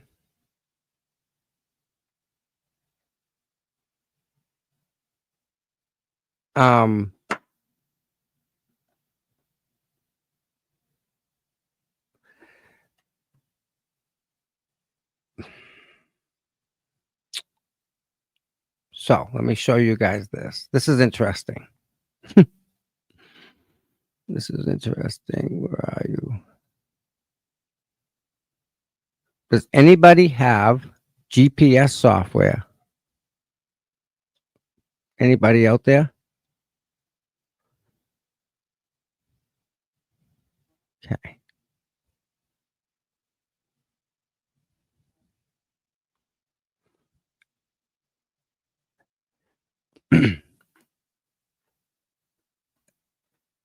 This is the data. 42, 175, 80. Let me do this. See if I can punch it in. 42.175. 6355.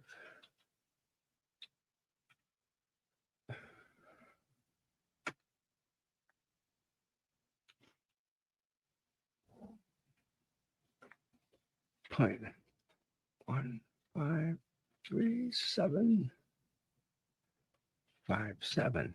So we're going to take this and we're going to copy it and put it in a Google Earth.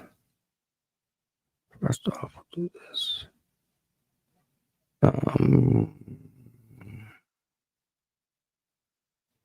Nope. That didn't work there. So let me go to Google Earth and see if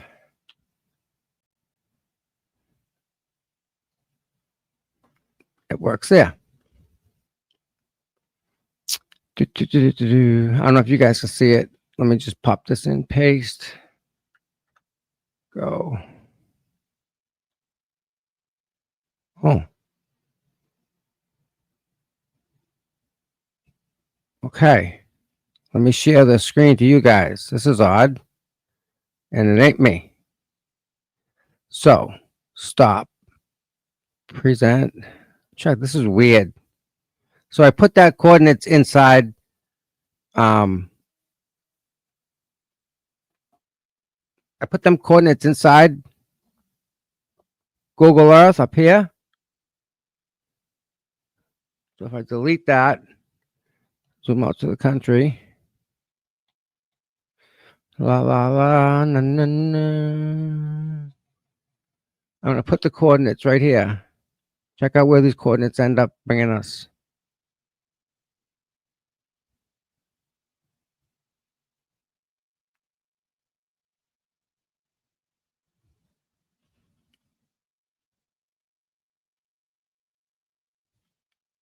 Cedar Crest. Yes. 3-point turn. You know what? Looks like that driveway, doesn't it? 3-point turn.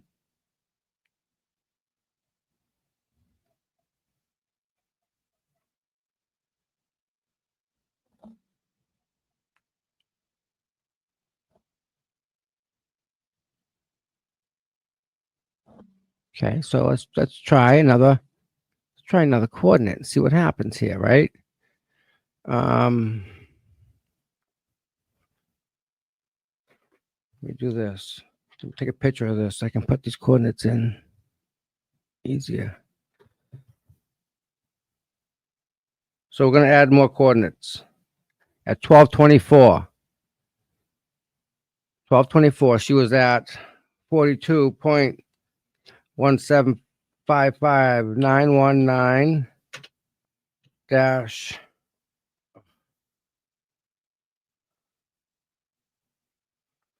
where am I at? 71 153.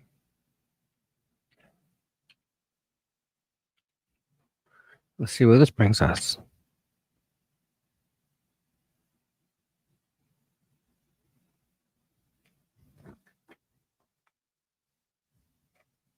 Cedar Crest again.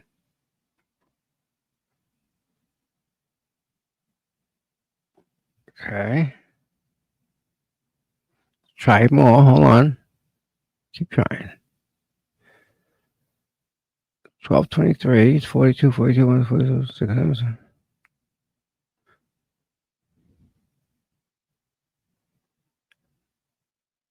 So the GPS, so that's a thing now. So the GPS is giving us, where is it? I can't find the stupid thing. Active window. Don't want that. Where are we? Down here. So it brings us back here, back to that 3-point turn. 421. They're the same numbers. 19, right? 417.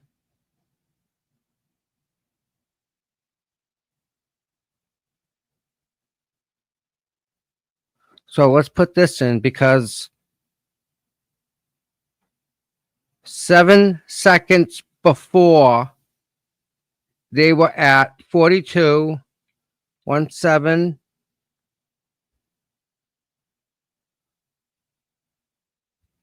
Number is that 1756 dash.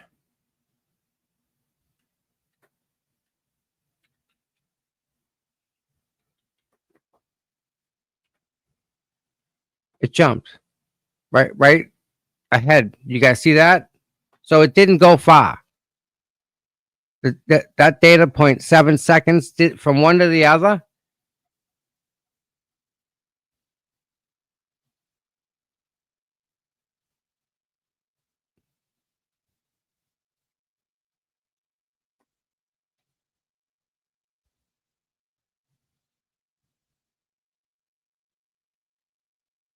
They were all in the same area.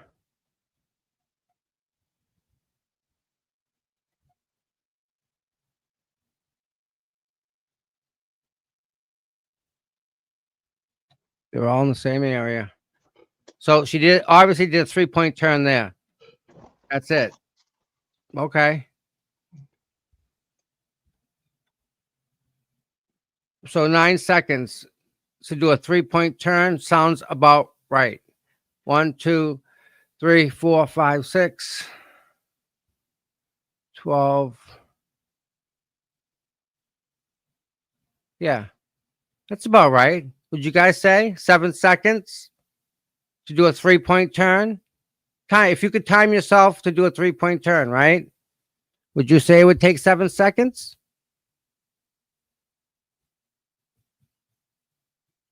Right?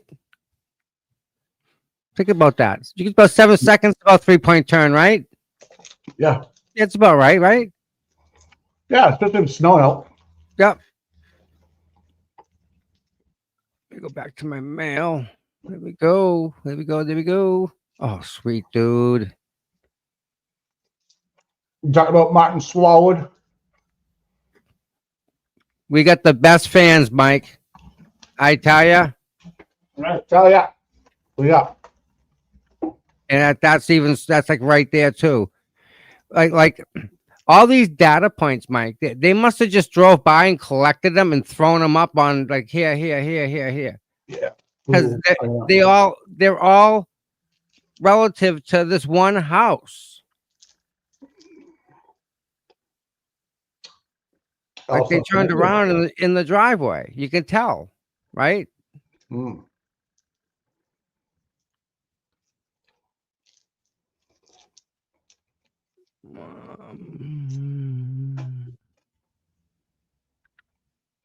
Let's 371. Let's try this one. I did this one, I think, but this is how you do it. This is for you. Paste. Go. Same place. Doesn't help us out. Everything comes right back to that house where they did a 3-point turn, man. All them coordinates that they're throwing up on the screen, Mike, they all come back to one place. So are we saying that there actually isn't any reverse happening at that time they wanted to and on Fairview? That's what I'm trying. Cedar Crest reversed once. She reversed one time. That's all she had to. Right. Everything else was a forward movement. Right.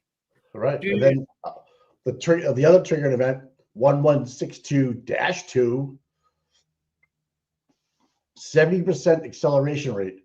They never told us what the RPMs were. They never told us what the RPMs were. You and I know if we give any vehicle 70%. Oh, fuck, dude. 5,000 RPM. 5,000 RPM. Easy. 70% right there. 70% pulls the front tires off the ground. That's Oh my God, 70% when you hook up without spinning the tires. There's no way she did 70%. I bet you she never, the whole time if she's on that car, she probably never did 70%. Probably, I guarantee, no way. You see her driving 450, 500 horse around? No. 70%. The RPMs would have shut up. She would have fucking Dude, spun the wheels. 70% is second gear rubber. Bang. Yeah, and then she would have been. She 70%. the front lawn. Yep. Oh, No way. No way. Nope. We'll get the steering angle. Yeah. Oh, I don't know, man. I don't believe this data. No, I don't believe it, Mike. It's not. I don't think it's right.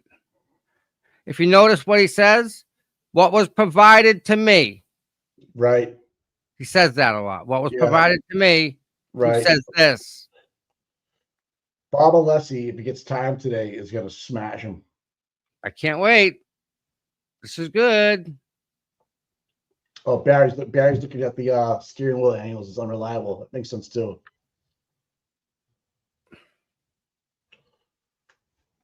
Oh, yay, man! I'm telling you. We get some smart people in the chat, though. That's We what I like. do. We really do. I'm not fucking around either, people. You guys got it going on. Because to understand me sometimes is a job within itself. Yes. Yep. So this is an issue.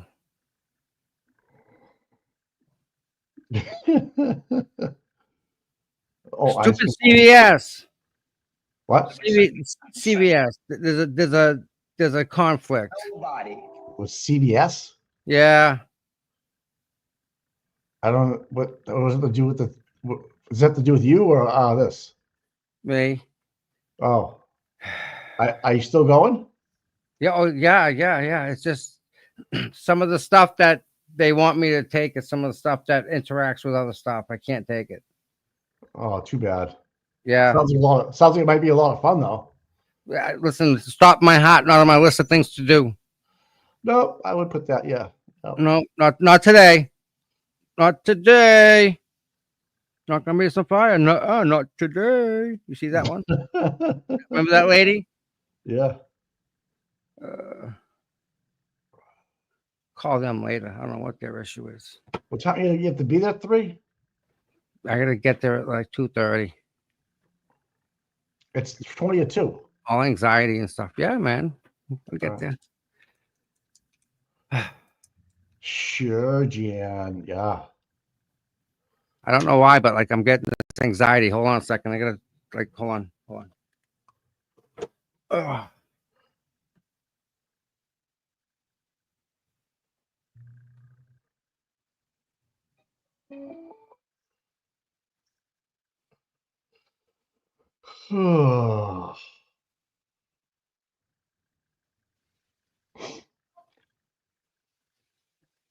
Tommy's got to go inside that little tube thing for ultrasound. No, it's on. What do they call those things? CT scan? What the fuck they call them? MRI.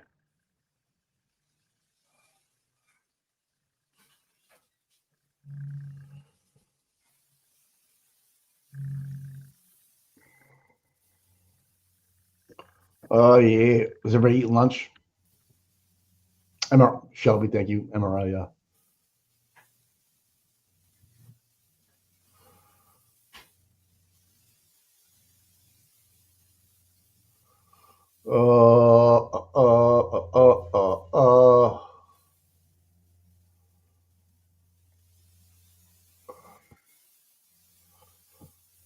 I hate the tube.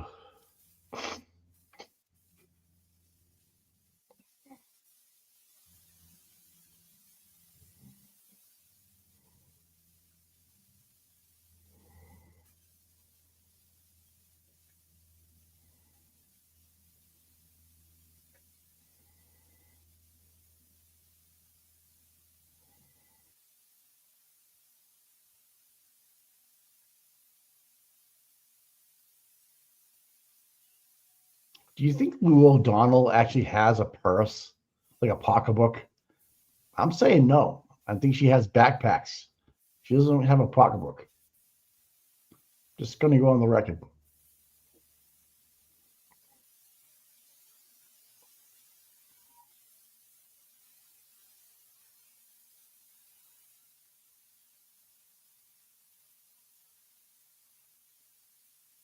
Everybody's the inside has got some good data about the airbag not going off, or why it shouldn't go off.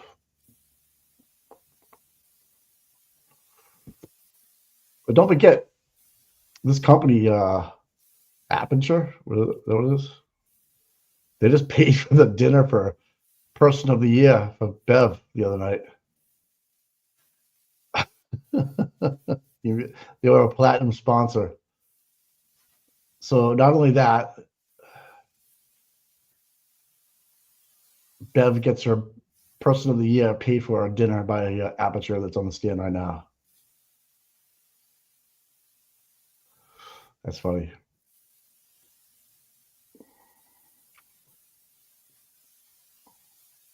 I don't know, man. This case is fucking tricky.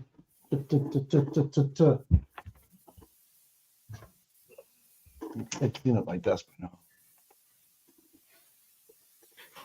Can't do it this whole stuff. Yeah.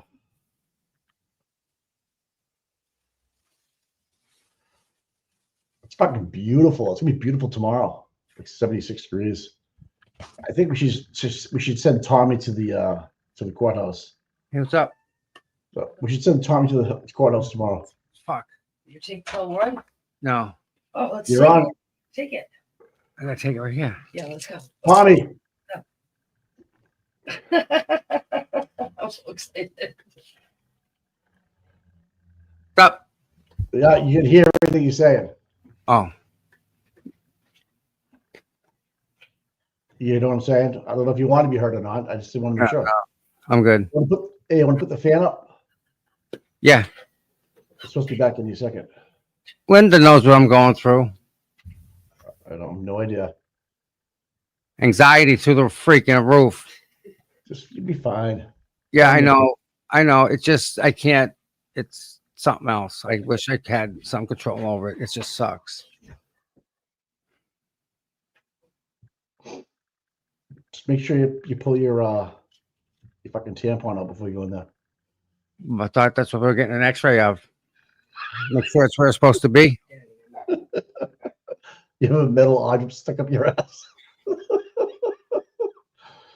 Oh,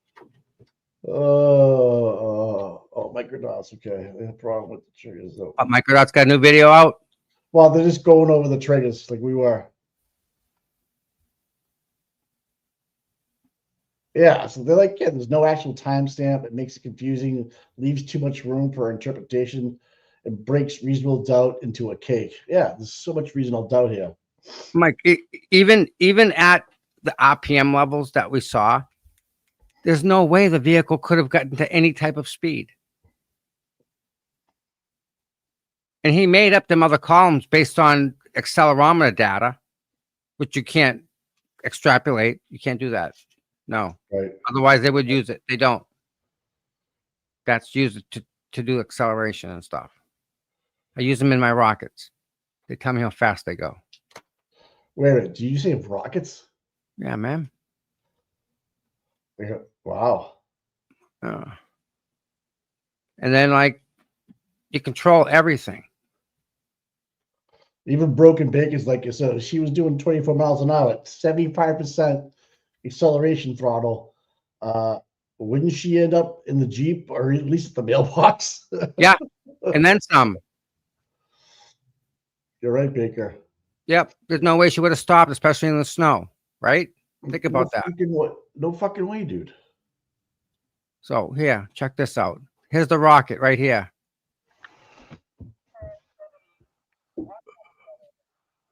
This goes 2,025 miles an hour and 18,000 feet. And like, pow.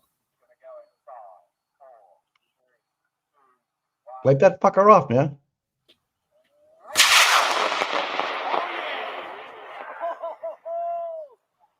That's moving. Holy shit, dude. Yeah, buddy. That's what we're talking about. Holy fucking dog shit. That's fucking flying. Screaming. And it's like if you make a mistake, guess what happens? It goes bad real quick. Like shredded. You let the airports know you're doing it? Yeah, you need to get yeah. They give us clearance from Logan when we used to do it in Middleborough. Right. Yep. Oh, we'll do the Mike. Oh, car guys. Check this. Car guys. Yep. What's up? All the car guys, heads up. The car quiz? Wait to see what I'm going to show you. I saw this and my jaw dropped. Where are we?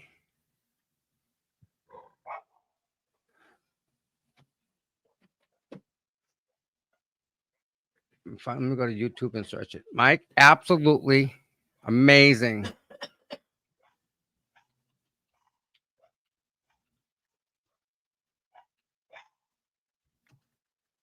Let's just X.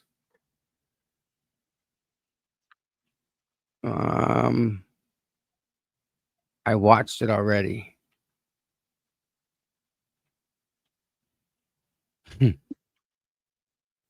That's down there, hit the gravity bong. That's right. No shit, huh? Check this ride out. This is at SEMA. You know SEMA? Yeah, I've been there. Wheels, and then we built the flares to match the wheels perfectly. Wow. Let's try and keep that really OEM type vibe to the car. GNX. That's next level. Next level. The back wheels. What size are these? What size is this back wheel? That is a 20 by 12 with a 345 on the back. Obviously, custom one-off wheels. You use somebody to do that. That's crazy. Jason Rushforth designed them, and then they were machined by Jesse Greening. He does a lot of one-off wheels. He's known for doing one-off machine wheels. And then basically, we cut the quarters off, the fenders.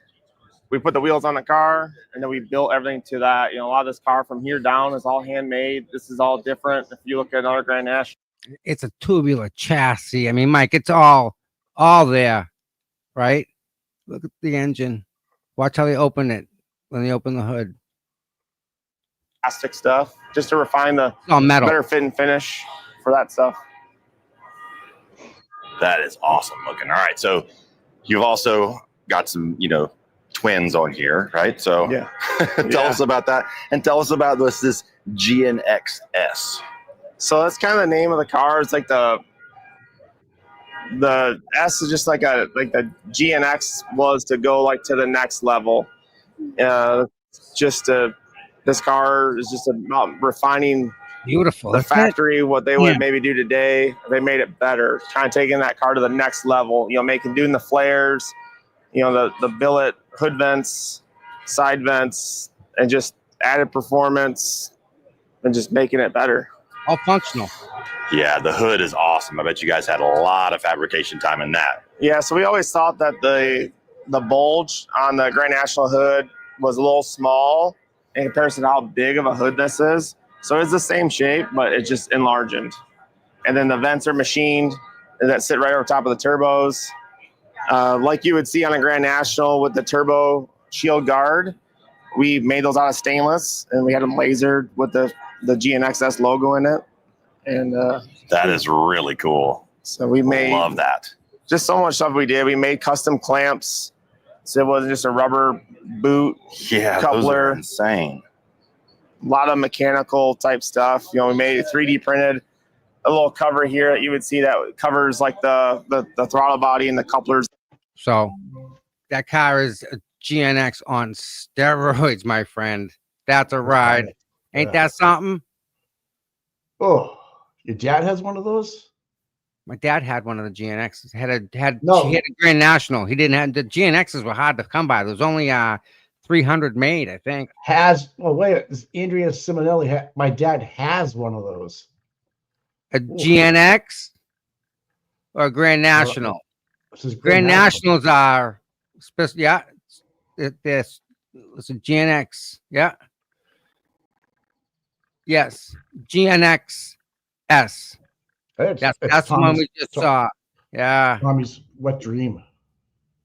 A bad car, isn't it, man? Oh, but they said they had 1,000 hours, I think, in it. Oh no, 100,000 hours into that car, maybe, with all the people 10,000. working on it. 10,000. It's just something like that, some ridiculous, stupid number. I love it. I can't wait for fucking Bob Alessi. I know, huh? Yeah. This guy's all done. He's fucking junk. Yeah. And again, just like what's his name? They freaking spanked him around. Judson? Whatever his kid name is.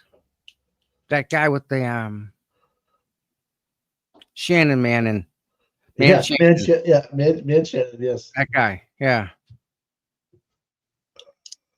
Nice. Bull, he hides the GNX. Oh, I would hide it too, man. Yeah, wants to be a sleeper. Yeah, they were a badass car back in the day. Not still are if you still have one. What do you think that car's worth? Yeah, lots of money. Buckets of money. Buck and a half? Yes. More, at least. All right, listen, I gotta jump over. I need to get a ride over to this appointment. So, yeah, is this thing ready to go? Yes. I'm gonna get on my phone. This should be coming on any minute, man. They're way past an hour and 45 minutes. That should go right away. Because that's what happens. It goes live. It automatically goes live. We gonna do full screen or no? Doesn't matter. Yeah, I can do that while I'm here. Active window right there. It is full screen. You mean on us? On us. Like there we go. There we go. I like that idea. Mute. Okay. You're on mute, CB. So you're going in your car? Yeah. Can you hear me now? I can hear you. All right, cool. You still have your headphones on.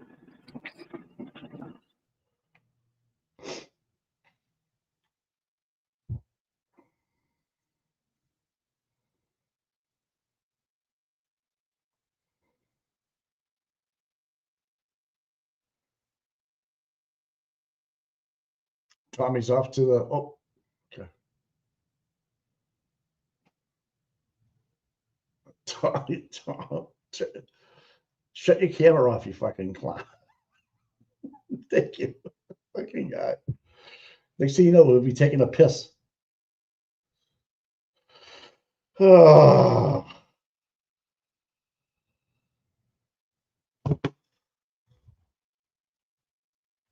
The judge said he would rule by today. Okay.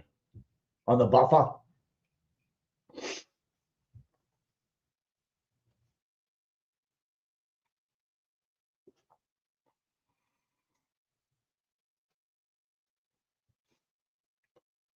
Well, it's been an hour, past 45 minutes on Beth. It's Jimmy Ice Cube's McDermott making up a couple of stiffies, gin and tonics, old fashions maybe. Oh, he's got a 64 Nova SS2. What the fuck? Hopefully you're getting that in the fucking will, man. Music trivia? All right, good. How we do it? New injury. Okay.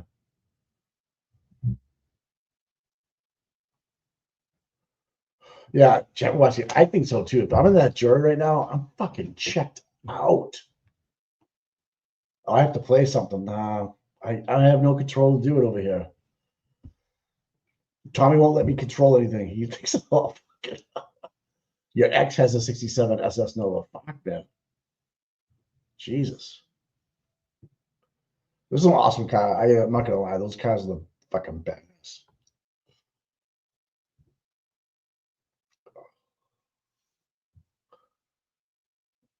How much time to the back? They should be back any second. They've been gone for an hour. They said we're supposed to be back 45 minutes. So, but again, we're fucking peasants. Who are we? You know, this lady does what she wants when she wants. Don't forget, she's the person of the year for the Norfolk County District Attorney's Office. Person of the year. Yeah, let's just sick rides. Oh yeah.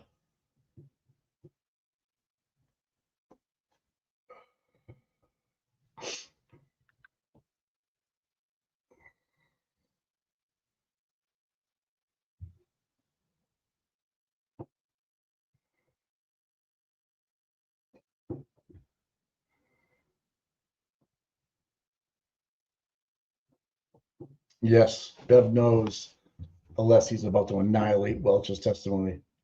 She's in, yeah, you know, right now, fucking Welcher and fucking Brendan are going, are you ready for what's coming down the pipeline? Because you got a taste of it this morning, right? You just got a taste of it, what he's going to do in the voir dire. You get ready. Yeah, he's probably in the bathroom taking a shit. My stomach hurts. Oh,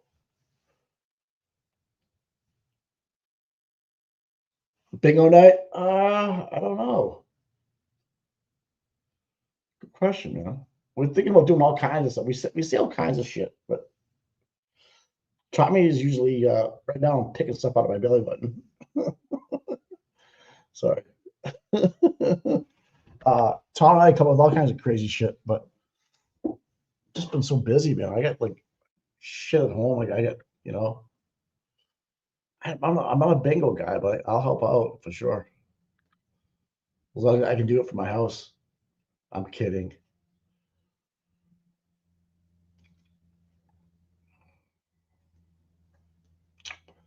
Yeah, let's keep raising money, man. So by not calling Proctor, but calling his 4 friends, that's the way you get the Texas in.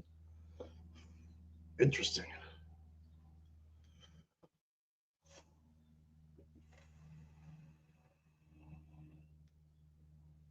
Yeah, yeah. So like, yeah, I think farts are funny. Like there's people I watch in YouTube that guy goes in with a fake fart thing and he'll stand and just look at people and he has it in his pocket and he'll pretend like it's a fart and just stare at people.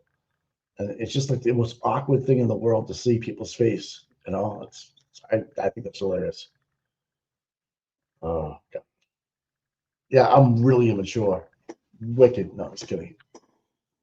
Oh, here comes Tom. He's in the car.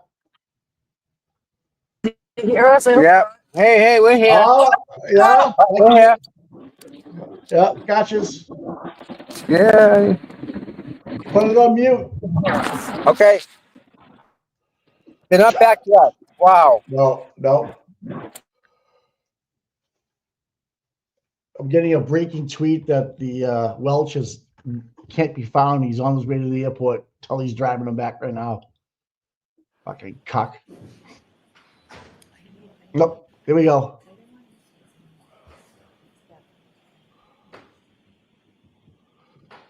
Oh, Auntie Bev sidebar, you're fucking great.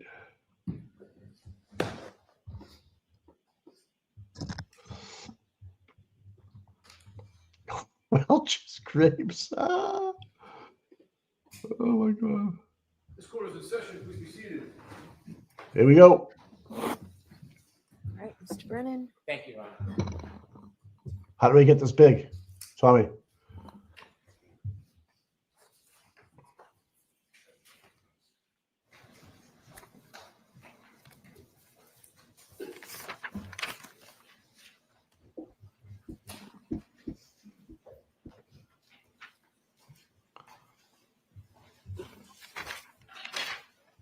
Maybe Shelby can fix it.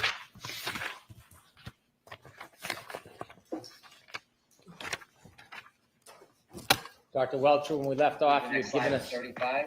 No, it's actually Your opinion on this slide. showing Can we 25. proceed to slide 35, please? Slide 35.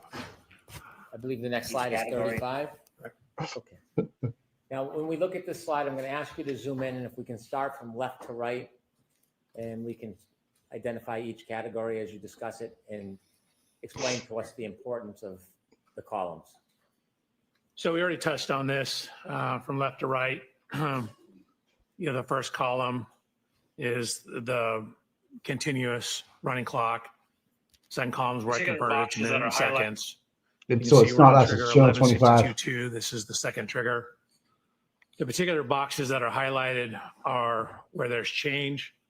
Here we go. And then I already discussed this a little bit, but where the wheel's slipping, you can see you have high acceleration pedal application, increase in the RPMs. But when you look at the effects on the vehicle, you can see that it's accelerating less. So that's indicative of slippage of the wheels. And then I simply show at the bottom the math I use to derive all that. So again, we touched on most of this. It's the same slide you saw before, just to show how corrected for the speed. If you could zoom in for a second, I want to ask you a question about the RPM column. RPM column, go ahead. If you could zoom in. Oops. You see in the last line, the last piece of data captured, the RPMs changed from 3,200 to 3,300. Correct. And the accelerator is fair to say, is that depressed? What's the way you characterize that? Sustained. How would you characterize 74? What does that mean? I mean, it's 3/4 of full throttle. It's 74% of full throttle. If above it's 74.5, it drops to 73.5 and then back to 74. Why is the RPM higher than above? So there's, again, this data is referred to as being asynchronous. You're reporting it at particular times, but the computer's scanning the network for the data. So it's not all on exactly the same time step. Not only that, but there's frequently, oh, sorry. What the fuck? Yeah, Sorry. dude, you suck. There frequently is a delay from when you step on the accelerator pedal to when that translates to increased RPM at the engine. It takes a little time to build it up or take it down. Okay, thank No, you. sir. You're welcome. You also So understand similar to more. what we did on the first one, basically what we did is we took all the text stream data that we had, which includes the shifting, the forward, the reverse, and the steering. Again, there was a tiny bit of leftward steer, and put that into a simulation program where we're simulating what the Lexus will do. So we've taken into account the mechanical characteristics, the steering response of the Lexus. So this is to show what it represents on the left-hand side. So each one of these little hash marks, a different color, represents 10 feet. The red lines show the extent of motion. Remember what I said, it initially pulled forward, then backed up, past its initial spot, and then went backwards further distance.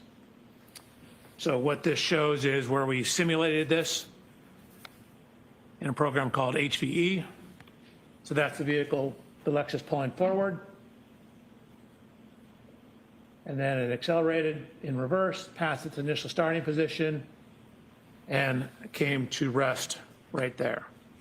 Doctor, when you say it came to rest there, do you I'm have sorry. data that the defendant's Lexus stopped there? No, it did not come to rest. That I misspoke. That's where the text stream data ends. As you can see here, it's still going.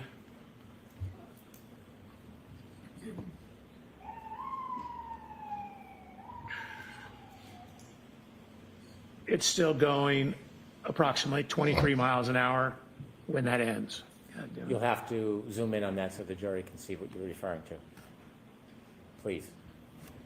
So again, as I mentioned, the text stream's taking a window of data. It doesn't take anything outside the window.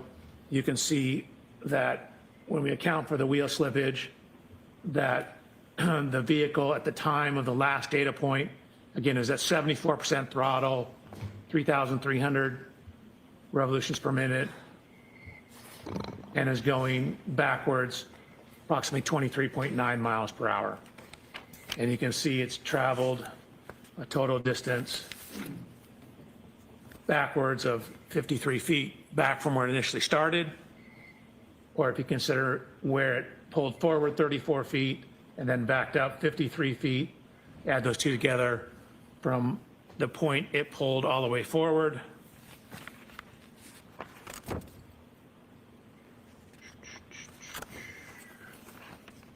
So this is 10, 20, 35 forward.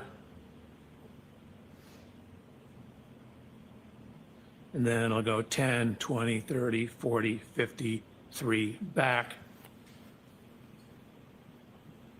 for a total of 87 feet. So from the maximum point I pulled forward to where it backed 87 up, feet. Okay. again, that was 87 feet. No, all right.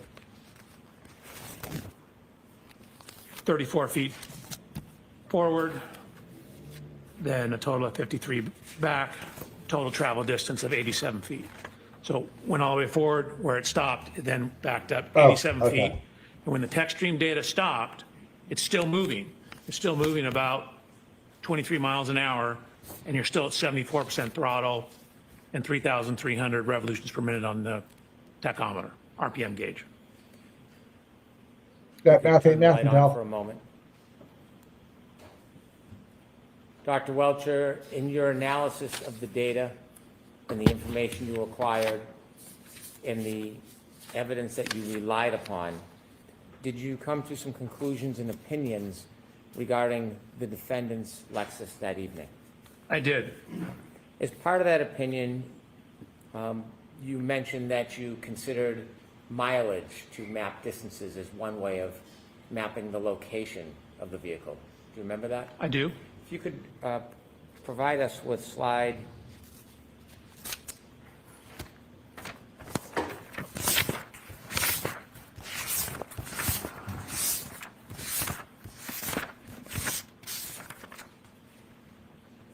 I believe it's slide 25.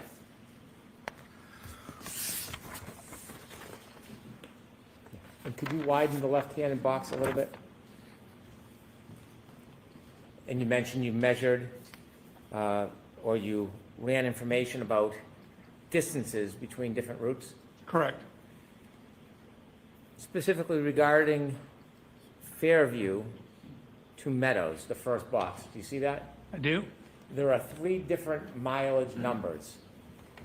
Yes. And then there's streets to the left. Can you explain what's set out in that box? Sure, that's basically 3 different routes you can go. Sherman Street, Pleasant Street, Washington, and Sherman Street.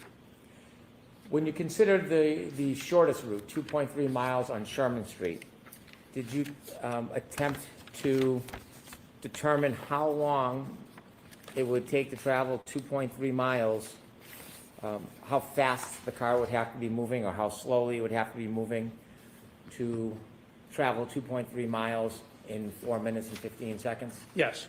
And what did you determine? So to go 2.3 miles in 4 minutes and 15 seconds, you would need an average speed of 32.47 miles an hour.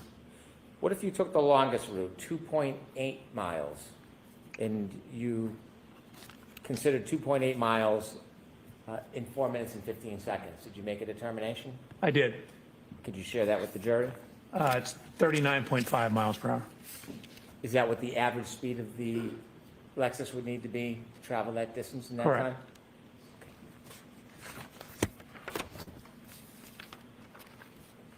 Now, turning to your study of these tech stream events, do you have an opinion, to a reasonable degree of engineering certainty, how many triggering events occurred?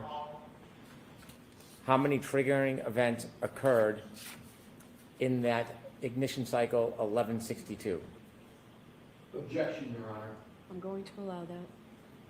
In 1162, the tech stream recorded 2 triggering events.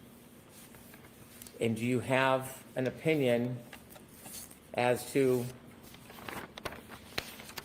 the type of triggering event, the type of movement of the defendant's Lexus in those 2 triggering events? I do. Regarding the first triggering event, 1162-1, do you have an opinion, to a reasonable degree of engineering certainty, what type of event the first triggering event was. Objection, Your Honor. I'm going to allow that. The actual trigger was excessive rearward acceleration. The event was during the course of a 3-point turn. And do you have an opinion to a reasonable degree of engineering certainty, the time between triggering event 1 and triggering event 2 in that cycle 1162? Yes. And could you share with the jury your opinion to a reasonable degree of engineering certainty, the time between those two triggering events? Approximately 8 minutes and 5 seconds. And do you have an opinion to a reasonable degree of engineering certainty as to the type and triggering event of the second event, 1162-2? I do. And could you share with the jury your opinion to a reasonable degree of engineering certainty, the type of event to that second triggering event? Objection, Your Honor. I'm going to allow it. It's, again, the trigger event itself was a transition into reverse and then high throttle application. It's a forward motion followed by a lengthy high-speed rear impact or rear motion. Your Honor, I'm going to move to strike that portion of the answer. Yes, I'm not going to highlight it. I So appreciate it. get the answer again. Would you like me to ask the question again, Your Honor? Yes, Mr. Lessie, yes, right. I'll strike the previous answer. Go ahead and ask the question again. Okay. Do you have an opinion to a reasonable degree of engineering certainty as to the nature of the second triggering event, 1162-2? Just for the record, Your Honor. Yep. Yes. Could you share your opinion with the jury? The triggering event was high throttle opening in a transition to reverse. It's a forward motion followed by a higher speed rear motion. And at the end of the trigger event, you're still at 74% throttle. Do you have an opinion to a reasonable degree of engineering certainty, the entire distance captured in that 10-second window during the back maneuver or 1162-2? Do I have an opinion about it? Do you have an opinion to a reasonable degree of engineering certainty about Yes. the entire distance that is captured in that 10-second window of the second triggering event, 1162-2? So it obviously only captures what's going on during the trigger. It doesn't capture before or after the trigger. Understood. Do you have an opinion as to just what is captured as far as the distance? Yes, And what is your opinion? that it's 87 feet. So again, the initial forward motion is 34 feet, followed by it backing, crossing the initial point, and then backing up an additional 53 feet. And finally, regarding this part Thank of your God. analysis, do you have an opinion to a Jesus reasonable degree of fucking engineering Christ. certainty as to whether the defendant's Lexus was decelerating, accelerating, or remaining the same at the end of that data captured at the triggering event 1162-2? It was accelerating at 74% throttle. Thank you. That's it. In addition to your Damn. analysis of the text stream data, one final question. Do you have an opinion to a reasonable degree of engineering certainty the relative time this backing maneuver occurred with the defendant's Lexus that you just spoke about? Yes. And could you share with the jury your opinion to a reasonable degree of engineering certainty? Sure, it matches the window of the cell phone data for Mr. O'Keefe that puts it in front of 34 Fairview. So the backing event occurred somewhere between 12:32:04 and 12:32:12. So I now want to turn to a different part of your study of this case. Okay. At some point, did you try to determine whether there was an intervening event that could have caused damage to the defendant's right rear taillight separate from a collision at Fairview? I did. Objection, Your Honor. So just Sidebar. move the questions to Brennan. Okay.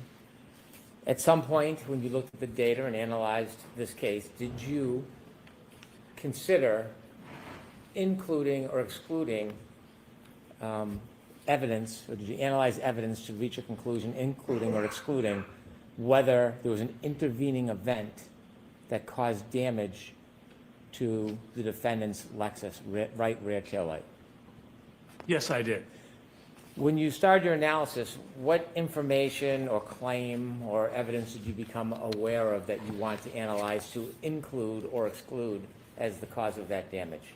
Sure. So my approach to this case is three prongs. I'm looking at the downloads, the technical information. I'm looking at this backing incident, and then I'm looking at Mr. O'Keefe's injuries and how they relate to the event. I need to find a new job. So the second prong, which is looking at this data. So I had a Ring doorbell video showing Miss Reed backing the Lexus out of Mr. O'Keefe's residence at approximately 5 o'clock in the morning. And so we wanted to look at the backing activity and whether that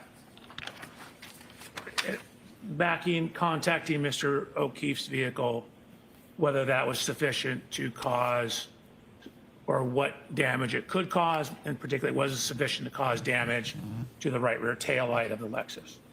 When you were asked to engage in the study, were you ever asked to reach a certain conclusion? No. Yes. Was there ever Yes, any you were. influence Don't other you than the fucking data and lie. facts on your analysis? There's never been any influence. The influence, again, it's whatever the data shows. When you It's called a engaged check. in whatever studies you undertook that you'll explain to the jury, were you given any direction or limitations on what you could or should do? No. Yes. When you received the information, did you understand, regardless of the result, it would be provided to everybody? I guess generally, yes. I mean, I go through the data, I give you the results, you do with them whatever you see fit. And in this Whatever case, you see when fit. you decided to engage in that study, had you had an opportunity to review the Ring video footage from Mr. O'Keefe's home on the morning of January 29th, 2022? Yes. Tell us how you went through your study, how you began, and the steps you took, please. Sure. Probably best on the slides. So one of the things we first did was to get an exemplar Lexus. What does exemplar mean? It just means I got the same exact year, make, and model vehicle as Miss Reed. So Miss Reed's vehicle is on the left-hand side, taken during my inspection. And then I found this exact same year, make, model, manufactured at the same plant, everything Lexus in Texas. So even though it looks like a European plate, it's a Texas plate. Purchased the vehicle, had it shipped out to California. So I verified that the Lexus is in fact the one I got, the same exact one as Miss Reed's. These are all the standard equipment. Miss Reed's is on the left. My exemplar is on the right. It says Reed Lexus TIS, that's Toyota Information Services, or Toyota Information System. So I ran it through TIS, which is the umbrella program under which TechStream runs. I also ran it through My Lexus, which is the Lexus website, and then started about doing what's referred to as a photogrammetric analysis of the video. Can you explain to us what a photogrammetric, help me with the word, photogrammetry? Photogrammatic. We're doing photogrammetry is a photogrammetric analysis. What does that mean? It's just a big fancy word to saying you're looking at data in photographs, and what we're trying to do is take two-dimensional images, say you get from video or photographs, and knowing some information about the photographs and some of the dimensions of things in the image, get or convert it to a three-dimensional space. In other words, be able to get exact three-dimensional measurements out of that two-dimensional image. So I had the video, just to show the provided video that I was given.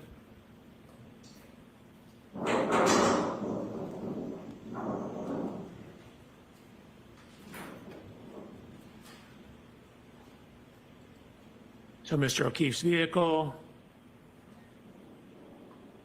I don't know if you noticed, but there actually is contact between the vehicles.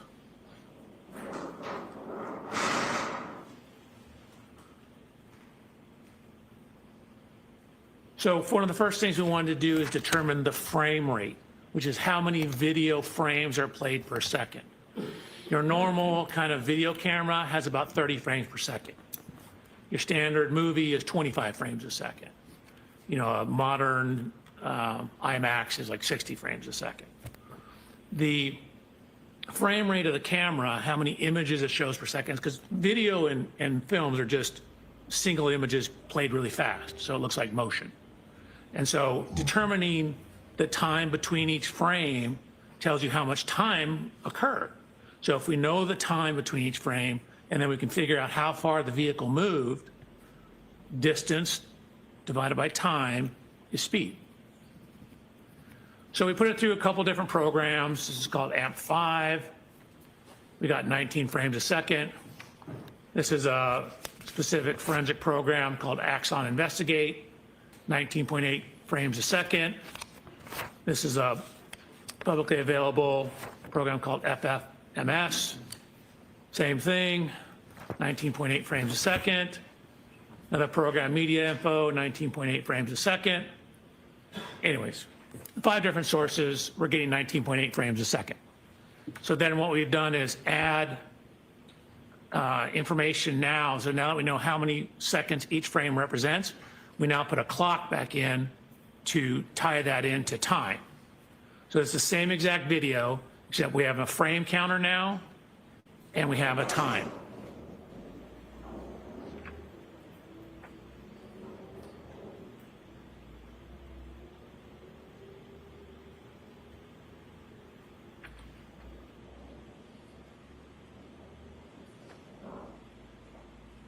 So we have some information now on the time between each frame.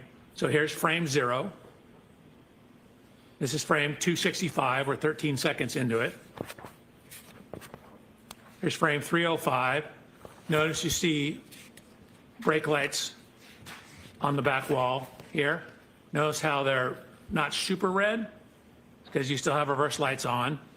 Now they all go off. So the Lexus brake lights have been turned off at frame 353. 356. Lexus brake lights begin to come on. 357, they're back on. Lexus comes to a complete stop at frame 369.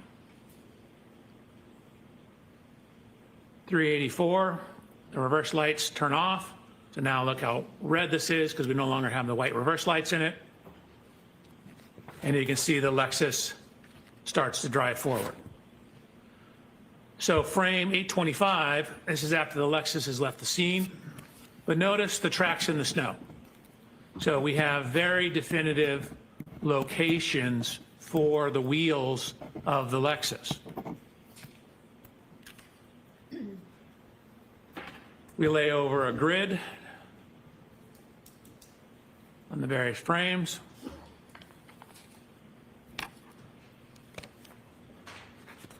So we then took the images and did what's called clarification, which is where you overlay images from multiple versions or multiple views of the same vehicle, and it helps sharpen the image, but it slightly dulls the color. So you get a little cleaner, crisper image. So here's Mr. O'Keefe's vehicle before clarification, after clarification. Excuse me, Your Honor, pardon my interruption. Can you get numbers of the slides as you're toggling back and forth? Sure. Absolutely. Okay, I'll make an effort. So slide 76. You're welcome. Going to slide 77. We're going to focus in on this area here. So what we will actually show is where the snow was displaced in these 2 spots, spots right across from here and right across from here. If you could focus your attention on those. Slide 77. So slide 78. To bring us all together, we went out to Mr. O'Keefe's residence and took a scan, a laser scan. So you see the laser scanner over here. Laser scanner is right here. Fence hasn't changed position. The camera's changed slight position. We can account for that. So here's the subject video. We have the correct resolution. There's a new camera. It's going slightly faster frame rate. That just means we have different times between frames on the new camera, but we're simply using it for calibration to the old camera. It's the same container for the MP4, and it's using the same video codec. A video codec is how the computer encodes the video. Slide number, please. Oh, yes, thank you, Your Honor. Slide 79. Slide 79, part 2. So really, we care most about is the resolution. So slide 80, you can see these are what are called control points. So from the laser scan, we locate these various points. So the 3D scanner knows the exact position of all these points on slide 80 in the image. And so what we can do is use this information in conjunction with the video to create a scaled version of the video. So when we have three-dimensional images or three-dimensional measurements, we can then use that to give us some three-dimensional information from our 2D video. So there's the points on slide 81. Slide 82, excuse me, slide 81, second part, we're basically just fading in. So what you see now, if I go back to the beginning of slide 81, this is the picture from the video camera. And then what you see here is, which is barely any difference, and that's because what we've done is we've now overlaid the points from the laser scan.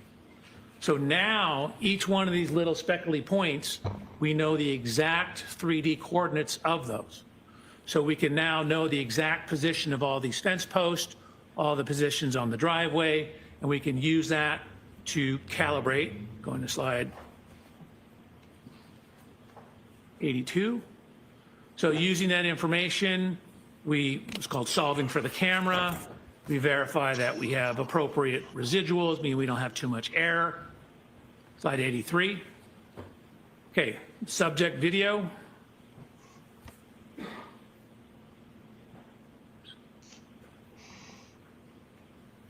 Then this is the subject video with the control points overlaid on it.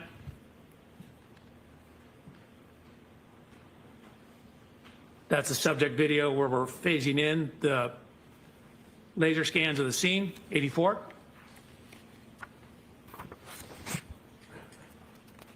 So this is both on slide 84. I'm just toggling between the point cloud and the video. And what I'm trying to illustrate is how well we were able to overlay the point cloud onto the video data. So for example, if you say watch one of these fence post points up here while I toggle between the video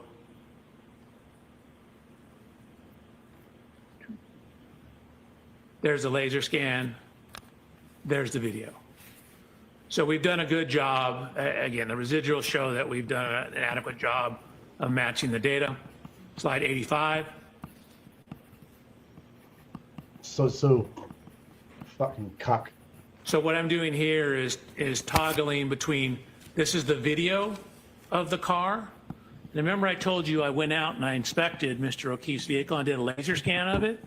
So we're now taking that laser scan of the video, or excuse me, of the vehicle, and overlaying it onto the car in the video.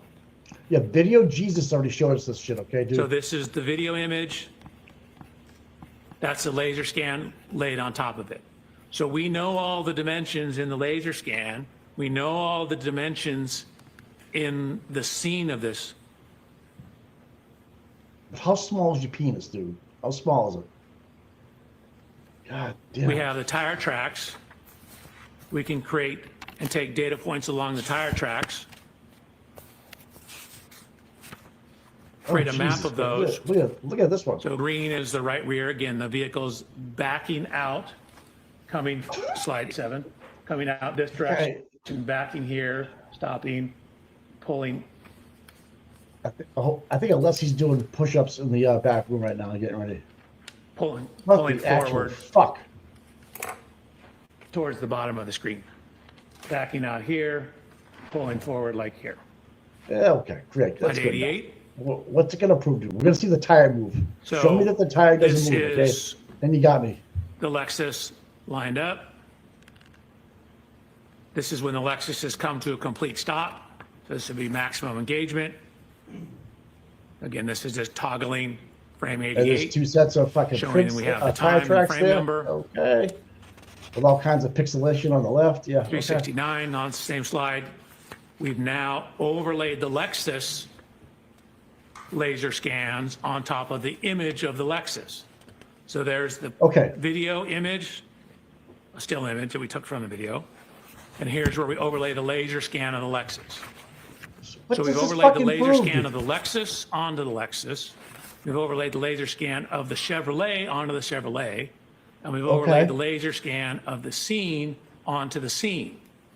So now what that allows us to do, we now know the position of everything in there. And we've also Good. tracked the position of the tire tracks.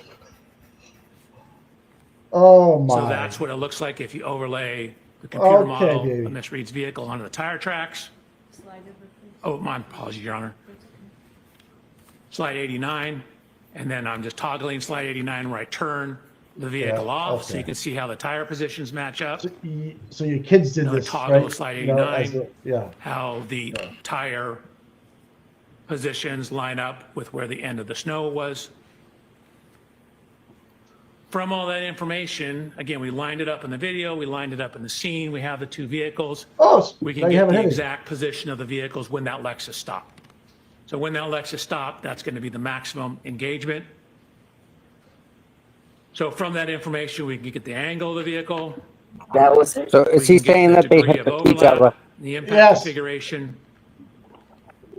Impact And it's hard to see configuration. because of the angles and because these vehicles are not at right angles to each Kind other. of breaks the tail light, doesn't Exact it? contact. Yeah. No, I mentioned, and we're on slide 94 now, Mute, but now we're not. that contact on the rear of the Chevy Traverse. So you can see, we actually, I mean, you can't see.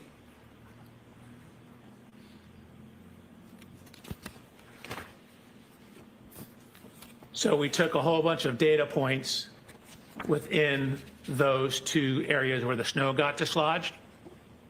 And we're looking at where that is. So if you look at that on the vehicle, so this is where it is on the rear of Mr. O'Keefe's Chevrolet. You can see it's about 25 and a half inches above ground, 32 and a half inches above ground. What is Here's Mr. O'Keefe's vehicle. So these marks are kind of, this is the Chevy Traverse words, are approximately right here. Again, I had the opportunity to inspect Mr. O'Keefe's vehicle. There's no damage where these marks are. Yeah, because they had it fixed. Sure, it knocked the snow off, but it wasn't sufficient to cause damage to his vehicle. We then mapped that data onto Ms. Reed's vehicle to look at where that height is. So you can see the only contact marks are down at the bumper level.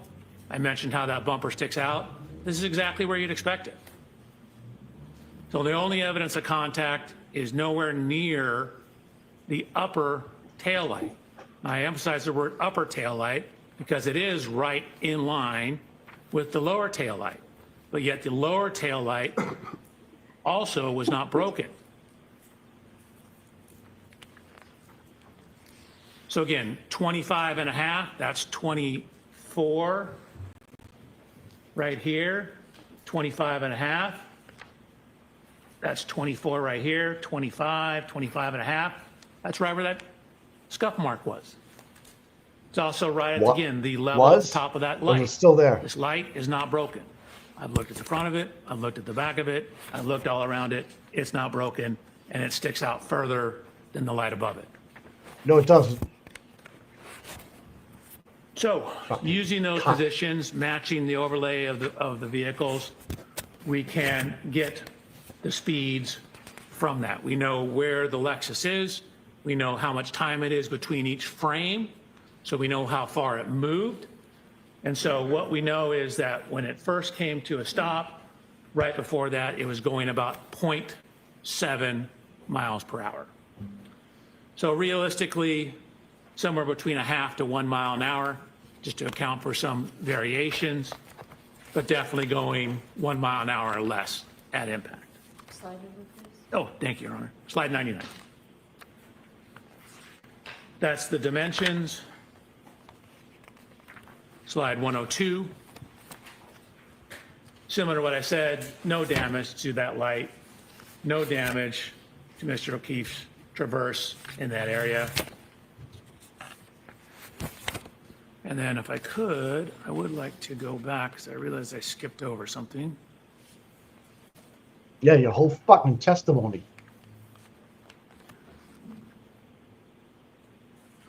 So this is slide 85. So this is Mr. O'Keefe's vehicle before contact.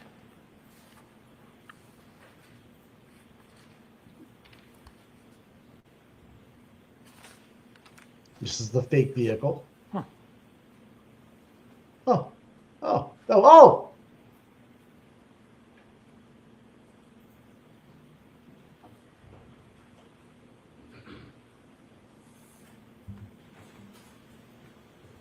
Uh-oh. That check's not going to clear, dude.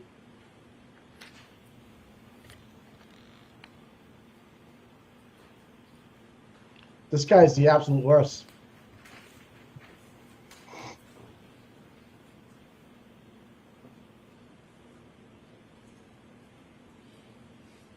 I don't know what happened this time.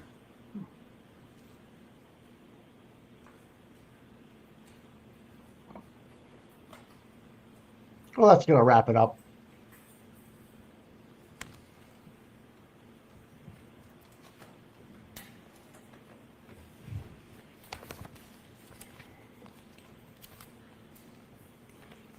The slide shows that there was snow here, now there's no snow there. Dr. Oh, Walter, did thank you for look that. On the driveway after the touching between the two cars to see if you could see anything on the snow at the back of Mr. O'Keefe's vehicle? What?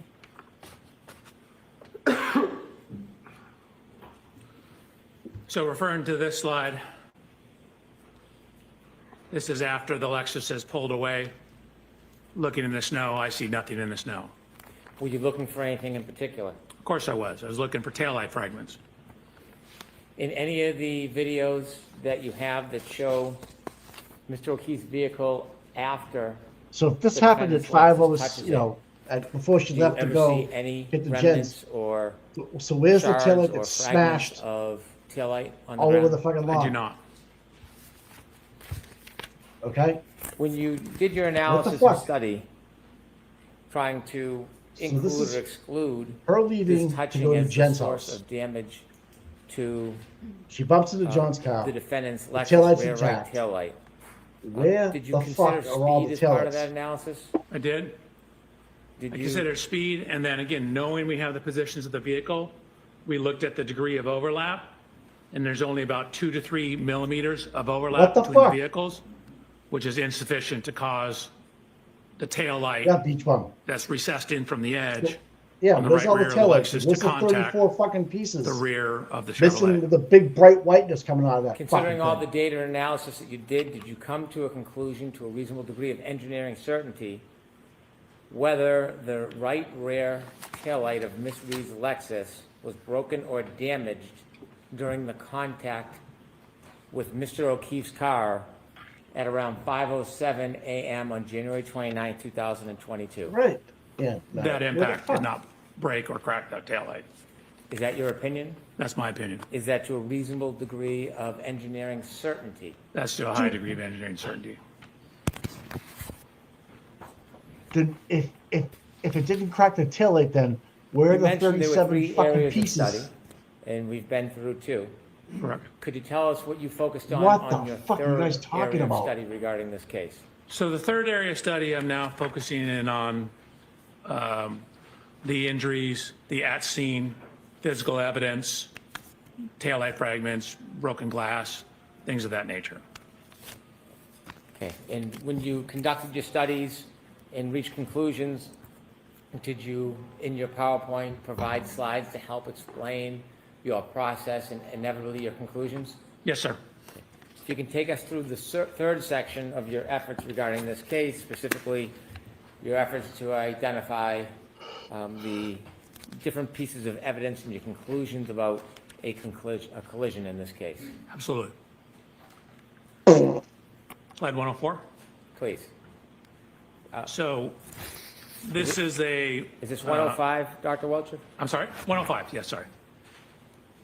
Slide 105. This is a picture of Mr. O'Keefe's right arm, forearm, hand, and wrist.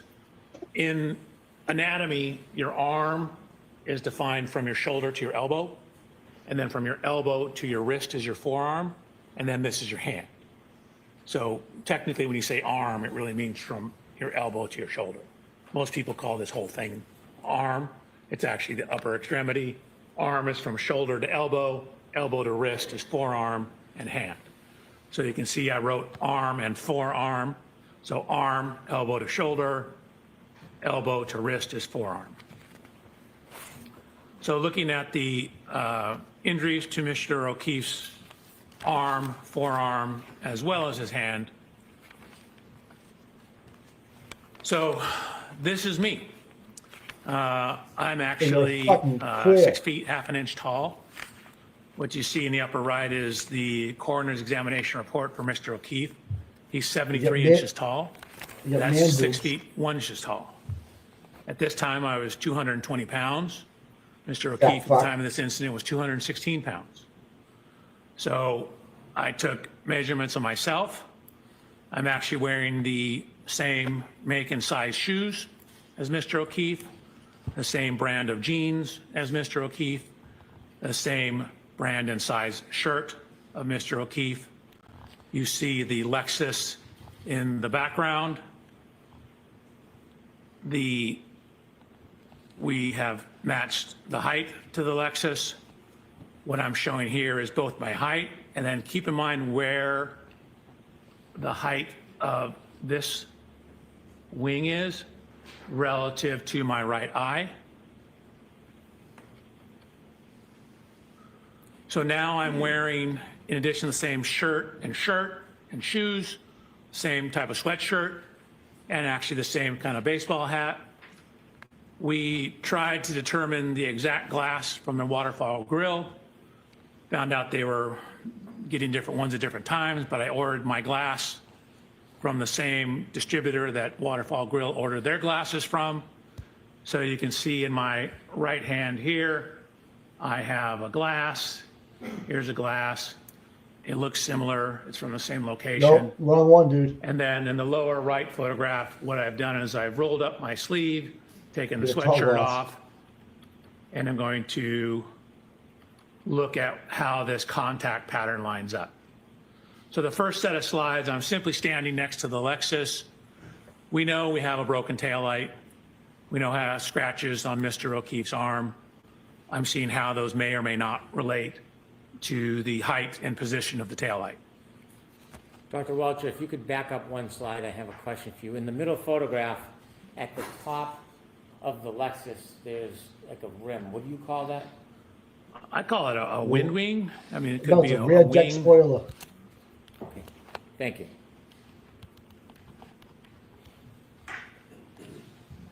Air dam would be another.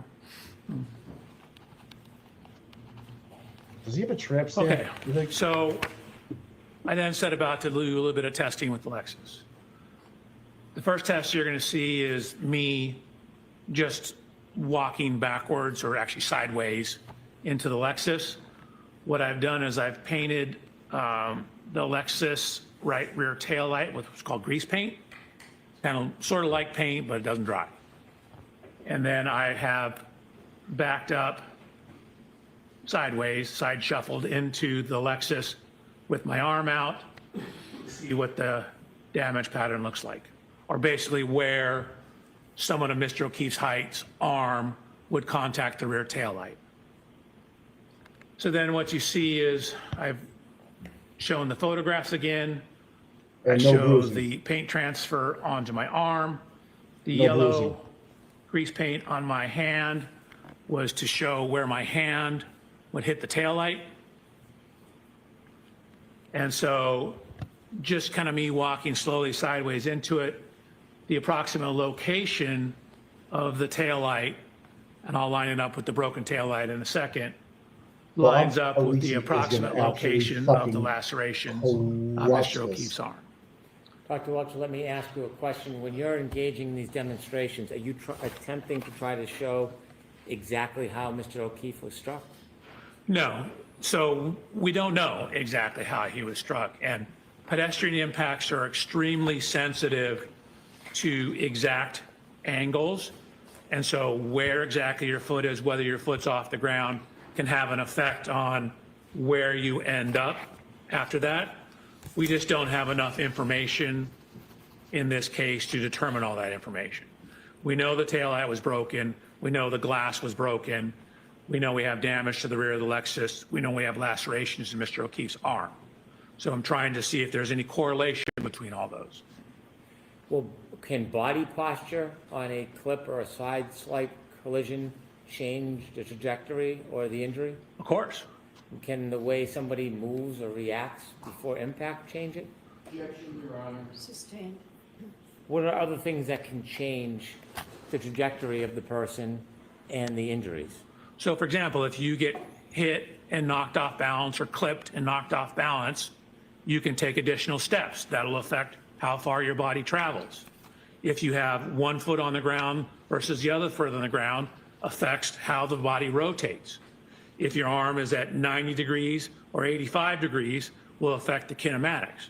We attempted to model different possibilities, and we're getting results that were all over the map. Small changes in the pedestrian position give you huge change in the output. And so from the tech stream data, we don't know exactly when in the tech stream data he was hit. So we don't even know the exact impact speed. In most pedestrian reconstructions, you typically have a point where the impact occurred, like where the person was, like in the crosswalk, for example, and they get hit and their tire leaves a rubber scruff.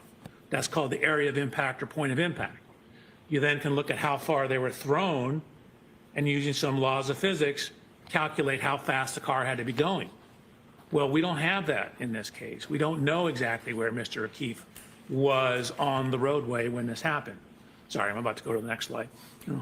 Without having an exact point of impact or an exact speed or an exact body position, are you able to specifically replicate the actual collision in the way Mr. O'Keefe's body would move?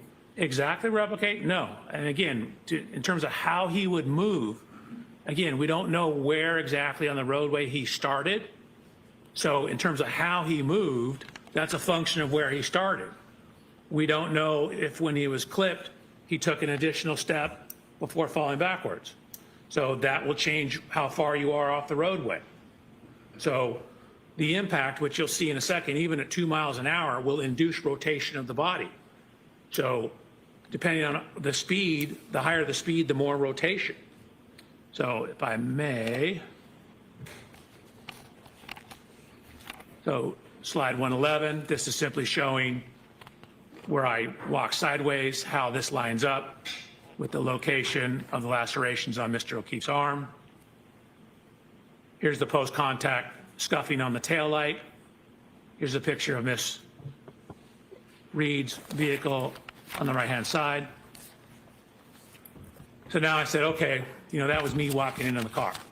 Let's have the car drive into me. I did this at very low speeds. And you'll see, and we'll throw this from 2 different angles. That's me showing I'm doing test 2.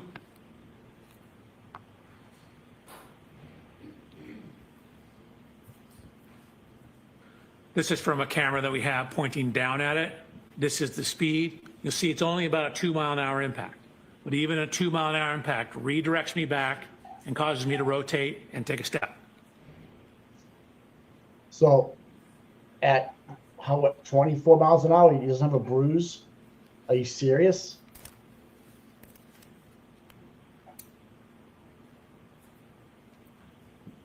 Oh my God, this guy is a ass clown.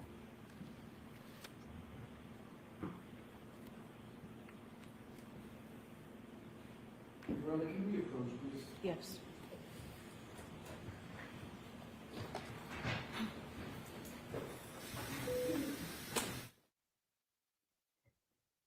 I don't know about you guys, but this is horrible.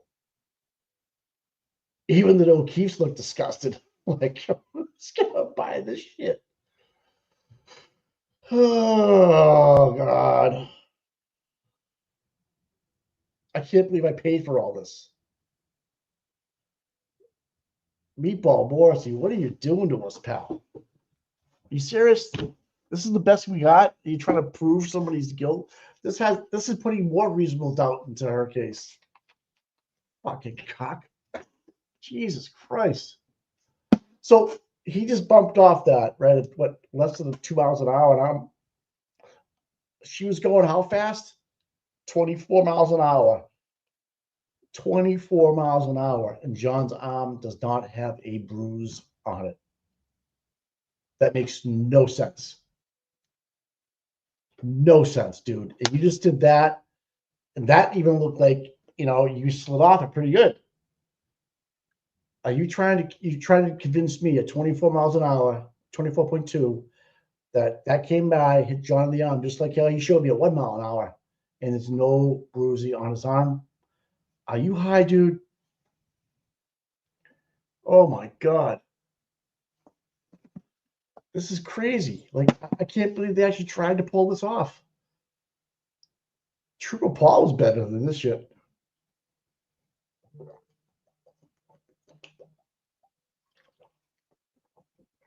This is crazy. Like, legit. So 24 miles an hour. He's not going to bruise? He's not going to bruise. Okay. Okay.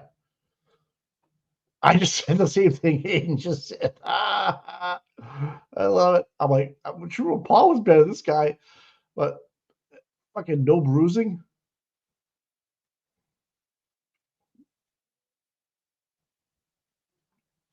This guy's fucking grease paint. Yeah, you know what you're going. You got grease paint everywhere, pal. Fucking cock. Oh my God, dude. I'm the same height as John. Well, actually, I'm only 6 foot. Well, John was 6'2", dude. 2 inches make a big difference in this thing. And your glass was wrong. Did he have a tall bar of glass, guys? All right. I don't know. This is the best that they could find. This is the best they could find to go and represent this. Ah, fuck. Oh, God, man.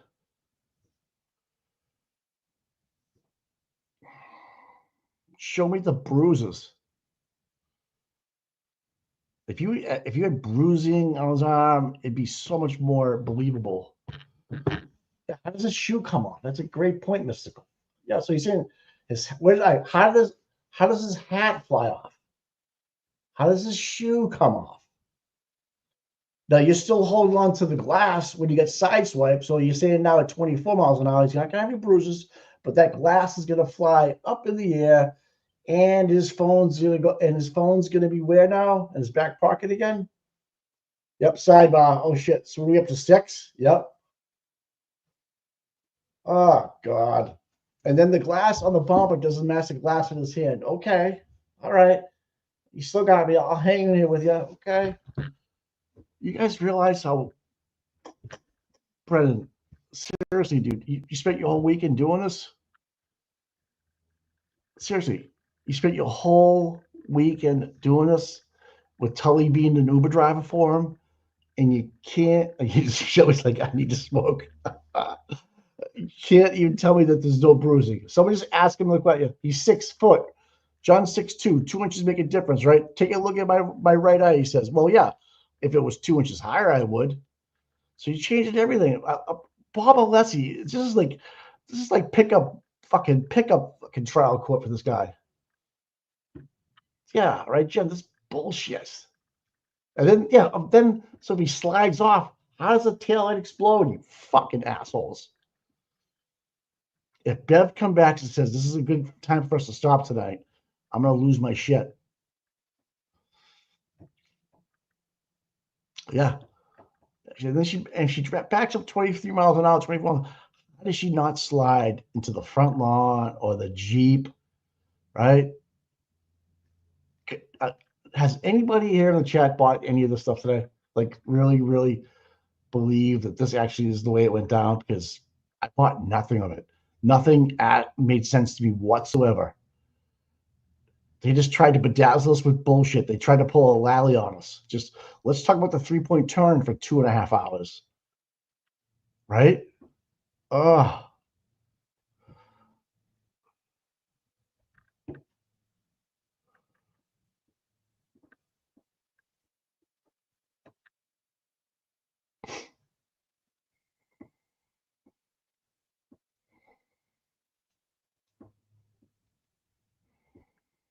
It's fucking nuts, man. Oh, hit the head.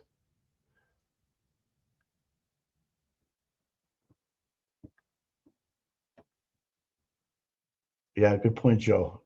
Yeah, what was the actual speed that made the taillight shatter? Okay. And what was the taillight looking like at John's house when she left at 5 o'clock in the morning? You cuck.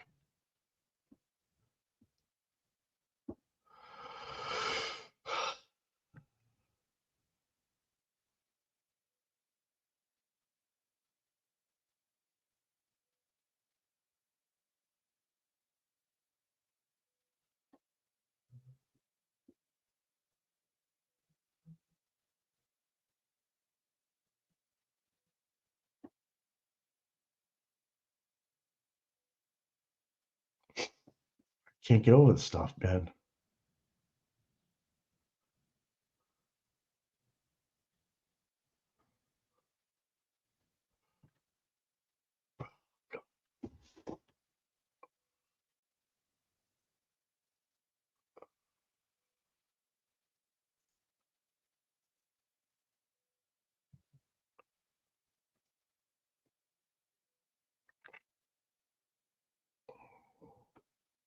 I don't know. I can't believe that they're actually presenting something like this, like trying to actually pass it off as real like testimony.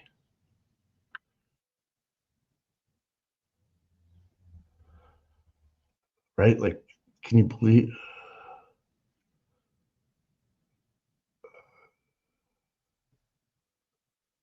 Can you believe they actually submitted this stuff? Tell me we got the four dudes in that are friends with Proctor.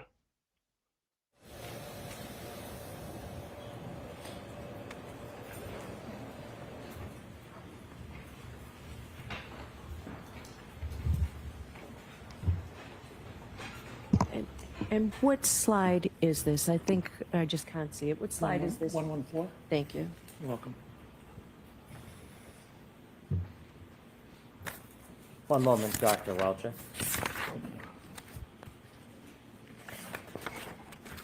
When you were showing us this video, you walked to the side of the passenger side of the car, didn't you? I did. And why did you do that? I was discussing with them what to do. You were discussing with who what to do? The driver. In no way were you trying to imitate or give a demonstration of what you believed Mr. O'Keefe's movements to be? Oh, no. This speed's just 2 miles an hour. I was having a discussion with the driver about what we needed to do to conduct the test.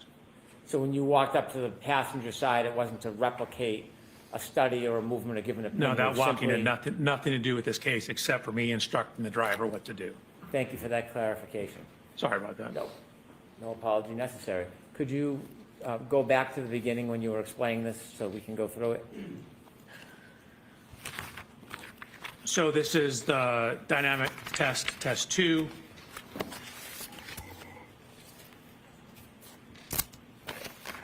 So again, this is the view from behind.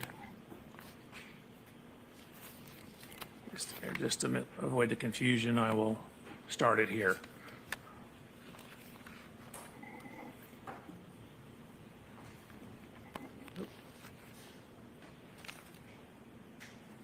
What speed is the car traveling?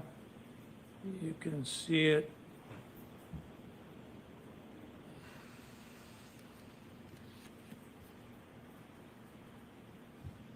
About 2 miles an hour.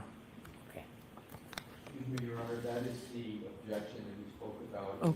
Oh, okay. All right, so that's noted, Mr. Lassie.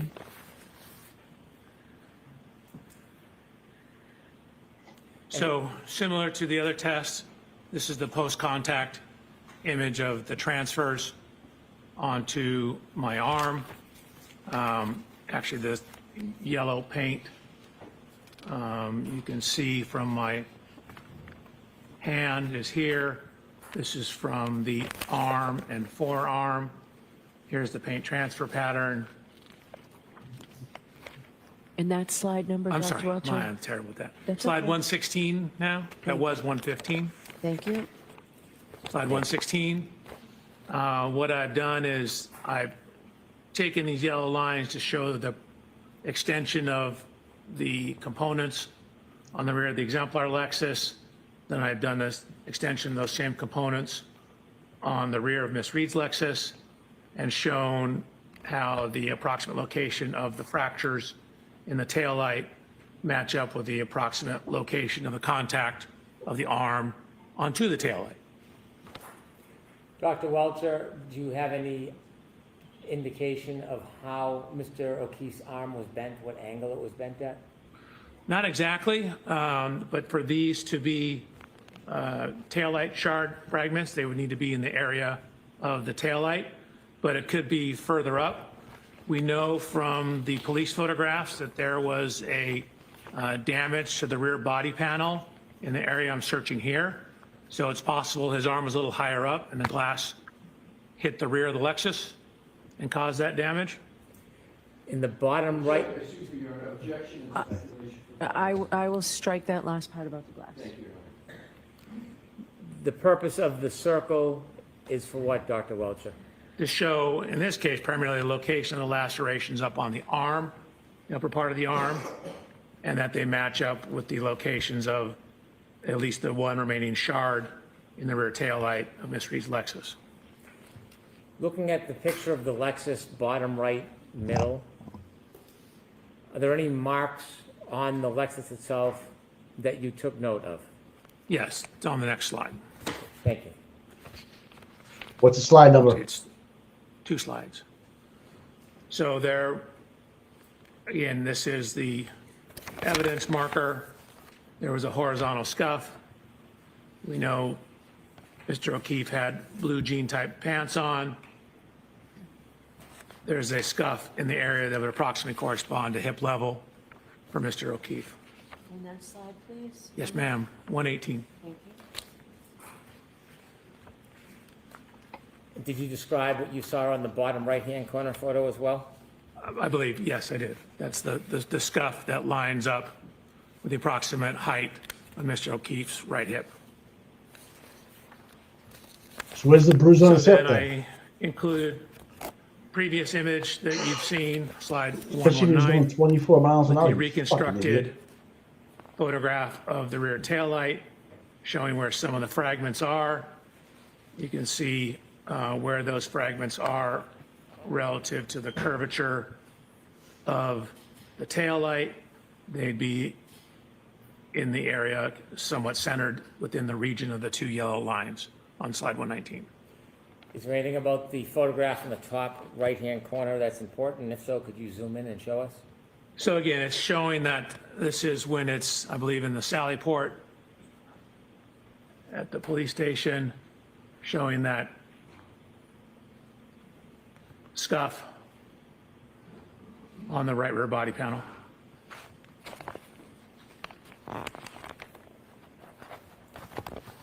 Did you see any similar scuffs in the middle back of the car? Objection, Your Honor.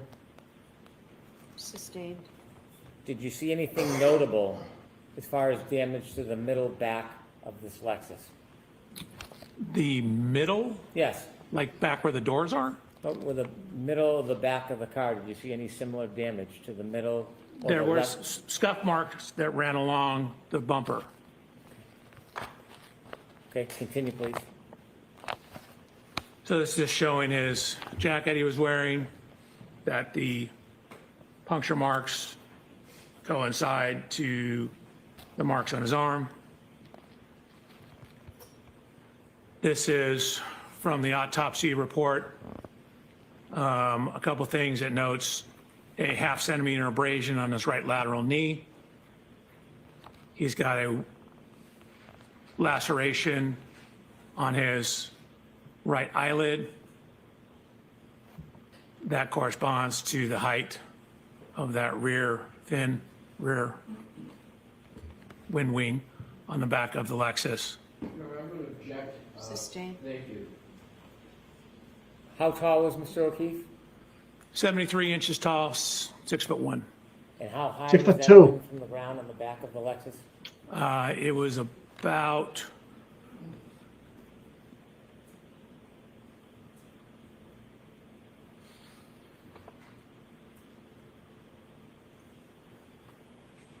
it's about 5 feet 11 inches, maybe 5 feet 10 and a half.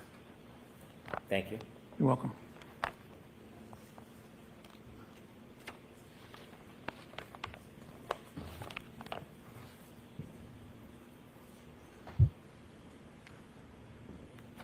Did you notice anything about Mr. O'Keefe's right knee?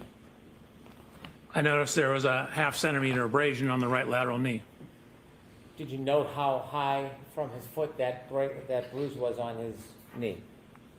We don't know the exact length of his knee. The abrasion appears to be right here at knee level. If you go back and look at where my knee is, that would be at the approximate level of the bumper. And could you focus in on the bumper to show it relative to the height of your knee? Sure. Oops.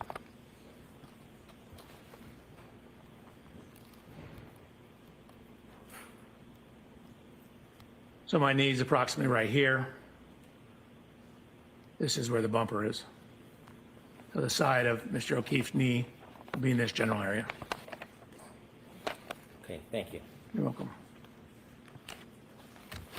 Sir, do you have an opinion to a reasonable degree of engineering certainty about the lacerations on Mr. O'Keefe's right arm and forearm regarding its orientation relative to the broken taillight on the defendant's Lexus? Yes. Your Honor, may I read my report, my opinion? Okay. The location and orientation of the laceration on John O'Keefe's right forearm and arm are consistent with the geometry and orientation of the right taillight of the Reed 2021 Lexus LX 570.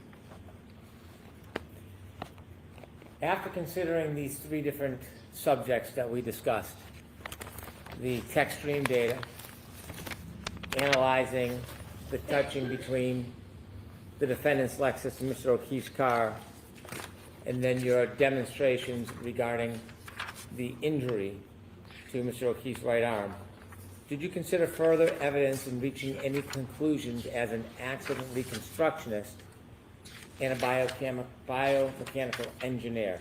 Yes, I did. Could you turn us to slide 124, please?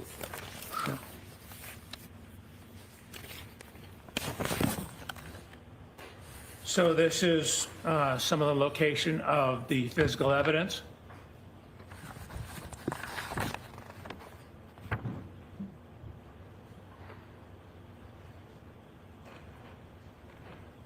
Red plastic, clear plastic. There, his point of rest was indicated to be 7 feet off the roadway. There was a sneaker that was found near the curb.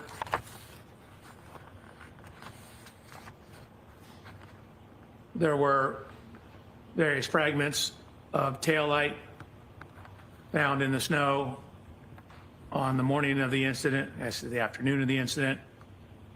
Could you zoom in on those photos so that we can see the dates? The date? Yes. Oh, sure. So January 29th at 5:46 p.m. This one's at 5:52.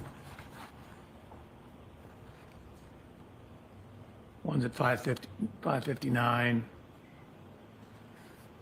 This one down here is at 5:46. 5:59. So there were various fragments of the taillight that were ultimately pieced back together and determined to be from Miss Reed's right rear taillight. Additional evidence was found. This is taken on the afternoon of the accident, again, around 5:50 p.m. Could you zoom in, please, for us? Sure. So what you see here was later identified as Mr. O'Keefe's right shoe. And this slide number, Dr. Welcher? Yes, ma'am, 127. And could you show us the time and date, please? January 29th at 5:50 p.m. Yeah, who put that in there, dude? Did you put that in there? So a series of photographs. Again, you can see on the right-hand photograph that this is the roadway, this is the curb. The grass will be up towards the top of the right image on slide 127. The shoe is found, up against, in the roadway, up against the edge of the curb. Where's the metadata? Baseball hat. Again, acquired a same baseball hat. Baseball hat was also found in the snow. You can see. I want you, before you move ahead, the baseball hat, could you give us a close-up view and also the date and time? So that's where it's buried in the snow. These were taken on February 3rd. I'm not sure what time it was. And the blood was there on February 3rd, too? There was also red liquid identified, I believe they indicated to be blood, in the snow as well. And could you give it? So, I'm going to sustain that objection and strike the last. Yeah, how the fucking blood get there on the second, on the third? Just describe the color of what you saw rather than what it was. There was red coloration in the snow. And could you give us that date if it's different than February 3rd? I thought that was February 3rd as well. Is there a date on the photograph to the left? Nope. Nope.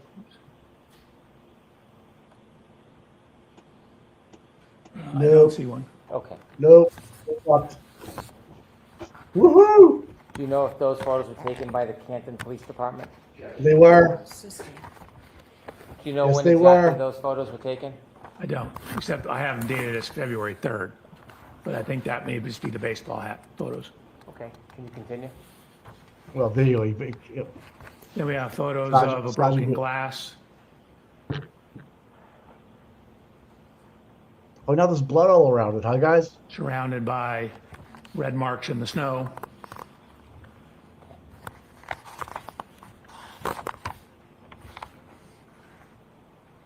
Continue, please. This, by the way, is the flagpole. And that slide number, please, Dr. Yes, ma'am, 129. Thank you. Slide 130. Can you enlarge that and explain to us what that is? Sure. So at the bottom, it indicates where it's from. So this was from a presentation I gave looking at pedestrian injury biomechanics back in 2005. And what it's showing is where what are the most common injuries in pedestrian impacts. So what it shows is head injuries are the most common injury in pedestrian impacts. So on the right-hand side, it's all injuries. You can see of all the individual study, the highest prevalence or highest or most common injury was head injuries. In those that sustained severe life-threatening injuries, again, the highest was also head injuries. So head injuries are very commonly associated with pedestrian impacts. This is anatomical drawings just to help you understand the anatomy. The middle section here is from Mr. O'Keefe's autopsy report. The lower right diagram, the green line represents the fracture lines, predominantly here, at least in the base of the skull. So in the biomechanical and forensics just means the legal related scientific industry, there's something called hat brim line or hat line analysis. And what it is it's looking at where the hat line you can imagine is where the brim of a hat would be. And what it is, it's literature that's looking at where head injuries from falls commonly occur. I'll strike, I'm going to strike. I'm going to strike. Yes, yes. Thank you, Your Honor. So that was slide 131. No, that was 132. I moved it, as you said, to take it off the screen. Your Honor, one more request is to agree to not take that into consideration. So jurors, when I strike something, that means don't pay any attention to it. Thank you, Your Honor. Continue, Dr. Welcher. So, Your Honor, I need to go past that slide. Okay, go ahead, go past it. Who's the attorney? This is the next slide.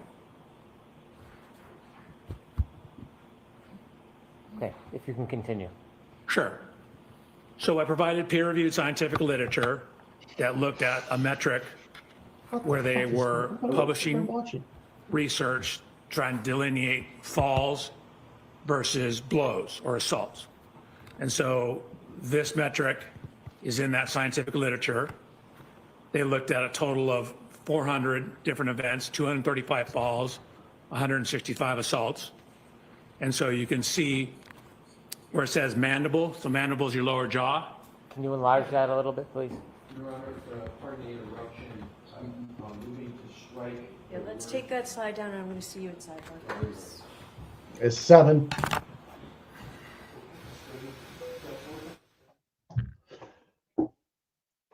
This is fucking crazy.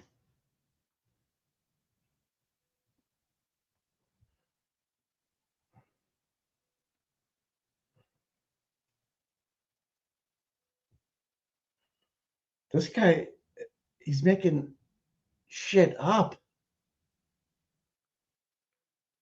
Oh my God. He's not, yeah, and that blood picture, whoa. See how fresh that blood was? Like it wasn't even like diluted into the fucking snow yet. Whoa, yeah. Why is he so, why is the blood so red? Oh man, 600,000. Wow. Imagine. Well, I mean, you gotta write that check if you want me to bend the science. It's gonna cost you.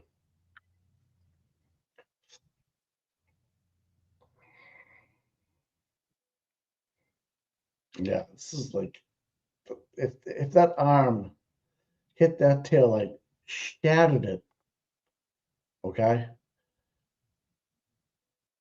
it would bruise,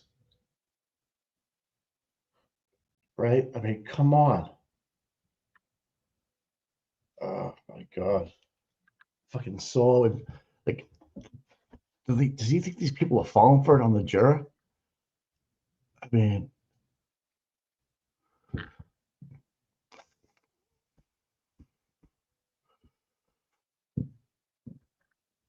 Flip ahead. If you told me this, to make up the craziest testing Justin Wilson could have come up with as to how the injuries happened, painting his arm wouldn't have been on the list. Did you even do any testing on the taillight and the force needed to explode it? I'm gonna say no, Joe. I'm just gonna go ahead and answer that one for you, pal. Oh my God. Jesus Christ. So how does this taillight explode, right? This is crazy. Again, another witness for the prosecution turned into a defense for Karen Read. Enough. No DNA, no blood, no tissue, no evidence found of contact on the plastic shards. That's right. That's right.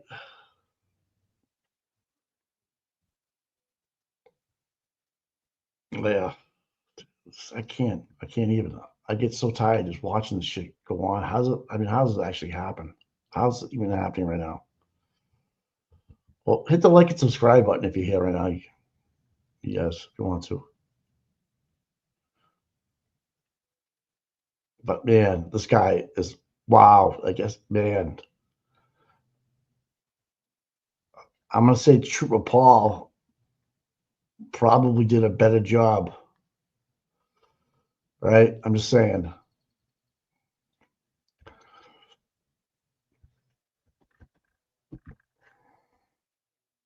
Not gonna lie. Mr. Alessi, Mr. Brennan is going to do this in open court. Just talk to Dr. Welcher for a minute, Yes. okay? Is there any objection? I have no objection. Are we on the transcript or not? Yes, right? Okay, wait a minute.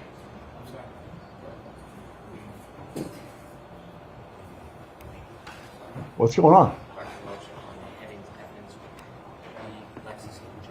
Yes. Absolutely. No talking, court still in session. We're going to remove the heading on each one of the slides. I don't want to repeat what it says, but on each one of them right up to the across. Thank you. And now, that's all I'll say. And I'm going to now use the 10 minutes to see if there's anything else in the report. Where's Spanky? I think they have like a secret So love it starts love on go page for 124. Is that right, Mr. Brennan and Mr. Alessi? I don't have the whole one in front of me. Do you think your Welcher, firm is will that hire right, me after sir? this, Bob? That appears to be, Your Honor, yes. Because I just ruined my career in Massachusetts.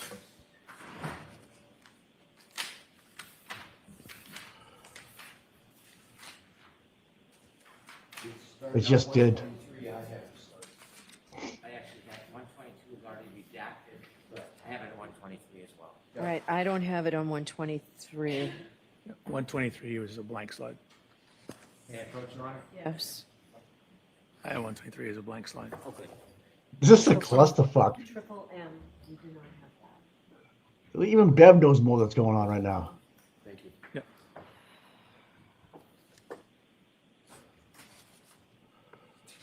Oh my God. 124 through 138, is that accurate, counsel?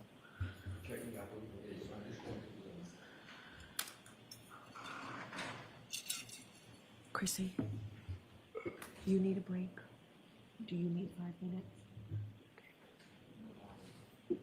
Yes, Your Honor. Okay. So if you could do that for us, Absolutely, Your Honor. Dr. Welcher. I'm doing it we right now. can- We can bring the jurors back. Your Honor, if we could just, now I just want to look at the rest. Okay. 2 minutes, and then- Sure. What is going on here? Oh, okay. Is he done answering? Is Brennan done? This spank. All right, Bob. Give me an ass kicking. Show me how it's done. Fuck. Cock. Yeah, confer with Mr. Brennan at one point.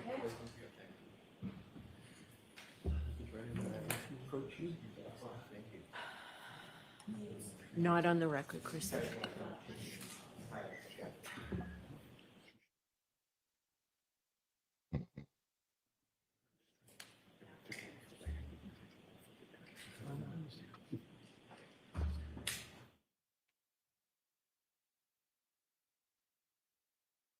Do you say I have no further questions? Oh, unless, I mean, Brennan's actually talking to Lally. How they do?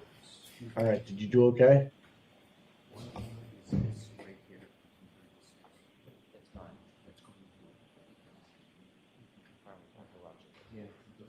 Your Honor, Mr. Brennan, give me permission to confer with Dr. Welcher about. Sure, and it won't be on the record, right? Yes. You want it on the record? Do we need it on the record? No, thank you. Okay. Dr. Welcher, Yes, sir. Please turn to slide 130. He's just giving them. All right. He's preloading with the docs.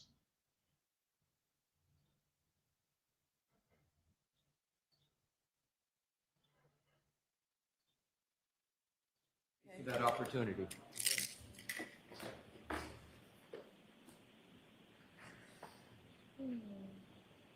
Brennan's down on some Advil right now. Your Honor, you struck one slide. I'm sorry. I didn't strike we struck it subject to going back once the heading's on, right? Correct. There may be, depending upon what's in the video, there may be more. That's why. Right, but the ones, all right, so So I can go back and show them. Yes. I don't want to offend the court. Okay. Right, bring the jurors back in. Let's go. By the time they sit down, this might be a good time to stop. So are we starting on slide 132? 132, Your Honor. Okay, thank you.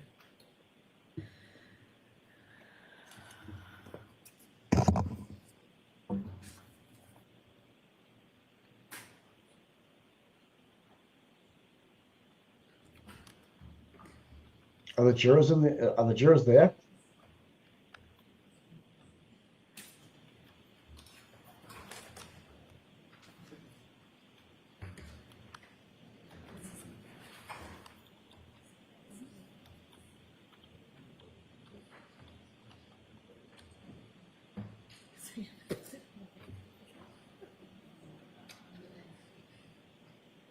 We're at 7 sidebars.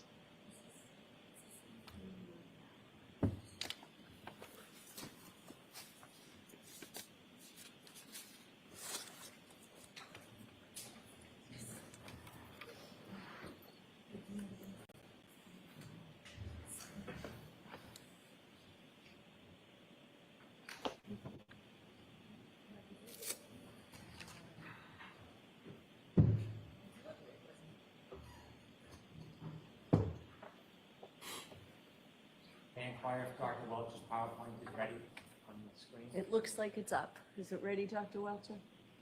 You got me scared when you asked me that. I need to double check. Is it up, Dr. Welcher? Yes, I believe I redacted everything and we are on slide 132. Thank you. And by the way, It appears that way to me, Mr. Lessie, from here. the battery died on this. Okay, thank you. Whoever in charge of. I mean, I brought my own, fortunately, but actually, no, I can't find mine. Yeah, they're fucking Ms. cunts. Gilman has one.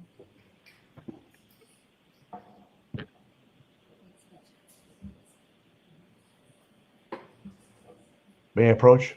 Oh, Didn't ask.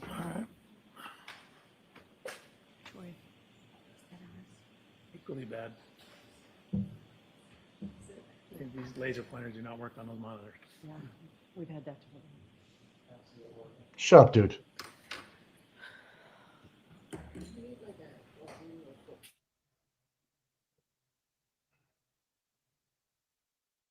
Jimmy, 2 cubes. What's going on, buddy? You need a stiffy? You're all banged up from the weekend?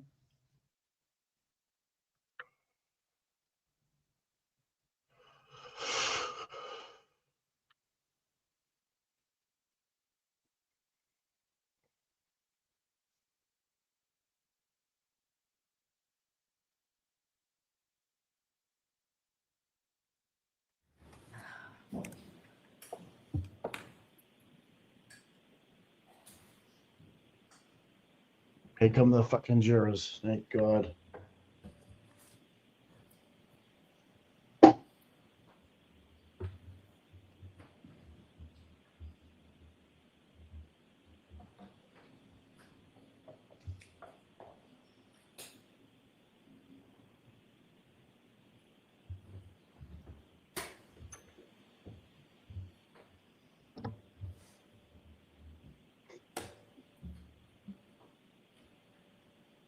Please be seated. Court is in session.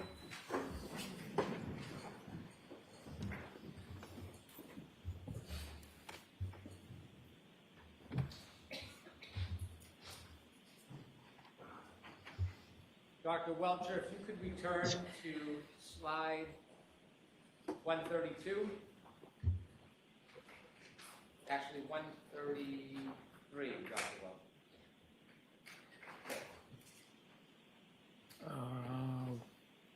Is that me or?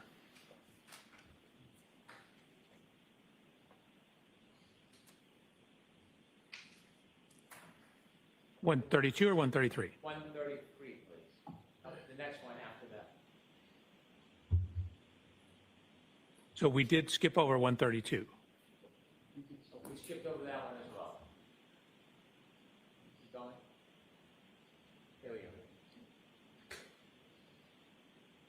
If you can enlarge that. This guy like a deer in the headlights, man. Now, you mentioned that there was studies that talked about guiding the difference between potential injuries. Correct. Okay, explain that. Sure. So I gave 3 papers and someone's dissertation on this issue. They are creating a analysis methodology to differentiate whether the nature and pattern of injuries are more consistent with a fall or more consistent with an assault, or they're calling it blows. Okay, could you walk us through what this chart means?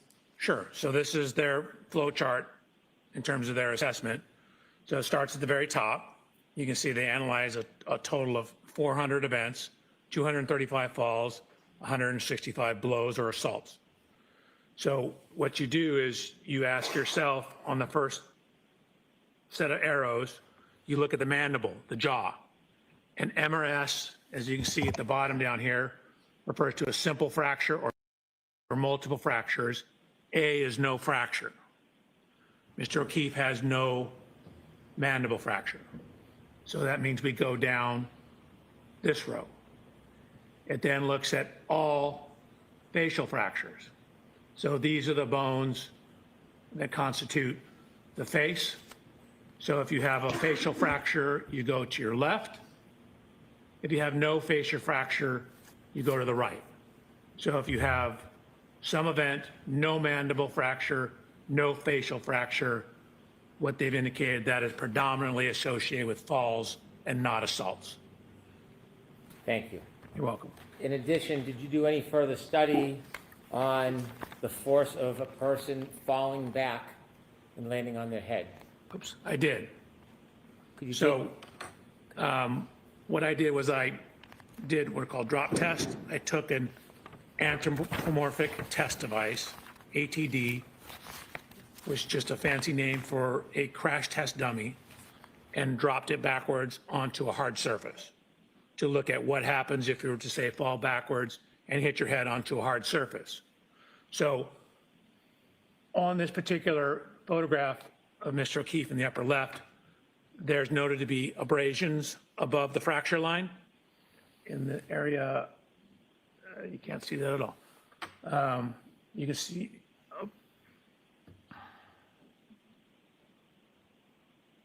noted to be abrasions right here.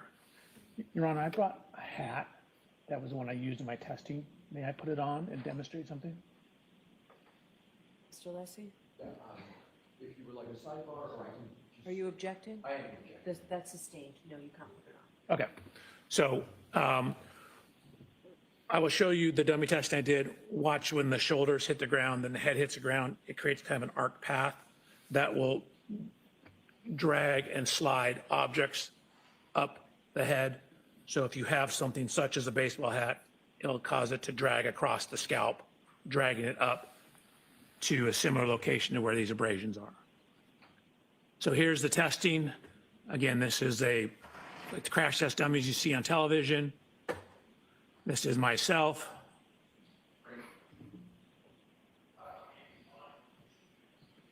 Me giving me similar instructions, telling them what we're going to do. The grab assing at the And waterfall. watch. Shoulders come in, then the head contacts the ground. What you Dude, see where's is the if you force fall from the backwards and car? land on a very hard surface or hard surface, you will get extremely high loads on the head. Jesus fucking Christ. If you compare that to data in the science, Sorry to interrupt. Yeah. Please explain what the chart is before you explain. Here's Higgins sure. dancing on This the chart up here? waterfall. Nope, on the next page. Right, You can enlarge and tell us what it is before you get into the details. absolutely. So this is actually kind of a famous study that was published, one of the first studies looking at head fracture or skull fracture tolerances. So what you Deceleration. see, the portion at the back of your skull is called the occiput bone. So that bone, if you put your hand on the back of your head, is your occiput. So we're looking at occiput impacts. And what you can see is that when they took cadaver skulls and dropped them from as low as 40 inches onto a hard surface, they were getting linear fractures. And you can see even at 40 inches, there is called a stellate fracture. stellate means star-like. You get a fracture that goes out like a star. So even at a 40-inch drop height, you have sufficient force when landing on a hard surface to cause skull fracture and a level 3 type skull fracture. So Mr. O'Keefe, again, is 73 inches tall. His occiput is about 4.6 inches down from the top of his skull. That means it would fall a total of about 73 minus 5 would be 68. So just under 6 feet. So 72, 4 inches under, so 5 foot, 8 inches is the fall height. What is data showing that even at a fall height as low as 40 inches onto a hard surface, you can get fairly severe skull fractures. Thank you. Dr. Welcher, regarding your third part of your analysis, did you come to a conclusion to a reasonable degree of engineering uncertainty whether or not the defendant's Lexus collided with Mr. John O'Keefe on the evening of January 29, 2022, around 12:32 a.m.? Yes. Before you give me your opinion, I'd like you to share with the jury what that opinion is based on. Sure. So it's based on the 130 slides you've seen, based on my personal inspection of the Lexus, the correlation of the tech stream data with the infotainment data, as well as Mr. O'Keefe's cell phone data. It's looking at, I guess, where the taillight wasn't broken. It's looking at the physical evidence at the scene in terms of taillight fragments, glass fragments, red color in the snow. We have the cell phone data, the location and position of the arm lacerations, the air temperature at the time indicative of sufficient to freeze, the location of the fracture on the back of his head relative to the scientific literature, my testing of forces available falling onto a hard surface, published science on the fracture forces associated with falls. And I'm sorry, I'm reading from my report.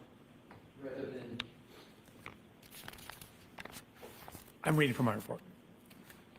Can you answer without reading from your report? Probably it's more complete if I read my report. Any objection, Mr. Leslie? I do on this question, Your Honor, reading from a report to this question. Summary of reference and data. So, try not to read, don't read from your report. Okay. Okay, Dr. Welcher, let me ask you again. Based on your analysis, data available, reviews, study, based on the fact that you are an accident reconstructionist and a biomedical engineer, have you reached an opinion to a reasonable degree of engineering certainty whether the defendant's Lexus struck Mr. John O'Keefe on January 29, 2022, around 12:32 a.m.? Yes. And could you share the bases of your opinion before I ask you your ultimate opinion? Sure. So again, you've seen my slide presentation. I've inspected the Lexus. I've looked at where it wasn't damaged. I've inspected the taillight. I got an exemplar Lexus. I ran lower speed contacts to verify that the injury pattern and location on the arm is consistent with the height and orientation of the taillight. I have looked at fracture tolerance data for falling backwards onto hard surfaces. I've looked at the metrics of where his injuries were and what injuries he didn't sustain. I've looked at the cell phone data, and then I've looked at Ms. Reed's interviews as well. Based on all the evidence you considered, could you share with the jury what your opinion is to a reasonable degree of engineering certainty about whether the defendant's Lexus struck Mr. O'Keefe on January 29, 2022, around 12:32 a.m. Objection, Your Honor. Going to allow. I can answer. Yes, based on the totality of the evidence, DNA, everything I've talked about, that is consistent with that happening with a reasonable degree of scientific certainty. That is what happened. Objection, move to strike, Your So Honor. I'm going to strike that. I'm going to see Council Tabak for just. 7.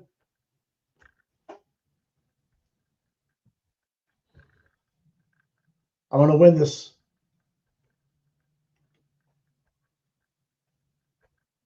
Oh, did I see 8? Fuck. They don't look happy.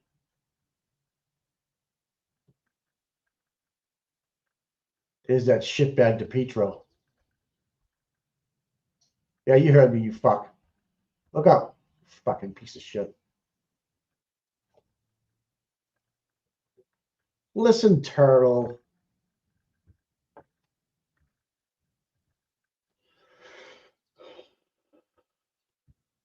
Fuck.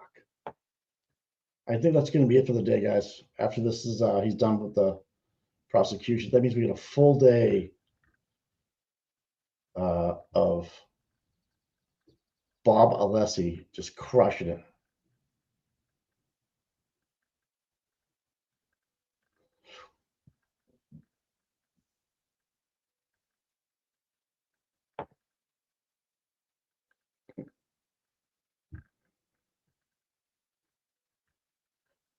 I don't know. This has been like the worst day of court so far. What do you guys think? Who's the one on the far left down there with the, who's that? What newspaper? Is she watching us? You gonna look up? No, she's not watching.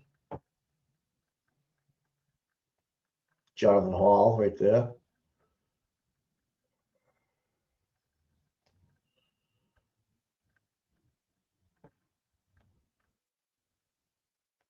He knows it's over. He's getting ready.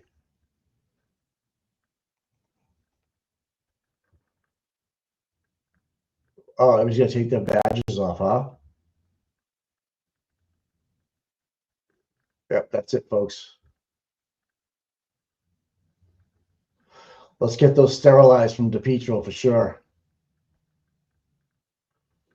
Something wrong with Jonathan Hall's head? What the hell?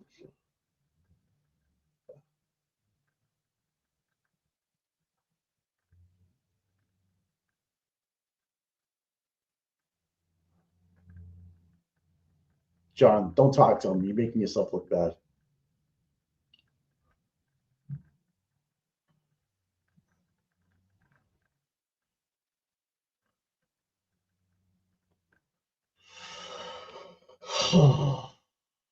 Unless he's like, hold my beer, you're in, shall we?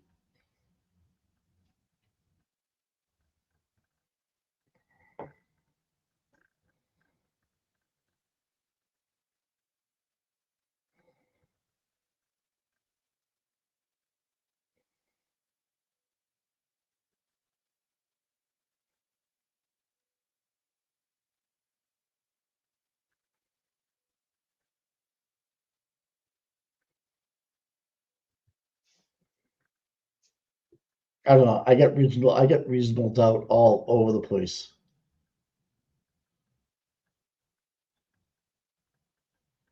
Yeah. What do they do now? I think she has back. She doesn't have a problem.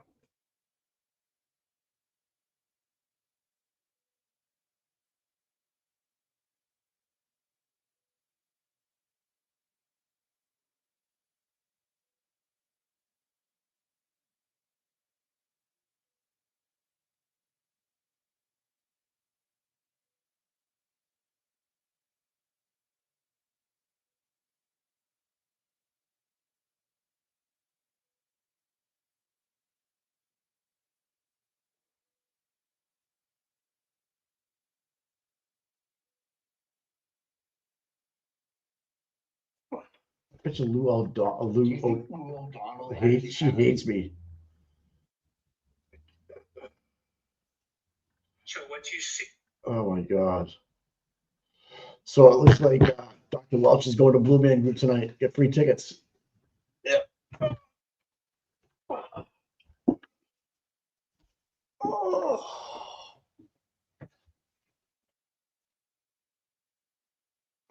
It looks like they're in church, just sitting there. Oh, where's Bev? I mean, Peg Leg. Peg's gone. Peg, peace out, Peg. Even she had enough. You know it's bad if Peg dips, right? I guess. Oh, someone's home. Someone's doing something. Yeah. Where's Peggy? Yeah, I heard Peg's got a sister. Do you guys know that? I didn't realize that. Or I mean, a cousin. No one really knows about it though. I know her name's Peg Leg, and then her cousin's name is Eileen.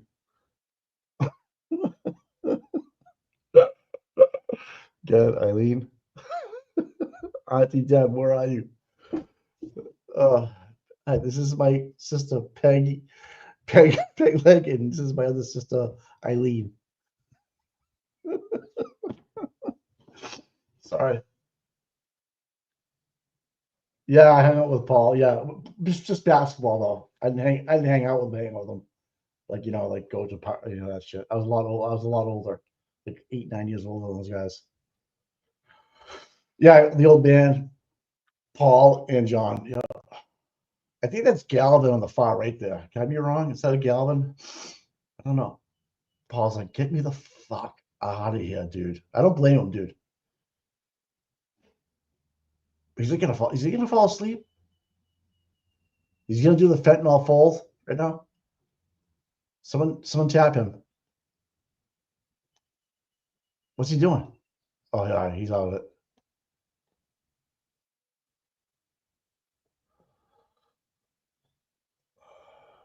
Yeah, Higgins was a fireman. Yep. Yep.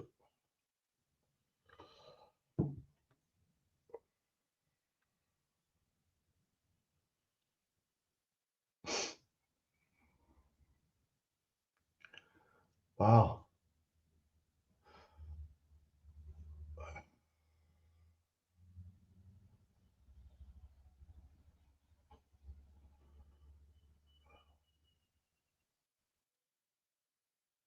He's like, you all right? Yeah, it's tired, man. I've been up 72 hours. Poor kid. Everybody handles stress differently. I missed my friend Lou O'Donnell in the front row, though. I really did.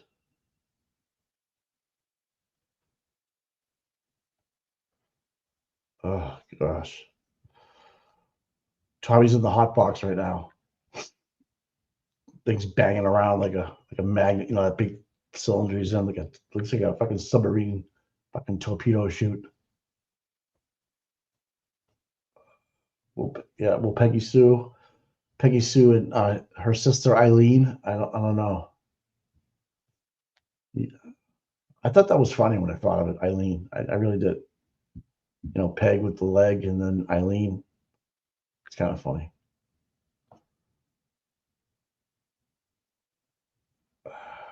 Man, I don't know. These guys with the heads are killing me.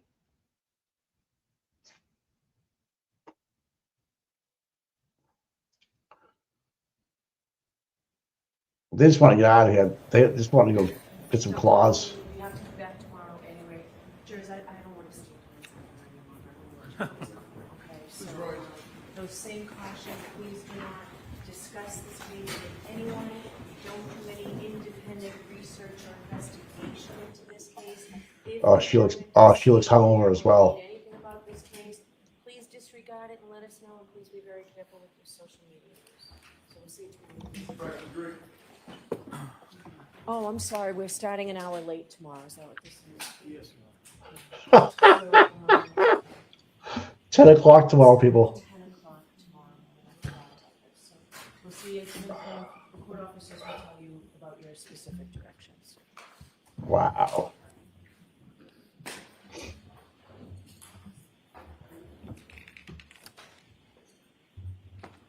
What a day of just complete fucking horseshit. Well, I guess that's just what to me. I gotta close this door, baby out. Yeah, so tomorrow morning, 10 o'clock. I don't know what time. Oh, hey, who's this? Who's working this? So 10 o'clock tomorrow. Mimosas on the Cape. Yeah, so it's gonna be a sunrise mimosas tomorrow morning. No update on the buffer zone yet. Who knows? This guy Welch is a joke. All right. Hey, chat, thanks for being here. Hope Tommy's feeling better. Thanks for Attorney Gallagher showing up. All the other special people. I didn't even see Nikki haircuts in there anymore. They probably had enough. But I can tell you, I can be honest, this Welch guy was a waste of fucking money. I can't wait to find out how much he was paid, because anything over $100 was too much. All right.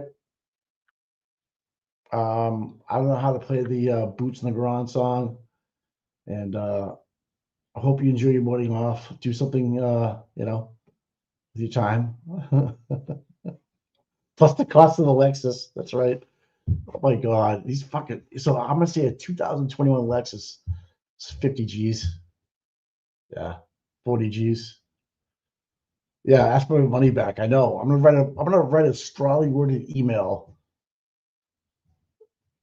This is not right. This is not right.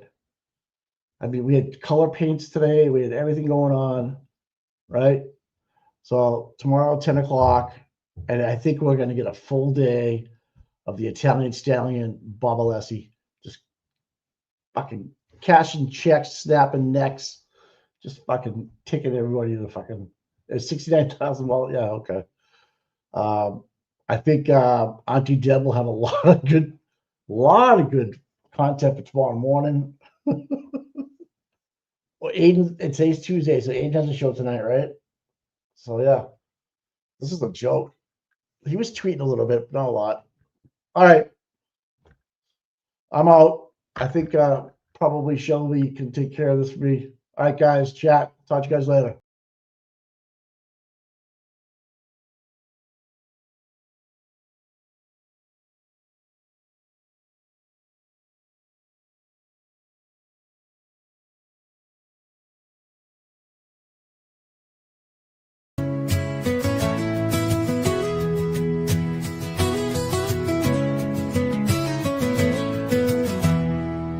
Cold mornings, cracked pavement, courthouse steps. He's there before sunrise while the world still rests. No cameras needed, no spotlight glare. Just a man with a purpose, always standing there. Facing the crowd, but the fight in his veins. Truth in his hands, pushing through the rain. Karen sees him, she knows what it means when you've got boots on the ground and you fight for your dreams. Boots on the ground, day after day, standing for truth in the hardest way. No fame, no glory, just a promise kept. Tom CPU, you never left. He don't ask for credit, don't ask for praise. Just fighting the good fight in 1,000 ways. When the cameras fade and the voices die, he's still right there, never asking why. He's got a handshake that you can trust.